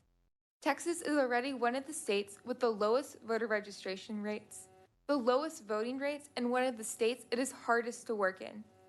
To promote the strength and longevity of democracy, it is the duty of Texans to desire and strive for the voting power of all its citizens. However, it is clear that House Bill 3 works to inhibit the voting powers of Texans. House Bill 3 ban on 24-hour voting and restrictions on early voting hours are intended to limit the voting access of those who do not have the opportunity to vote during restricted day hours. Texans should not have to choose between their livelihoods and using their right to vote. The harmful provisions in House Bill 3 that make it harder to vote do not end here. I stand here today as a proud Texan on behalf of all Texans to urge you to vote no on House Bill 3. Thank you for your time. Thank you, Danae. Next up. Amber Mills. Okay, Amber.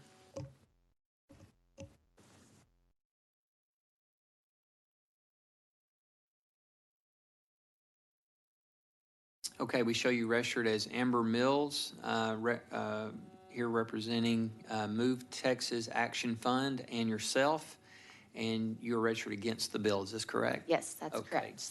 Please proceed. Move Texas Civic Fund is one of the largest youth voter registration organizations in the country. Every day, our organizers overcome regulatory barriers to get young Texans registered to vote. We have been able to bring in hundreds of thousands of voters into our democracy in spite of all the existing obstacles present in the election code. And this bill would only make it harder.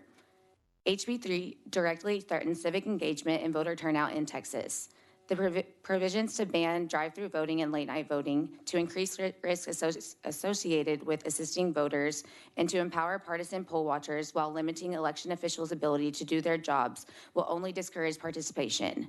When young people, low income, and communities of color already struggle navigating a confusing and intimidating process, and you add even more barriers, what do you think will happen? We will go back on the record turnout we had in 2020 and remain ranked nearly last. It is the opposite of who we are as Move and who we should strive to be as Texans. We are already the hardest state to vote, and we do not need to make it harder. I urge this committee to help build a civic culture and to listen to the stories of volunteers and advocates on the ground day in and day out who see and hear about the difficulties that voters face. I urge you, the committee, to listen to the dozens of county election officials who we partner with, rather than targeting their local innovations, and to listen to the hundreds of Texans who have traveled here from across the state and waited nearly 20 hours just for this committee hearing to share their stories about how they simply want to be able to vote without having to miss work or class, wait in long lines, or be scared of criminal charges for assisting their neighbor or friend. Our democracy is dependent on healthy participation. Legislators on both sides should be expanding the right to vote, not restricting it or increasing the burdens on eligible voters. Move Texas will continue breaking down barriers and explaining complicated processes for young people and other marginalized voters who want and deserve to be engaged. Just because the systems were not built with us in mind and you're trying to further impose restrictions to keep us out does not mean that we will be discouraged or stop showing up. Democracy only works when it includes all of us. protect and expand our right to vote. And then I'd lastly just want to follow up on my friend's comment about the feathers. Voter suppression is not measured by the specific tactics or what it appears to be at its face value, rather than the effect. And there's been plenty of people that have testified to the effect. So please vote no on HB 3. Thank you, Amber. Maggie Stern. Okay, Maggie.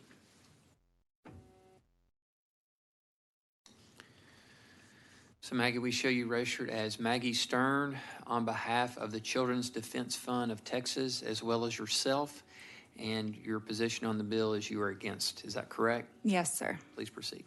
Good morning. I'm the Youth Civic Education and Engagement Coordinator at the Children's Defense Fund of Texas. We're a nonprofit child advocacy organization with the mission to ensure every child a healthy, fair, safe, and moral start in life and successful passage to adulthood. And a vital part of this mission means ensuring that families and young people have the ability to make decisions for their communities, to elect people and support policies that represent them and their needs. We therefore oppose this anti-democratic piece of legislation that seeks to strip that power from Texans.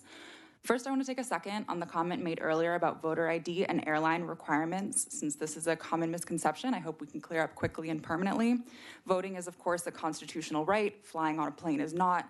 This is one reason why flying on a plane costs money, which makes many people be less able to fly, many of the same people who are less likely to have an ID. The reason that this is so important, that voting is a constitutional right, makes it unique. It makes it that much more important to protect. So of the many dangerous and anti-voter provisions in HB 3, I want to speak today about two in particular that will harm the young people we work with: emboldening partisan poll watchers at the expense of voters and criminalizing election workers. Imagine an 18-year-old voting for the first time.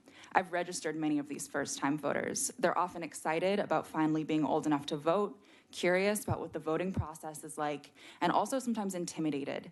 It can be intimidating to vote for the first time, especially in a state where many young Texans do not have the opportunity to register to vote in the classroom as mandated by state law, let alone an adequate civics education.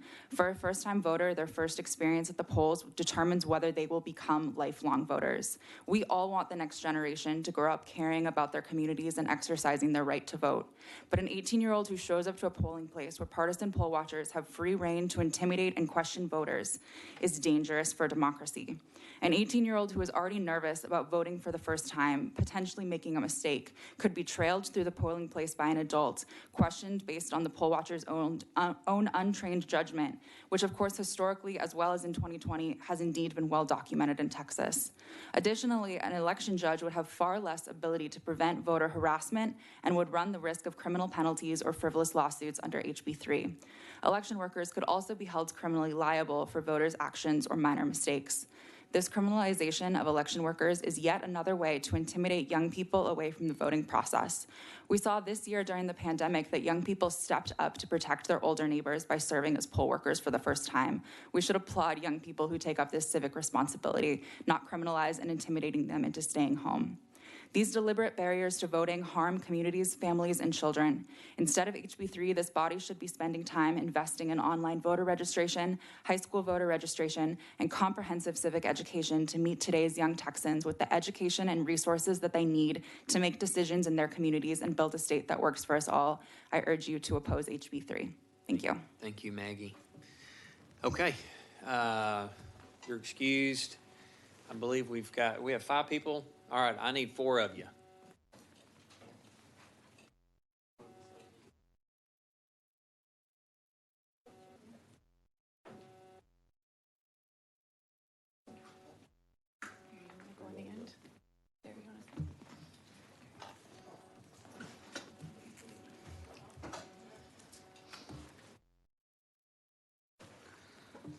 Okay, ma'am, we'll start down here with you. Hi. Good morning. Committee members and chairman. What's your name? Carol Wetterauer. I am here to oppose. Oh, hang on one sec, Carol. Let me find you in our system. Got her. Okay. So, Carol, we show you registered as Carol Wetterauer on behalf of yourself, and you're registered against the bill. Is this correct? That's correct. Okay, please proceed. In 1972, Mayor Richard Daley of Chicago knew how to suppress the votes of citizens who chose not to cast their ballots along party lines. Mayor Daley made no bones about it. He used his city aldermen and the Chicago police. The blue uniforms seemed to be everywhere. Within a minute of pulling the lever to close the curtain booth, I heard a deep voice hollering at me, "Step out now, your time is up." After a lifetime of voting, it saddens me to realize that voter suppression continues today in Texas and across the nation. In 1972, Chicago voter suppression was a tactical practice of the local Democratic Party. Today's voter suppression is in the form of bills proposed in legislatures across the states claiming to support election integrity and securing against fraud, which doesn't exist. Bills such as HB 3 would cause confusion and stress at the polls, wasting the time of voters and election officials. In Chicago in 1972, voter suppression was wrong and shouldn't have been allowed. Today in Texas, it is still wrong and should not be tolerated. Thank you. Thank you, ma'am. Thank you for being here and for your patience. Okay, and your name? My name is Sarah Batson. Sarah Batson, okay. I see her. Okay, we show you registered as Sarah Batson on behalf of yourself, and we have you registered against the bill. Is this correct? Yes, that's correct. Okay, the floor is yours, Sarah. Okay, good morning. Morning. Chair Ashby, Vice Chair Thompson, and committee members. Thank you so much for your time today. I know none of us want any more of it, and I'm really grateful to have the opportunity to speak in front of you. And I am opposed to do HB 3, and I want to talk about why. I'm a current student at the University of Texas at Austin, and I have spent the past 2 years at my university serving as a volunteer deputy registrar and a committed supporter of civic engagement. Sadly, in my work, I have found that the current laws in Texas form a complicated, intimidating, and obstructive process for voters, especially those newly eligible. Now, with the consideration of HB 3, I see the state of Texas considering whether to make this process even more burdensome for its eligible citizens through fewer hours for early voting, a more difficult vote-by-mail process, and prohibiting helpful elections measures put forward by local officials. Many of my friends were already unaware and highly confused by the rules, eligibility requirements, and deadlines surrounding voter registration and vote by mail, and even sometimes simply voting in person, which seems simple to most of us, when they first came to college. With a complicated process and unclear official resources, they were left feeling fear and anxiety about voting. They had to choose whether to navigate the process alone or to hope to have a friend or a community member who, like me, had spent multiple hours preparing to help people in their situation. Our elections process should be simple and easy to navigate for newly eligible voters and longtime voters alike. I can be there for my friends, and I try to be there for as many other members of my UT Austin and youth voter community statewide and nationwide as I can, but I can't be there for everyone, and I shouldn't have to be. We need to stop making the process of voting more difficult with more steps, no matter how small, and more paperwork, and start making a system that any eligible voter can navigate with ease. Please vote no on HB 3. I already have too many stories of tragic mistakes my friends have made that have meant that they missed deadline by a day, and we shouldn't let that happen. There are innovative and considered approaches we can take to remedying these problems, and I don't see us considering them. I want to have those conversations, but now I have to talk about why we shouldn't be making it harder instead of talking about how we could be making it easier. Thank you for your time, and I'm happy to answer any questions. Thank you, Sarah. Well done. Hi, Sarah Harrison. Sarah Harrison. I'm here on behalf of myself. Okay. Yes. So We show you registered as Sarah Harrison. As you stated, you are representing yourself, and you are against the bill. Is that correct? Yes, sir. Okay, please proceed. To the members who support this bill, your purpose for the bill is, and I quote, election integrity and security, including by preventing fraud in the conduct of elections in this state. Your conclusion is voter suppression. Your argument is based on a fabrication, ignoring evidence that clearly shows there are no significant efforts at voter irregularity. This fabrication is part of what is being referred to as the big lie. For those who are not aware, the big lie is an expression to describe the use of a lie so colossal that no one would believe that someone could have the impudence to distort the truth so infamously. This kind of lie allows political leaders to mislead their constituents for what they believe or want to believe is the greater good. You have spread this big lie so far and wide that it has threatened the national security of this country. And on January 6th, hundreds of individuals attacked the US Capitol because of this lie. State legislatures across the country are following in your footsteps and drafting similarly oppressive bills. And one of our own fellow Texans testified in the Senate today that he thinks poll watchers are the last line of defense against a totalitarian regime. Your lie is colossal, and while infamous to some Americans, it is sadly misleading so many. Were there mass voter fraud, we'd have verifiable facts that support it, independent reports, and overturned election results. Instead, we have rumors, arrests from the January 6th insurrection, disbarred attorneys, and defamation suits. People who said that there was widespread voter fraud lost every single court case that they brought. Yet this big lie is a premise behind this bill.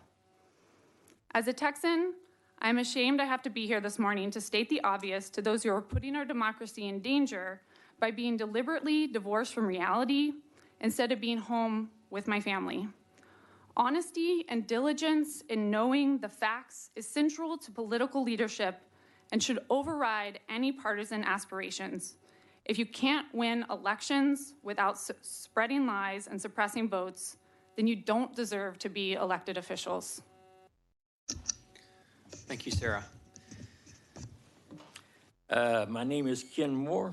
Ken Moore.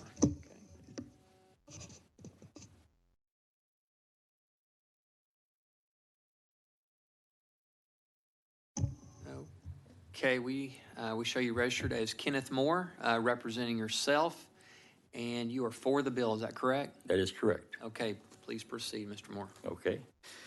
I am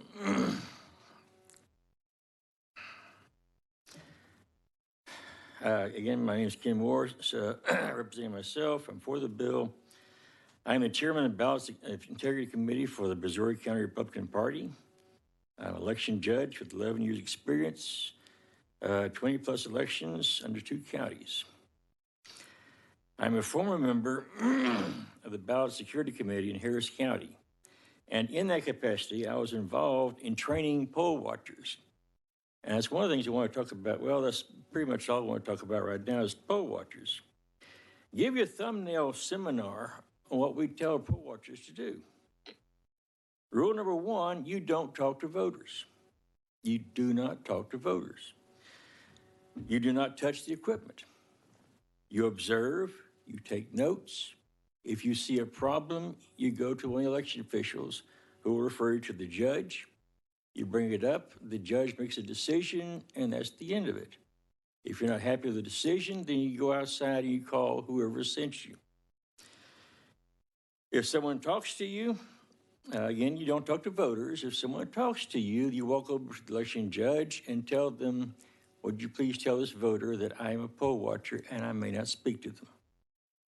If your long-lost cousin walks through the room and wants to give you a big bear hug, the same thing. You don't talk to voters. If a voter comes in and the voter is assisted by an election official, by one of the clerks, you have a right to stand wherever you have to see and hear what's going on. If they're speaking a language you don't understand, you have a right to ask for a translation. If the voter is alone, you have no business in that booth with them. You stay away from them. If they bring their own assistants, you stay away from them. Your job is to look at, watch election officials, not the voters. The big thing that's been brought up in this bill is subsection G, which is going to be added to 32.075. And it says the presiding judge may not.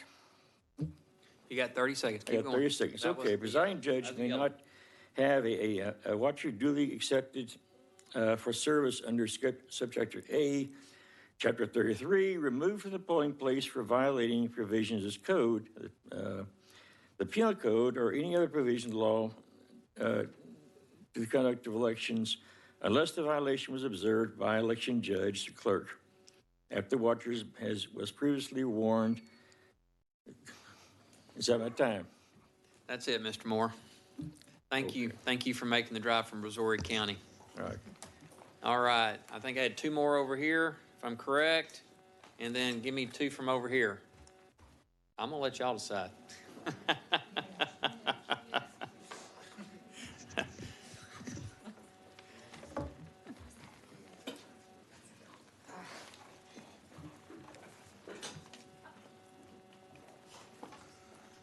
All right, just so I'm clear before we get started, who's left in the room that is still planning to testify? So we have 1, 2, 3, 4, 5, 6, 7, 8. We have 8. So we'll come, okay. And I'm sorry, was there one more person over there on that side? Have you been back there? Did I just miss you earlier? Okay. Ma'am, would you please take that chair right there? Time to wake up. Daily alarm clock, 6:15. Oh, God. All right. Let's start down here on this end, ma'am. Oh, my God. I'm gonna have to ask everybody to give me their name and we'll get you pulled up. Good morning. My name is Ray Tuo, T-U-O. That's the last name. Okay, we show you registered as Ray Tuo. You're here on behalf of yourself, and you are registered against the bill. Is that correct? That's correct. Please proceed.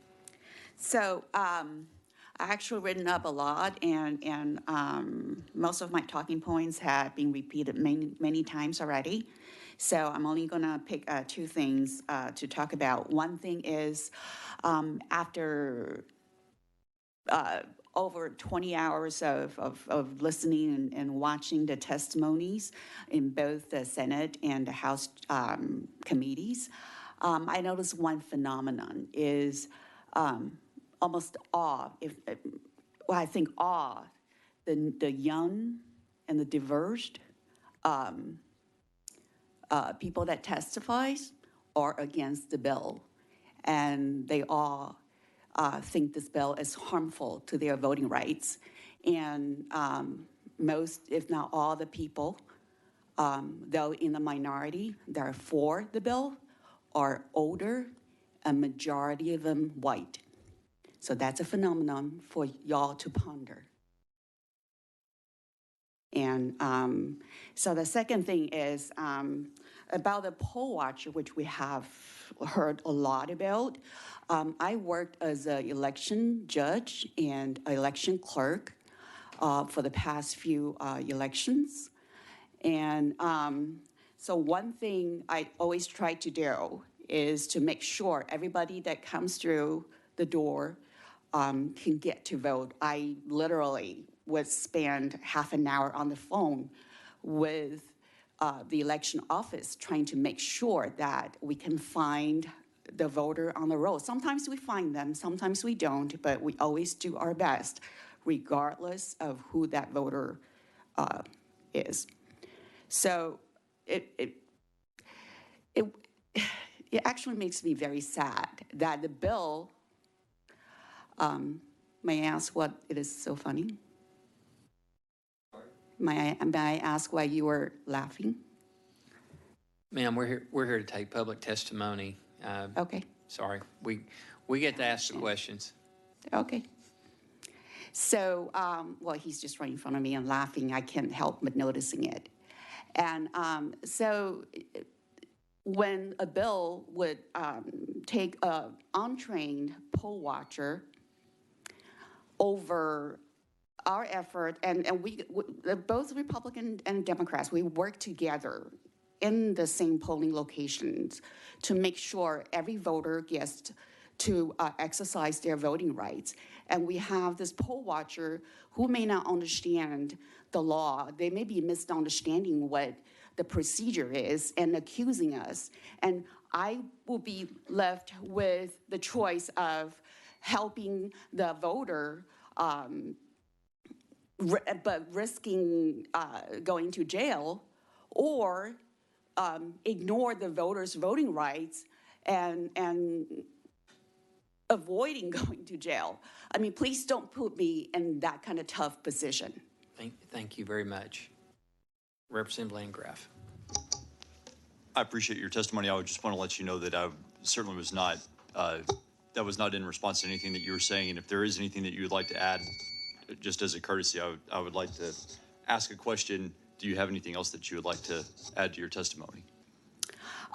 Yes, I often tell folks, now this is aside from this bill, that I personally don't see anybody who disagree with me as enemy. I really don't. We just disagree. I believe there's always something that that we can reach a common ground. There may be misunderstandings, maybe ignorance, maybe people that just don't realize that because they're under an umbrella staying dry doesn't mean that it's not raining. And I want to make sure that people that are under the umbrella knows that it is raining hard and we need to do something about it. Very good. Thank you, ma'am. Your name? Susan Lipman. Lipman. Lipman, L-I-P-P-M-A-N.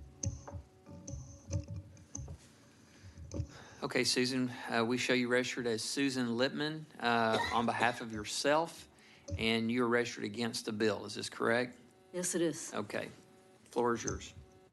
Good morning, Chairman Ashby and Vice Chairwoman Thompson and the committee. I appreciate your long hours that you spent here to listen to us.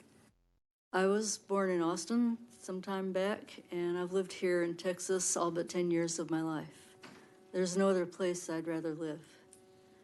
I've never had much problem voting, and even HB 3 wouldn't present very much of a problem to me, so you might wonder why I'm here in opposition. I am concerned about the poll watcher provisions, especially where they have more power, the poll watchers have more power to threaten election officials with legal action than the other way around.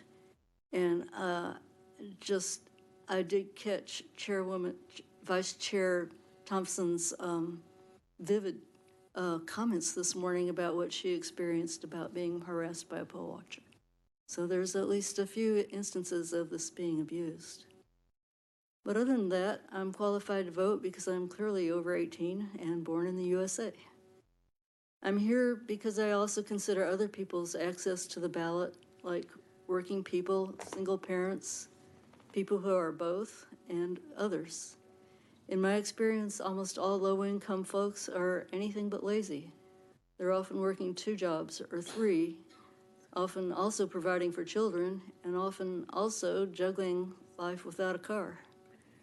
Theoretically, we all have equal access to the ballot, even under SB 3, but I have additional qualifications to vote that other people don't. I'm not working 3 jobs. I have a car and a driver's license. I don't have to negotiate with 2 or 3 employers for time off. I'm not disabled. I have a street address. I'm over 65, so I can vote by mail. I'm in good health, so I can stand in the Texas sun for hours without getting heat stroke, I think. Or I can vote in the middle of the day because I'm retired. But wait, these should not be qualifications to vote. Only my age and citizenship should be. So I ask you to vote down HB 3, or either that or almost completely overhaul it. Registering and voting should be easy and convenient for everyone. That doesn't take away from your ability to prevent voter fraud of any significant level. What I want is for this committee to show me that you are not afraid that eligible voters will actually vote, and that you're willing to campaign on the strength of your convictions, and that you're not afraid of the free market of ideas. That's the American way. Thank you. Thank you, Susan. Thank you for being here this morning. Charlie Bonner, Bonner. Read my mind. Okay. Charlie, we show you as registered, registered as Charlie Bonner, representing yourself, and you are against the bill. Is that correct? That is correct. Please proceed. Thank you, Chair. Thank you, Vice Chair. My name is Charlie Bonner, and I'm speaking today in opposition to this bill as an advocate for young voters in a Travis County VDR. I know that this bill does nothing to help us tear down the barriers to the ballot box that too many young people across this state experience. We have done critical work at Move Texas alongside with our partners at JOLT and the Texas Freedom Network, Texas Rising, to make sure that young people have access to services like voter registration, whether it be putting clipboards in hands on college campuses, doing it late night at the bars, wherever we can meet people. And it also means coming into hearings like this and making sure that we are tearing down the legal barriers that exist for young people. If we really cared about our democracy, asked so much that this legislature would call a special session costing more than $1 million. If we really cared about our democracy and the security of our elections, we would do things like pass online voter registration. Nothing in this bill helps us expand access to eligible voters and make sure that we can build up a new generation of Texas voters that we desperately need to take up the mantle of those before us. But we have seen tonight that there is a generation here ready to take up the fight of those who came before us in this critical civil rights issue. We already know this, and we will keep showing up regardless of how many special sessions there are, to ensure that we protect the freedom to vote. Because we know the vast majority of Texans don't want to put up intentional barriers that silence the voices of Black, Brown, Indigenous, and young voters. I thought it especially important for me to speak tonight. I was going to save you some time and cut and run, but we know that there were hundreds of people who showed up today from all over the state, many of them for the very first time, and they didn't get a chance to speak tonight. And I wanted to make sure that we could be here for them because we are privileged to be able to do this work. But I do want to say on the process of this, y'all, we have got to stop meeting like this in the middle of the night. Every one of these election hearings has happened in the middle of the night when many Texans cannot watch the live streams, at least much less come here and voice their opinions on our constitutional rights. We have to do better. Texans deserve better. You all deserve better to be able to hear this testimony and take it in and understand the real and disparate impact this legislation is going to have. So I urge you to vote no on this. Thank you so much. Thank you, Charlie. Next up. Ash Hall. Ash Hall.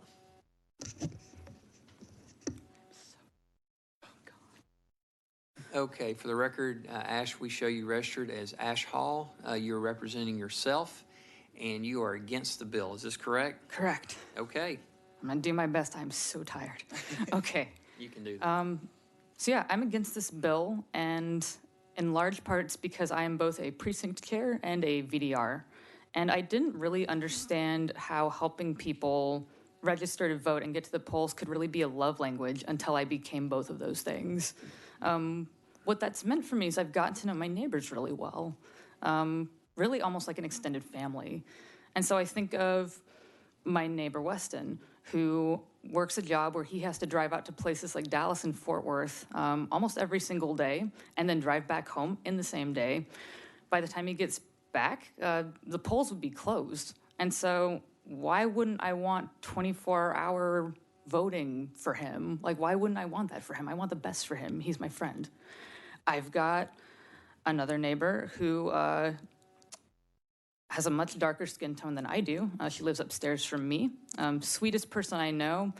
If she was going to go to a polling place and there were partisan poll watchers who decided to harass her, I do not trust that she would stay in that polling place. I sincerely believe that she would leave without voting. So this provision that protects them from getting booted out bothers me quite a bit, makes me worry about my neighbor. Similarly, one of my own super volunteers who's in her 70s broke her ankle at one point pretty close to an election. I would have loved for her to have the option of drive-through voting if her husband could have taken her there. And if not, I would have loved to have driven her myself. But you know, if I did that under this bill and I messed up on the paperwork, I could get prosecuted for it. And that's one of the things that really bothers me about this bill is it's almost criminalizing the act of just trying to help each other. A variety of voters calls for a variety of options to vote. It's really that simple. That's just how diversity works. And I'm asking you to trust us. We're not asking for these options because we're trying to commit fraud. I'm not a ballot harvester. I just love my neighbors. And voting is how we take care of each other, and getting everyone to the polls is how we take care of each other, because we trust each other to vote in a way that we're getting representation that we know is going to look out for all of us. So we trust each other quite a bit, but we need our legislators to trust us too, and this bill doesn't point to that. So I would urge you to either just vote against this entirely and start over, or mark it up and build something even better. I've seen the House of Representatives in particular take divisive situations and turn it into something beautiful, opportunities to make something that actually works for everyone. And so I'm hoping I can trust you all to do this. I'm just asking that you trust us back. Thank you. Thank you. Thank you, Ash. Okay, thank you. Thank you all for being here this morning. Okay, I need four more from over here.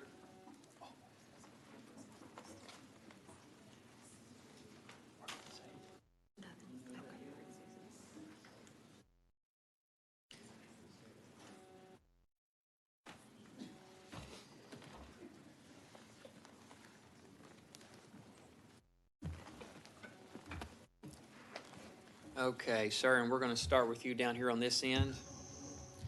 Alexander Montalvo. Montalvo? Okay, Alexander Montalvo.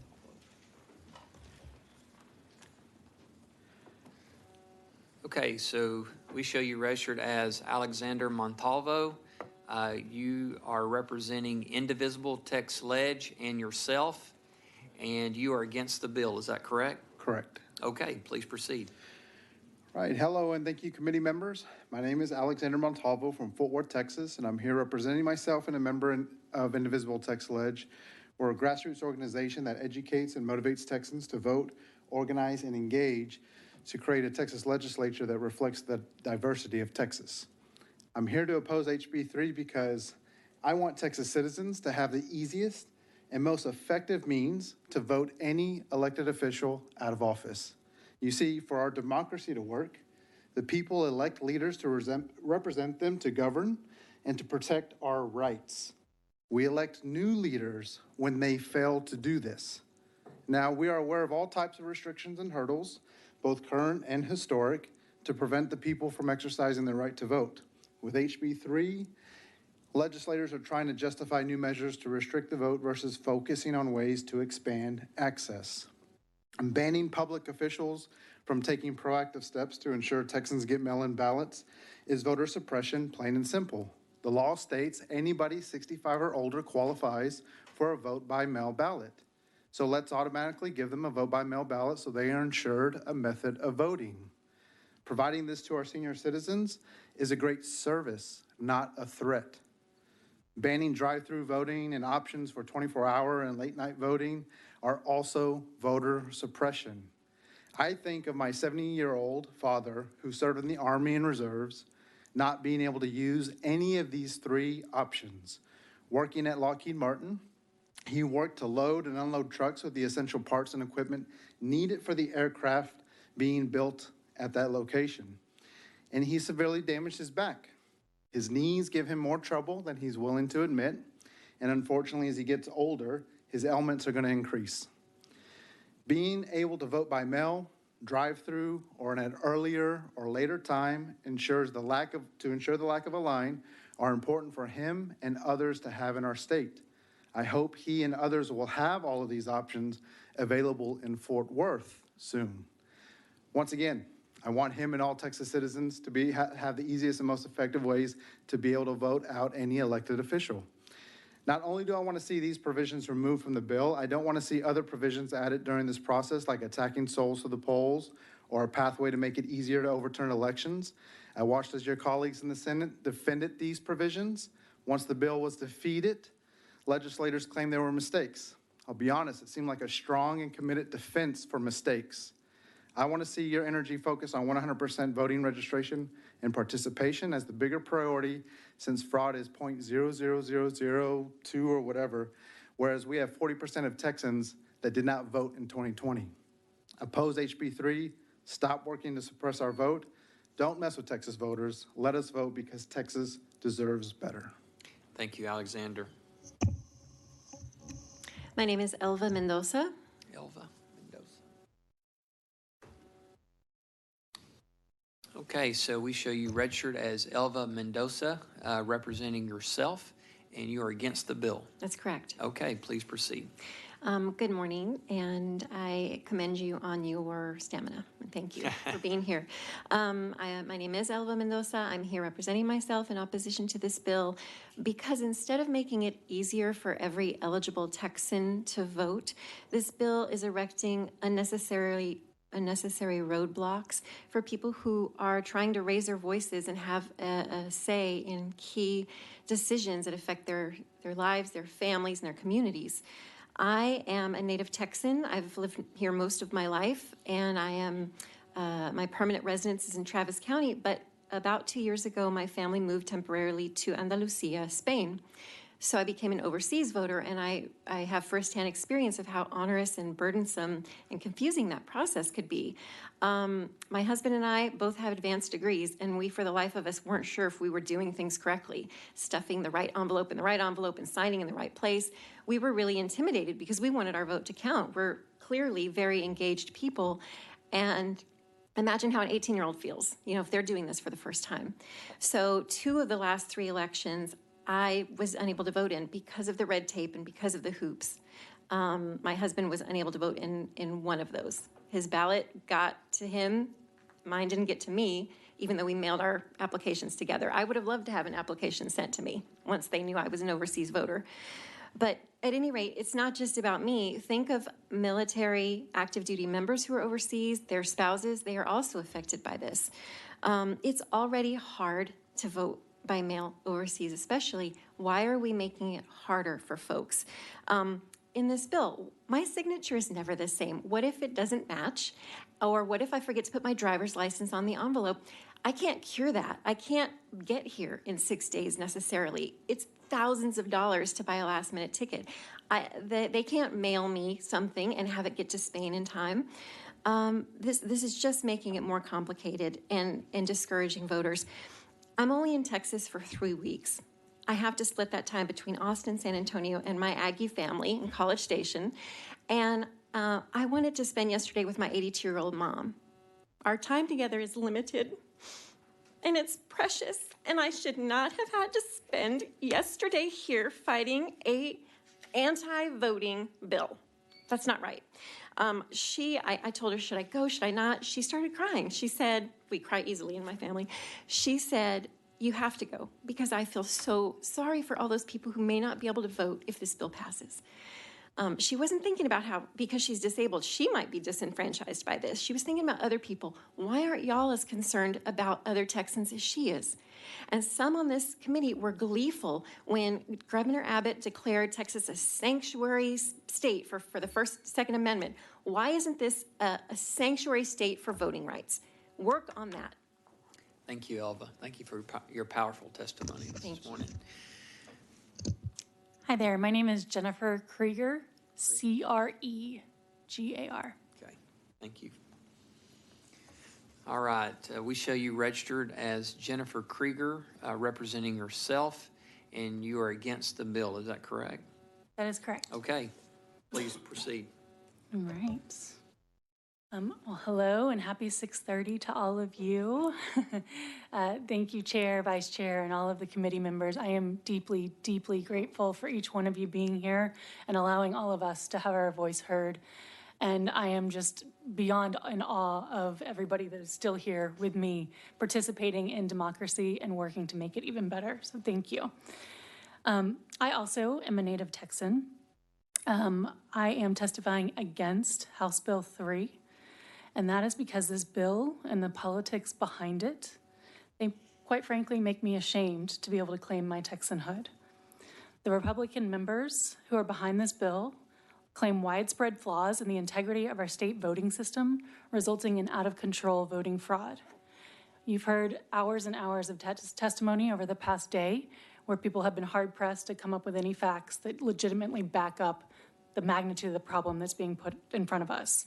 It's also out of step with public opinion. In a poll from just last month, only 19% of voters reported that they think ineligible people are voting. Even among Republicans, only 31% believe that ineligible votes are commonplace. I strongly support a study of how the election law changes that are proposed in this bill would affect voters or potential voters, with the results disaggregated by race, age, ability, and other socio-demographic factors. I also want to share a few anecdotes from my experience on how this bill would affect me and other Texans that I care very deeply about. First, for election administrators, finding polling locations can already be a challenge anytime and is certainly exacerbated by things like global health pandemics, natural disasters, etc. This bill, as written, would tie the hands of local elected officials to provide appropriate number of safe, accessible polling locations. I have sat through the Senate committee and now your committee, and I have yet to hear a very clear need to restrict the use of outdoor or temporary structure locations. For any challenges that may have arisen with some of the newer, more innovative voting locations in the past year, I urge you to fix it, not nix it. Also, regarding the restriction of polling hours, I again would ask you to leave that decision to the local governing body that better knows its citizenry and poll worker availability. Regarding restrictions related to proactive provision of vote-by-mail ballots and strict matching of addresses and signatures, I implore you to make vote-by-mail universally available, thereby making it easier, not harder, to vote. I have had the privilege of living in a state with vote by mail for all, and it gave me the time and the flexibility to thoroughly research candidates and ballot measures that made me a much more informed voter, which I think strengthens our democracy. The overly prescriptive nature of this bill is bound to create unintended consequences, as you've heard from others all day long. Until you can assure the citizens of Texas that this bill will not disproportionately impede the ability to vote of people of color, those with disabilities, those without stable housing, and therefore, predictable addresses, I ask you not to consider this bill further. Please do not vote it out of committee. Thank you. Thank you, Jennifer. Hector Mendez. Menendez? Mendez. Mendez. Yeah, M-E-N-D-E-Z. Gotcha.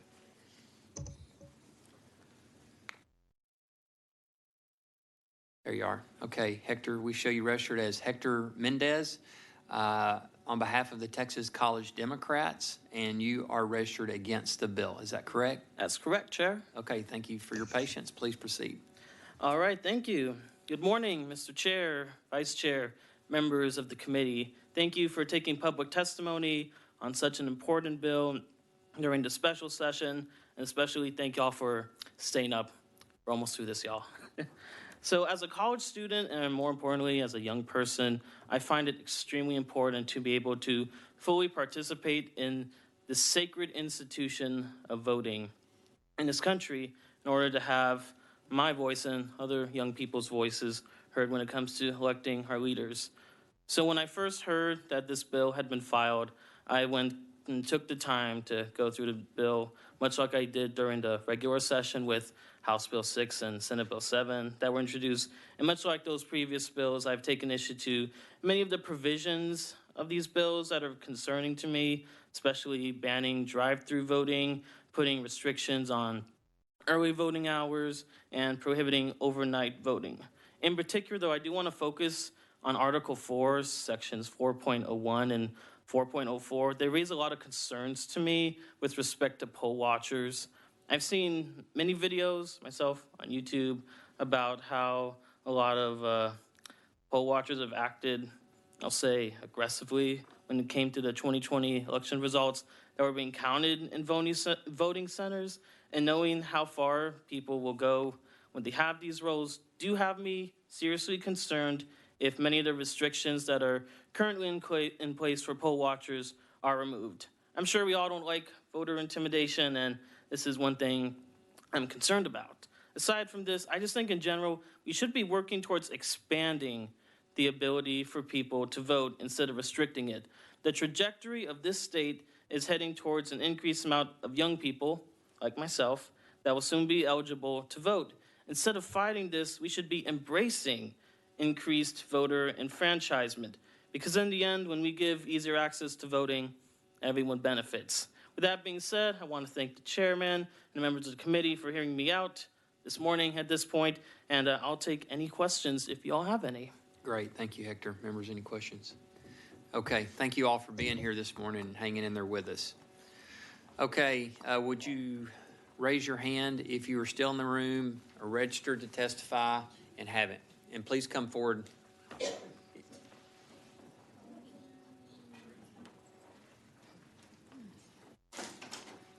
Okay, perfect. We got three. Okay.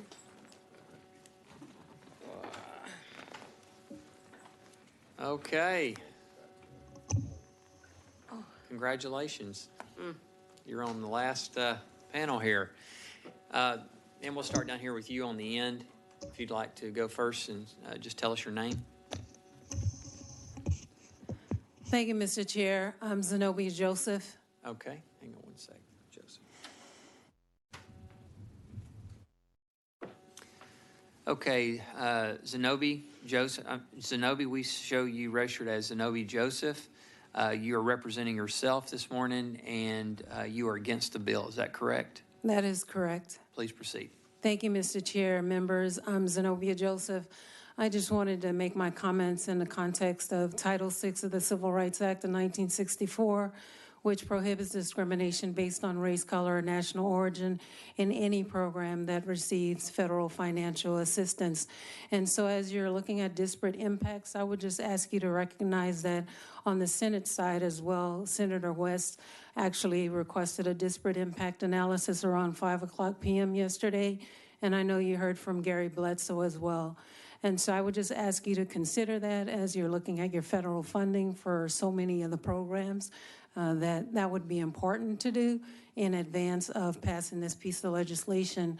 I would also call your attention to the distance as it relates to the poll watcher. I would say that specifically on page 13, lines 1 through 11, there's language that specifies near enough to see and hear. And I would just recommend, Mr. Chair, that you consider 6 feet, since that's the new norm.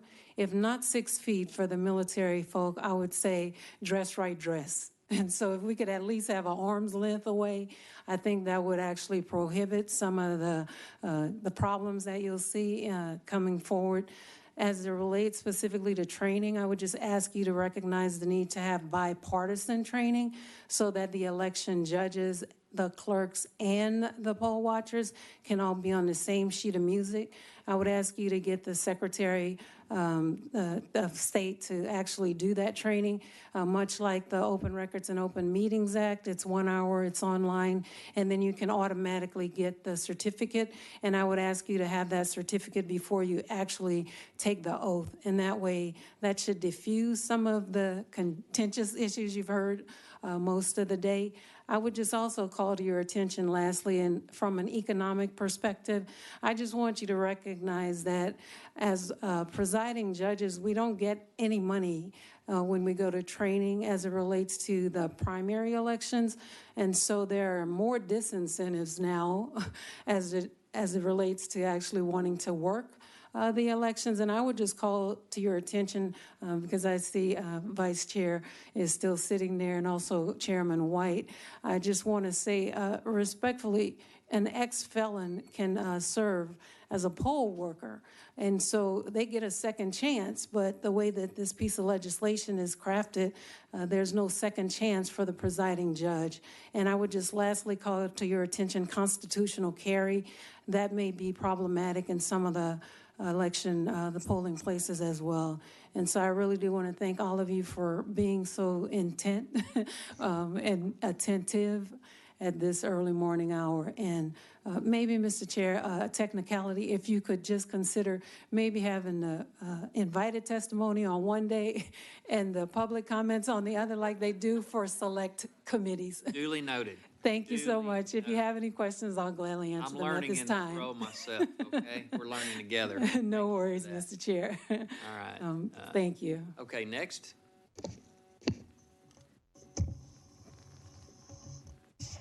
It's very hard to follow Zenobia.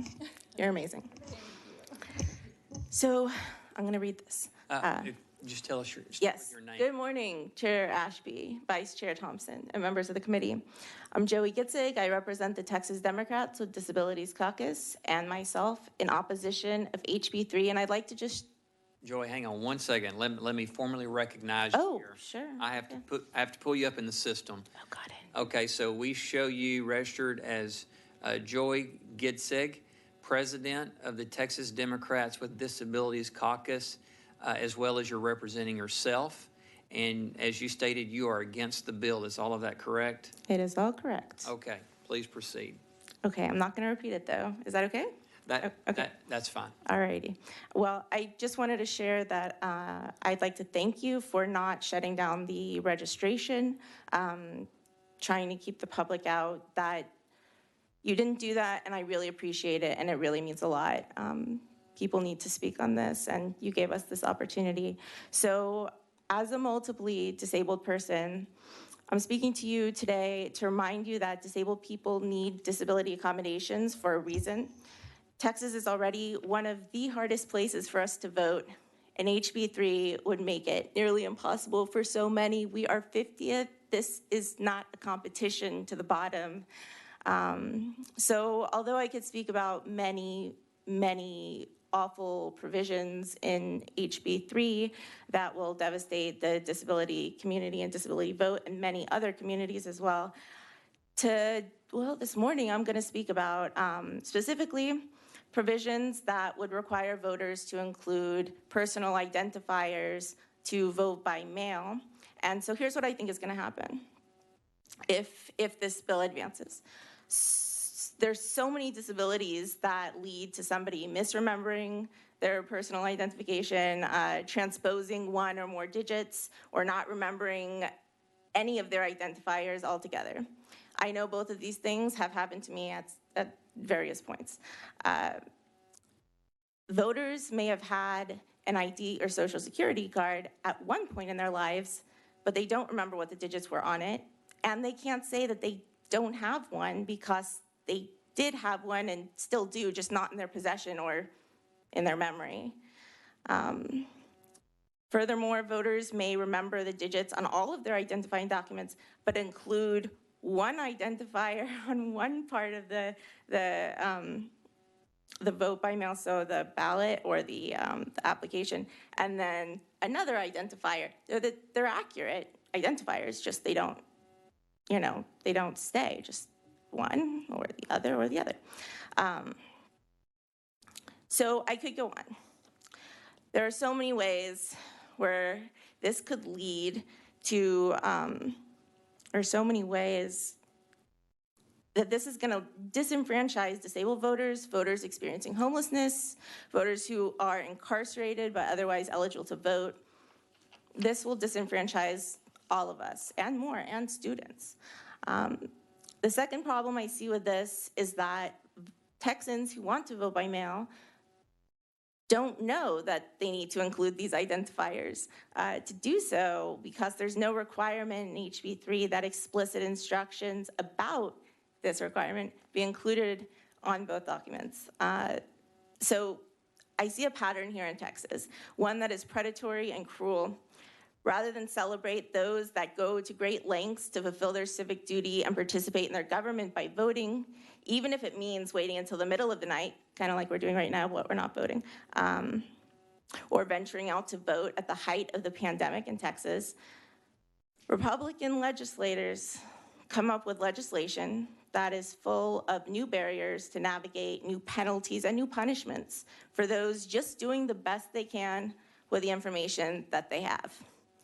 These provisions will lead to nonpartisan, because I am, as College Dem said, representing a partisan group, but really this will harm everyone, honestly. Disenfranchisement of elderly and disabled Texans who have every right to participate and have their votes counted. We should want all eligible voters to participate in our government and make efforts to eliminate barriers, not increasingly make our voting populace more narrow and homogenized. So we're moving in the wrong direction as I see it, and it doesn't have to be that way. HB 3 must be amended to set voters up for success, as all legislation should do, rather than failure, by adding a requirement for that inclusion of explicit instructions written in plain language for people who want to and plan to vote by mail, explaining that the same identifier must be included on both of their documents, and also add a cure provision for missing, misremembered, mismatched, and inaccurate identifiers.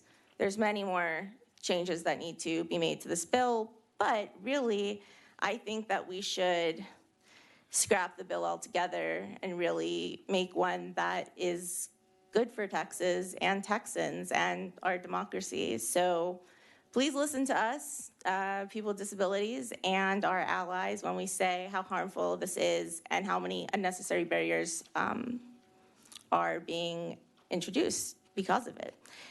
And vote no, or don't advance it out of this committee. Thank you. Thank you, Joy. Hi. Hi there. Hey, I did not do this on purpose. Good morning. Good morning. I'm Amanda Williams. Amanda, okay, hang on one second. While I've got a captive audience, there's this thing called massage. You guys all need one, gosh. Okay, Amanda, we show you registered as Amanda Williams. You're representing yourself this morning, and you are against the bill. Is that correct? Yes. Okay, please continue. Thank you. Let's see, we're all sleep deprived. We're at the sun good, fire bad portion of the morning. So I'll try to be short, and I'll try to, the word, some code words have been used to kind of talk about emotion. And what we're dealing with are things that are emotional and also very, very logical. The logic has been done. The emotion has pretty much been done. I'll say that I empathize with all of you a lot.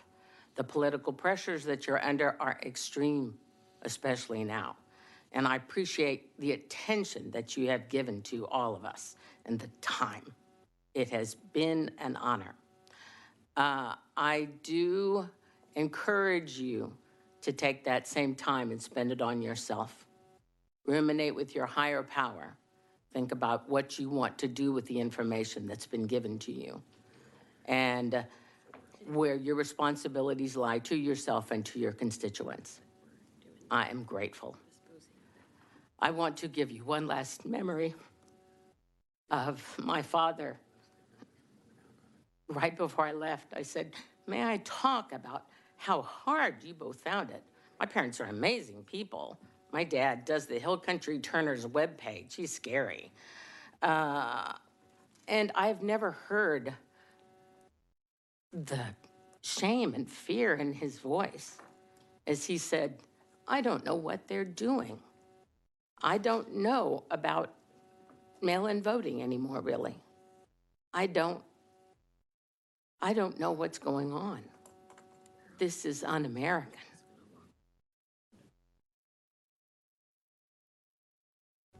I thank you.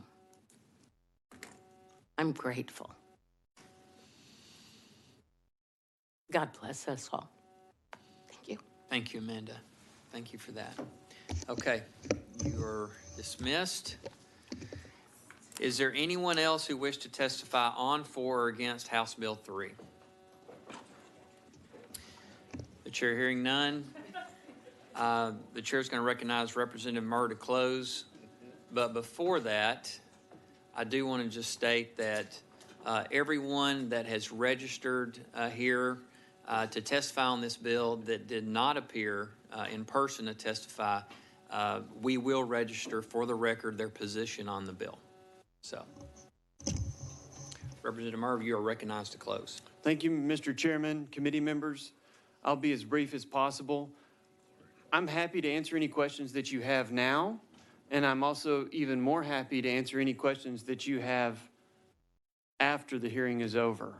I am available if you have any questions. I have had discussions with all of you. We have talked about a variety of topics, and I will point out that I did sincerely agree to talk to you on a variety of different issues, and I look forward to doing that in the coming days. With that, Mr. Chairman, if there are not any questions, I close. Representative Moody. And I want to say that I appreciate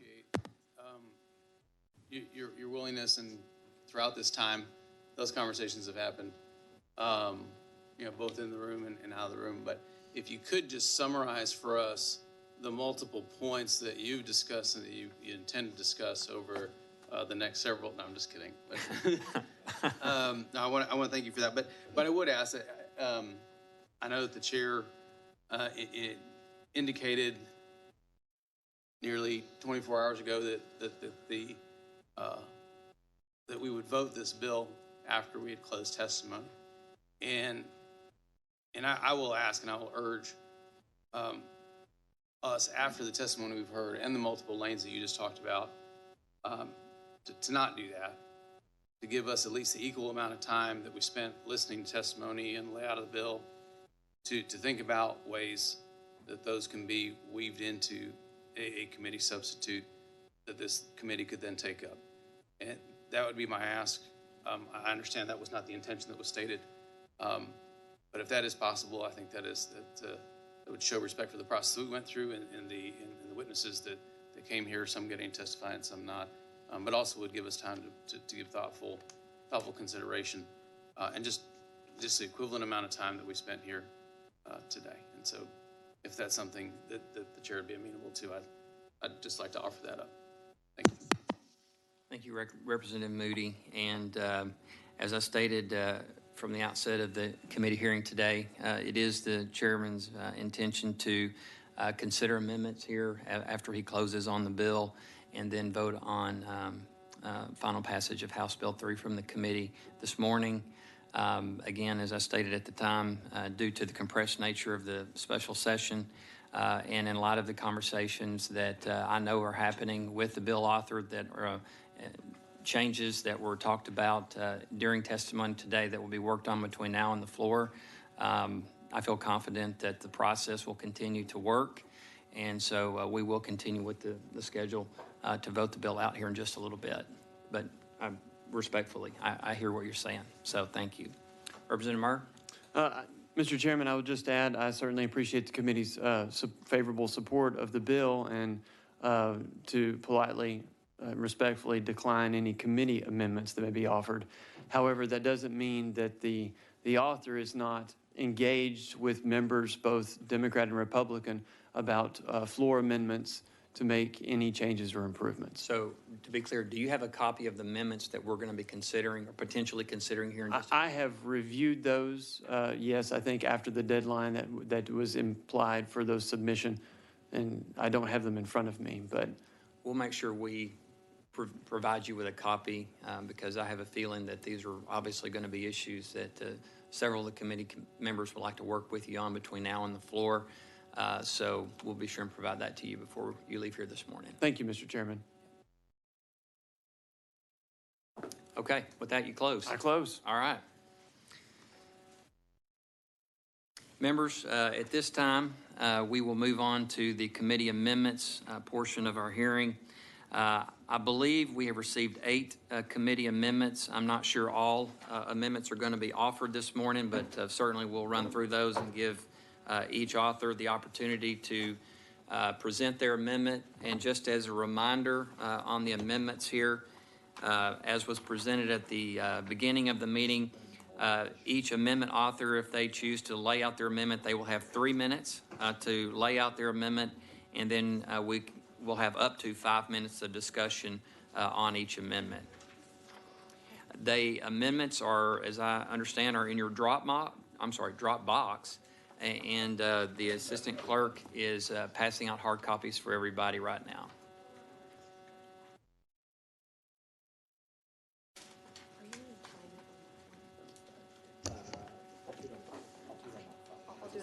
Okay. Okay, so members, it's my intention to call these amendments up in the order that they are in the packet here. And as I call your name, if it's your intention not to offer the amendment this morning, just let me know.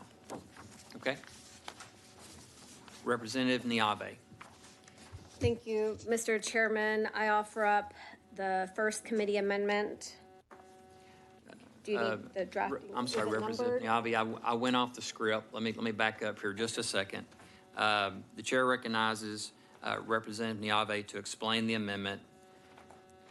Thank you, Mr. Chairman. I offer up committee amendment number 1. And members, as you may recall, we had a discussion with the author of the bill relating to page 4 and subsection 2 with respect to the registration of voters. There was a specific section where we are now adding this huge class of people that the registrar is going to refer for prosecution for purported unlawful voter registration, or for somebody who registers to vote who possibly may not be able to vote. It also adds in the Attorney General and the Secretary of State, in addition to what was already in there, which was the county and the district attorney. So this amendment would strike lines 8 through 19, would strike that specific section. I discussed the concern about the significant impact on people of color, Latinos and African Americans in particular, and I move adoption of the amendment. Thank you, Representative Niave. Members, Representative Niave moves adoption of the amendment to the bill. The clerk will call the roll. Chairman Ashby? Nay. Vice Chair Thompson? Yes. Representative Busey? Yes. Representative Clardy? Nay. Representative Guerin? No. Representative Jaton? No. Representative Johnson? Yes. Representative Click? Nay. Representative Landgraf? Representative Lozano? Nay. Representative, Longoria? Representative Moody? Representative Niave? Aye. Representative Shaheen? Nay. Representative White? Nay.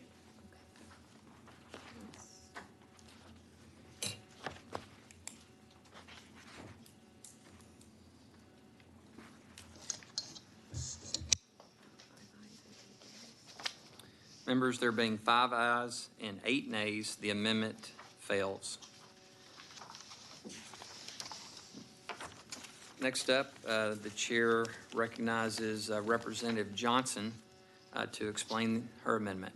Thank you very much, Mr. Chairman. I offer up committee amendment number 2.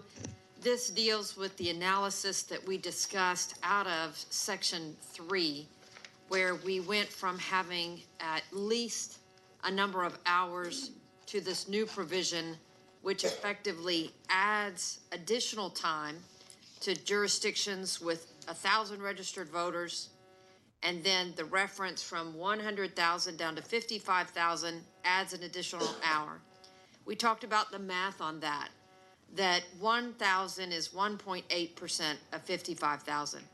So if you take that same analysis with the jump to 4+ million that we see in our urban centers, the increase of hours from 4 to 9, that it is more realistic to allow the time frame for larger jurisdictions to have the ability and flexibility of 24-hour voting.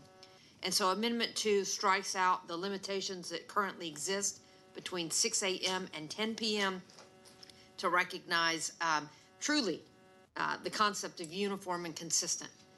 The math only works if you do it this way. And so I ask that this committee respectfully accept this uniform, consistent math on population growth and the amount of time we have to vote. Thank you, Representative Johnson. Members, Representative Johnson moves adoption of the amendment to the bill. Yeah, absolutely. Representative Lozano. We have, just a reminder, all the members, we have 5 minutes of discussion on any amendment, so. Ms. Johnson, so this would be for every county in Texas? So you have the limiting jurisdiction for 1,000 that's still at 4 hours, it looks like. You have the jurisdiction where you have 55,000 that has the 9 hours. And yes, this cuts that requirement of 6 a.m. to 10 p.m., which would allow jurisdictions where they want, again, like it's there now, at least. But obviously Harris County has made a decision different from Chambers County that doesn't have an interest in doing it. Again, this just returns flexibility of local control and allows for the math to be consistent that those larger jurisdictions could use 24-hour voting if wanted. Thank you for the consideration. Members, any further questions? Okay, at this time, Representative Johnson moves adoption of the amendment to the bill. The clerk will call the roll. Chairman Ashby, Nay. Vice Chair Thompson, Yes. Busey, Clardy, Garin, No. Jaton, Johnson, Click, Landgraf, Lozano, Longoria, Moody, Niabe, Aye. Shaheen, Nay. White.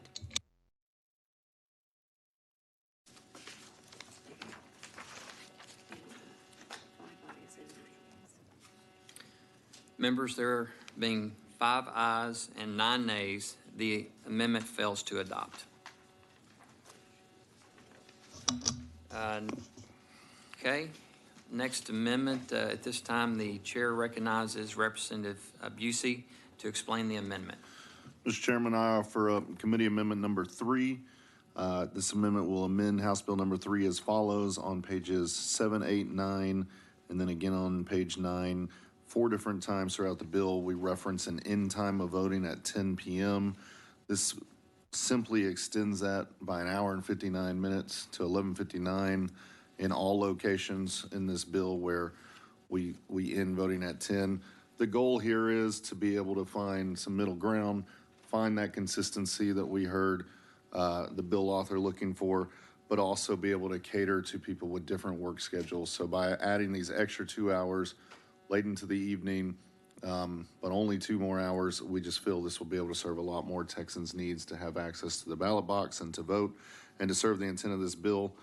So with that, Mr. Chairman, I move adoption. Members, are there any questions for the amendment author? Okay, they're hearing none. Representative Busey moves adoption of the amendment to the bill. The clerk will call the roll. Chairman Ashby, Nay. Vice Chair Thompson, Yes. Busey, Clardy, Garin, No. Jaton, Johnson, Click, Landgraf, Lozano, Longoria, Moody, Niabe, Aye. Shaheen, Nay. White. Members, there being 5 ayes and 9 nays, the amendment fails to adopt.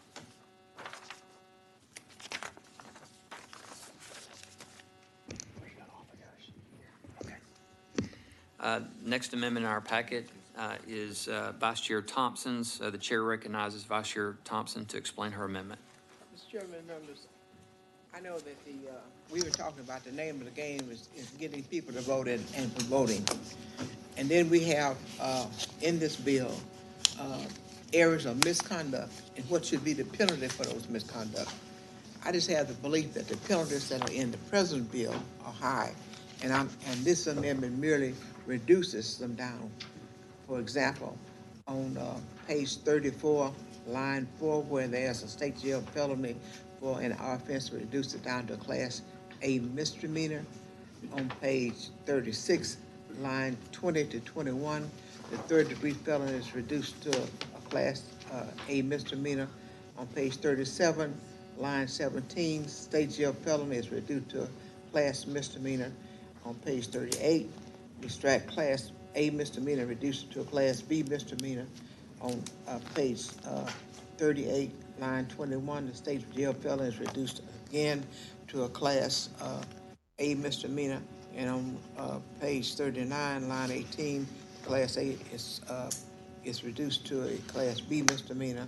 And finally, on page 42, line 22 and 23, we strike the class A misdemeanor exception that the offense is a state jail felony and substituted the class B misdemeanor, except that the offense is a class A misdemeanor. And I move an adoption, Mr. Speaker. If there are any questions by my wonderful colleagues, I'm available to answer them. But the thing about it is, I just think we've all, during the last couple of sessions of the legislature, we've been going in and we've been reducing penalties. We're not excusing the offenses if there are any, but we have been reducing penalties and we've been given second chances. And this is merely a step in those directions of things that we have been doing since the 85th and 86th and 87th legislature. So I move adoption. Chair recognizes Representative White. And I appreciate your vote, Mr.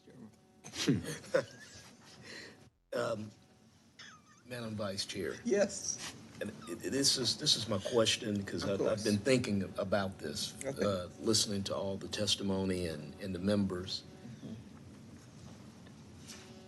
All of your proposals, do they deal with, because I'm looking at some of them, it's an election officer. Okay, do they all deal with an election officer? I don't know. Okay, because I have to go, let me go to, I go to the pages of the bill. Okay, because I'm sensitive to the spirit of what you're doing, okay, or proposing to do. You know, if it's an election officer, I'm thinking they ought to be a little bit more sharper. But I'm sensitive to, you know, the mens rea concept, okay? If it's probably not an election officer, okay? And maybe this is just something I just need to massage in my mind a little bit more, and we get back to the floor. But I think if it's an election officer, you know, that's a different, I think that's a different game if you're an officer versus a voter. Chair recognizes Representative Clardy. Thank you, Mr. Chairman, and thank you, Madam Vice Chairman, for the amendment. A similar question, but kind of a different point of view. I think the amendments you've offered, Ms. Thompson, is for every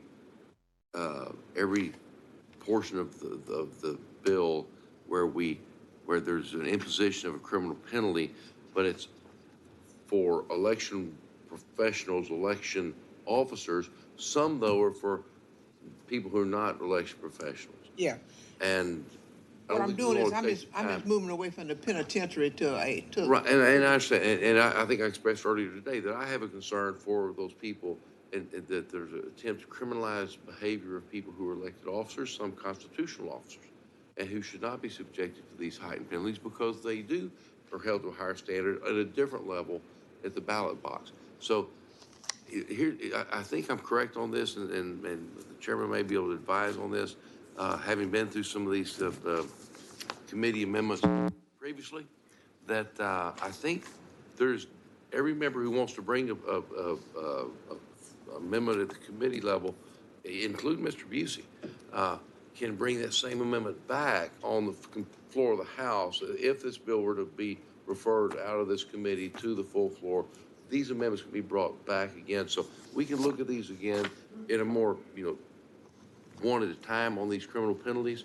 I just want to say I'm sensitive, and also, I fought against in my service on the election committee criminalization of activity of people who are trying to do a good job, run elections, or participate in the election process at some level. So I appreciate the amendment, but I just want to confirm that we will be able to take these up again, either in the same amendment or one at a time at a later date should we go to the floor. Does that make any sense to you, Madam Chairman, as the amendment author, and to you, Mr. Chairman, as the chair of our committee? And Representative Clark, I got your message through your questions that you were asking me. I picked up on that real quick. Thank you. Oh, anytime. Representative Moody. And I'll yield my microphone literally to Speaker Moody. Thank you. I'll be quick about it. So I know we're talking about multiple offenses throughout the bill.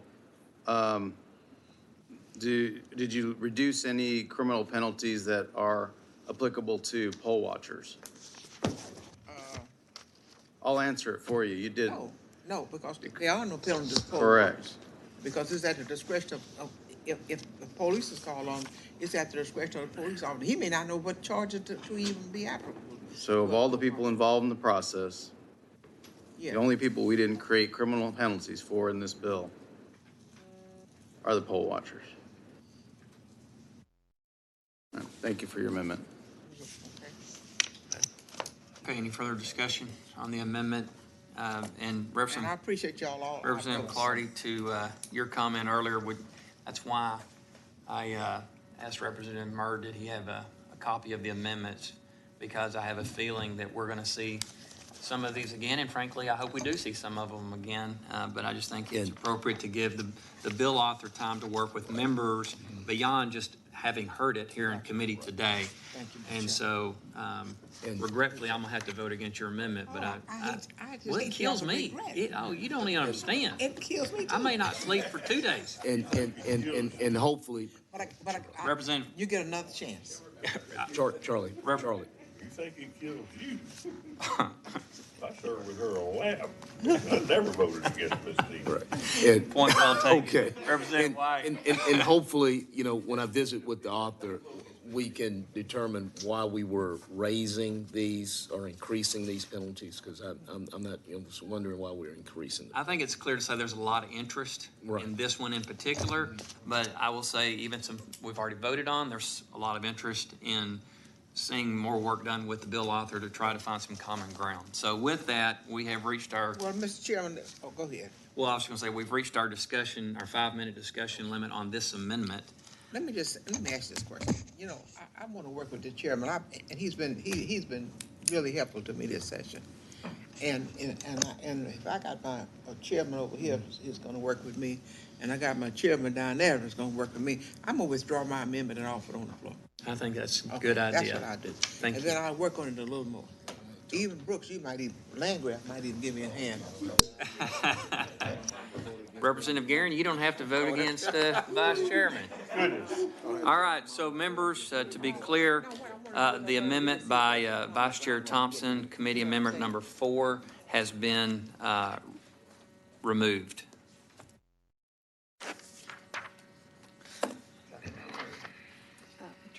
Yeah, I'm sorry, the committee amendment has been withdrawn, to be clear. Okay, next amendment in the packet is, I'm sorry, I skipped a page. The button for you there, Mr. Moody. There we go. The next amendment we have is by Representative Moody, and the chair recognizes Representative Moody to explain his amendment. Thank you. Unlike Ms. T, I do not carry the same amount of fear within you all to vote against my things. So I'm going to go ahead and offer up the following amendment, number, I guess since that was withdrawn, to be amendment number 4. Correct. So I want to just put this in context. So this is perjury in connection with certain election procedures. You can see the provision. We actually talked about it several hours ago, and we talked about the mens rea and how we don't have in the bill as drafted a mens rea that is comparable to the one that is housed in Texas Penal Code, the perjury section, section 37.02A. And the way that's written is the language that you see here in the amendment, with intent to deceive and with knowledge of the statement's meaning. That is literally lifted out of the penal code and placed in the sentence. So I'm going to read it as it would read in the bill, clean. It would read, a person commits an offense if with intent to deceive and with knowledge of the statement's meaning, the person makes a false statement or swears to the truth of a false statement previously made while making the oath described by section 64.034. And remember, that's the oath, the new oath or the expanded oath, sorry, not new oath, an expanded oath that we have for folks that are conducting this business. So that's how it would read with the amendment in it to bring it in line with what is almost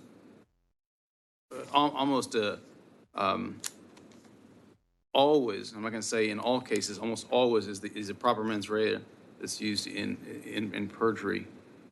Let's see. In perjury cases. I'm going to choose to ignore my friend Mr. Clardy here, and I'd like to offer this up and ask that the committee, pursuant to Rule 4, Section 39, vote in favor of it, recommend it to the full body because it doesn't get adopted onto the bill until they vote for it. Anyway, so all I'm asking you to do is recommend that the full body adopt this when we get there. That's what I'm asking this committee to do. Thank you. Thank you, Representative Moody. Members, are there any questions for Representative Moody? Yes, Representative White. Okay, so there is an offense already, I'm assuming, right? There is a new offense of perjury housed in HB 3 as it came to the committee today. Yes, sir. Perjury in connection with certain election procedures. This is housed on page 38, lines 17 through 20. Okay.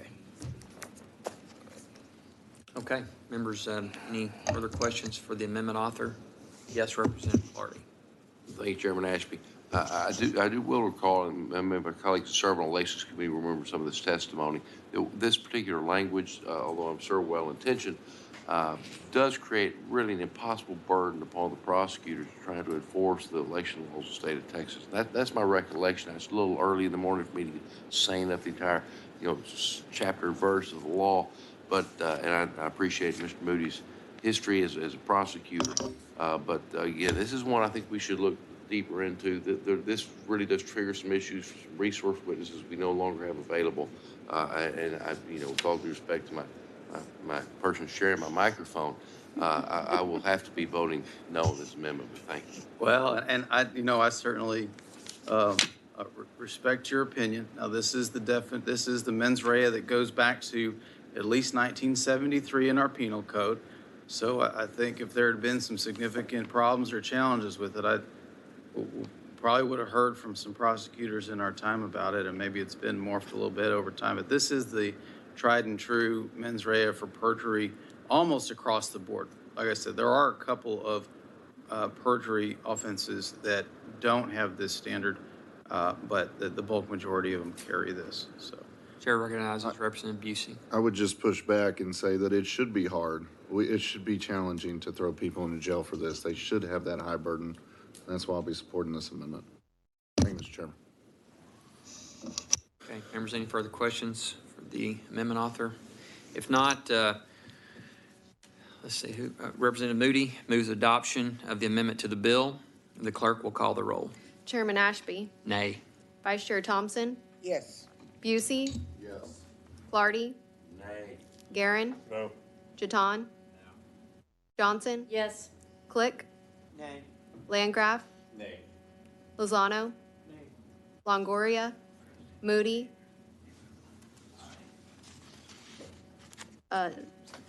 Niave, Yes. Shaheen, Nay. White. Nay.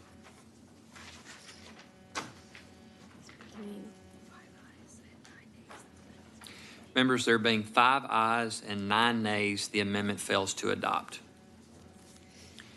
You'll turn to the next page in your amendment packet. Is someone going to offer this for Representative Longoria? Representative Johnson? Yeah. Okay. So let me state this.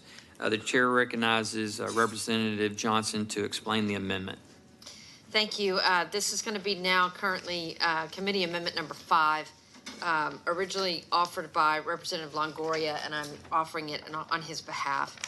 And when you look at what's being asked here, that you can see detailed on the amendment, to delete the sections in this code which provide for relief expediting one of these allegations ahead of the line over other matters. And I think what's more concerning about this legislation and why we're requesting to delete it, is you see that it says an action pending or filed in a court of appeals on or after the 70th day before an election or special election. And we've seen some of the witnesses that came in here today, and it probably struck you like it struck me. They all seem to have the same packet. And that's the worry, is that you could have somebody make an allegation, make it at a time of an election, and then somehow give some credibility to something that may be a campaign dispute through the vehicle of our courts. And even in DC, they don't do that. They don't allow a he said, she said to run through the courts publicly to interfere with an election. And that's exactly what this section would do. If we kept it, it would gum it up right in the middle of the court 70 days before an election. And so this is just about making sure that folks like that came in and threw your zip drive down and said, when you stick this in your computer, which that gentleman's got a history, are not going to be given credibility by a statute that says he's got to jump to the front of the line. So I'd ask that you consider this amendment for fairness to both sides and keeping the court system out of the political process. Members, any questions for Representative Johnson? If not, Representative Johnson moves adoption of the amendment to the bill. The clerk will call the roll. Chairman Ashby, Nay? Vice Chair Thompson, Yes. Busey, Yes. Clardy, Nay. Garin, Jaton, Johnson, Yes. Click, Landgraf, Lozano, Longoria, Moody, Niave, Aye. Shaheen, Nay. White. Members, there being 5 ayes and 9 nays, the amendment fails to adopt. Next page in your packet, we'll consider Committee Amendment number 6 by Representative Niave. And the chair recognizes Representative Niave to explain the amendment. Thank you, Mr. Chairman, members. Throughout the discussion today, we heard questions and were asking whether any data had been consulted, whether we've looked at studies regarding the impact of these types of provisions that could potentially disproportionately impact Latinos and our African American community, and they had not. So we also heard from the Texas NAACP, we heard from the Mexican American Legal Defense and Education Fund, from the Delta Sigma Theta Sorority Incorporated, who gave us some of the historical context in their fight throughout the years, and their advocacy. And what this amendment seeks to do is address that so that we as a body have the data that we need, assuming this legislation would be signed into law. We need this provision to be able to give us that data. So what the amendment does is it would require the Secretary of State to conduct a study to evaluate the impact of the provisions of this act creating criminal offenses or increasing criminal penalties, including an impact analysis of those provisions on different racial and ethnic groups. And not later than January 31st, 2023, the Secretary of State shall prepare and submit to the Governor, Lieutenant Governor, Attorney General, United States Department of Justice, the Speaker of the House, and each standing committee of the Senate and House of Representatives having primary jurisdiction over elections, a written report on the results of the study and any recommendations for legislative or other action. I think we heard over and over from witnesses about their experiences in this past election and how they too, and data from that they had collected on the potential disproportionate impact. I'm seriously concerned that this legislation violates the Equal Protection Clause of the 14th Amendment, and for those reasons, I move adoption of this amendment. Members, are there any questions for Representative Niave? Okay, there being none, Representative Niave moves adoption of the amendment to the bill. The clerk will call the roll. Chairman Ashby, Nay. Vice Chair Thompson, Yes. Busey, Yes. Clardy, Nay. Garin, No. Jaton, Johnson, Yes. Glick, Landgraf, Lozano, Longoria, Moody, Niave, aye. Shaheen, Nay. White. Yes.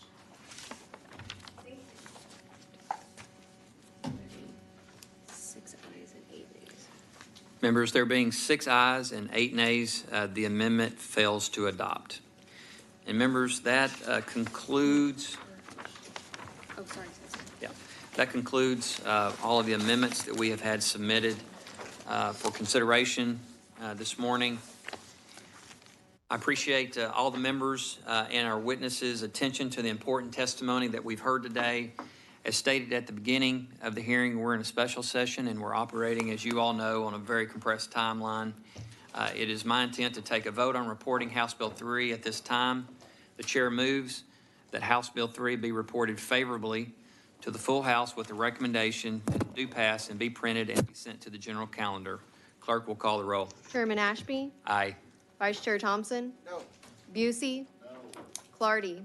Aye. Garin? Yes. Daton? Johnson? No. Click? Landgraf? Aye. Lozano? Longoria? Moody? Niave? Nay. Shaheen? Aye. White? Yes.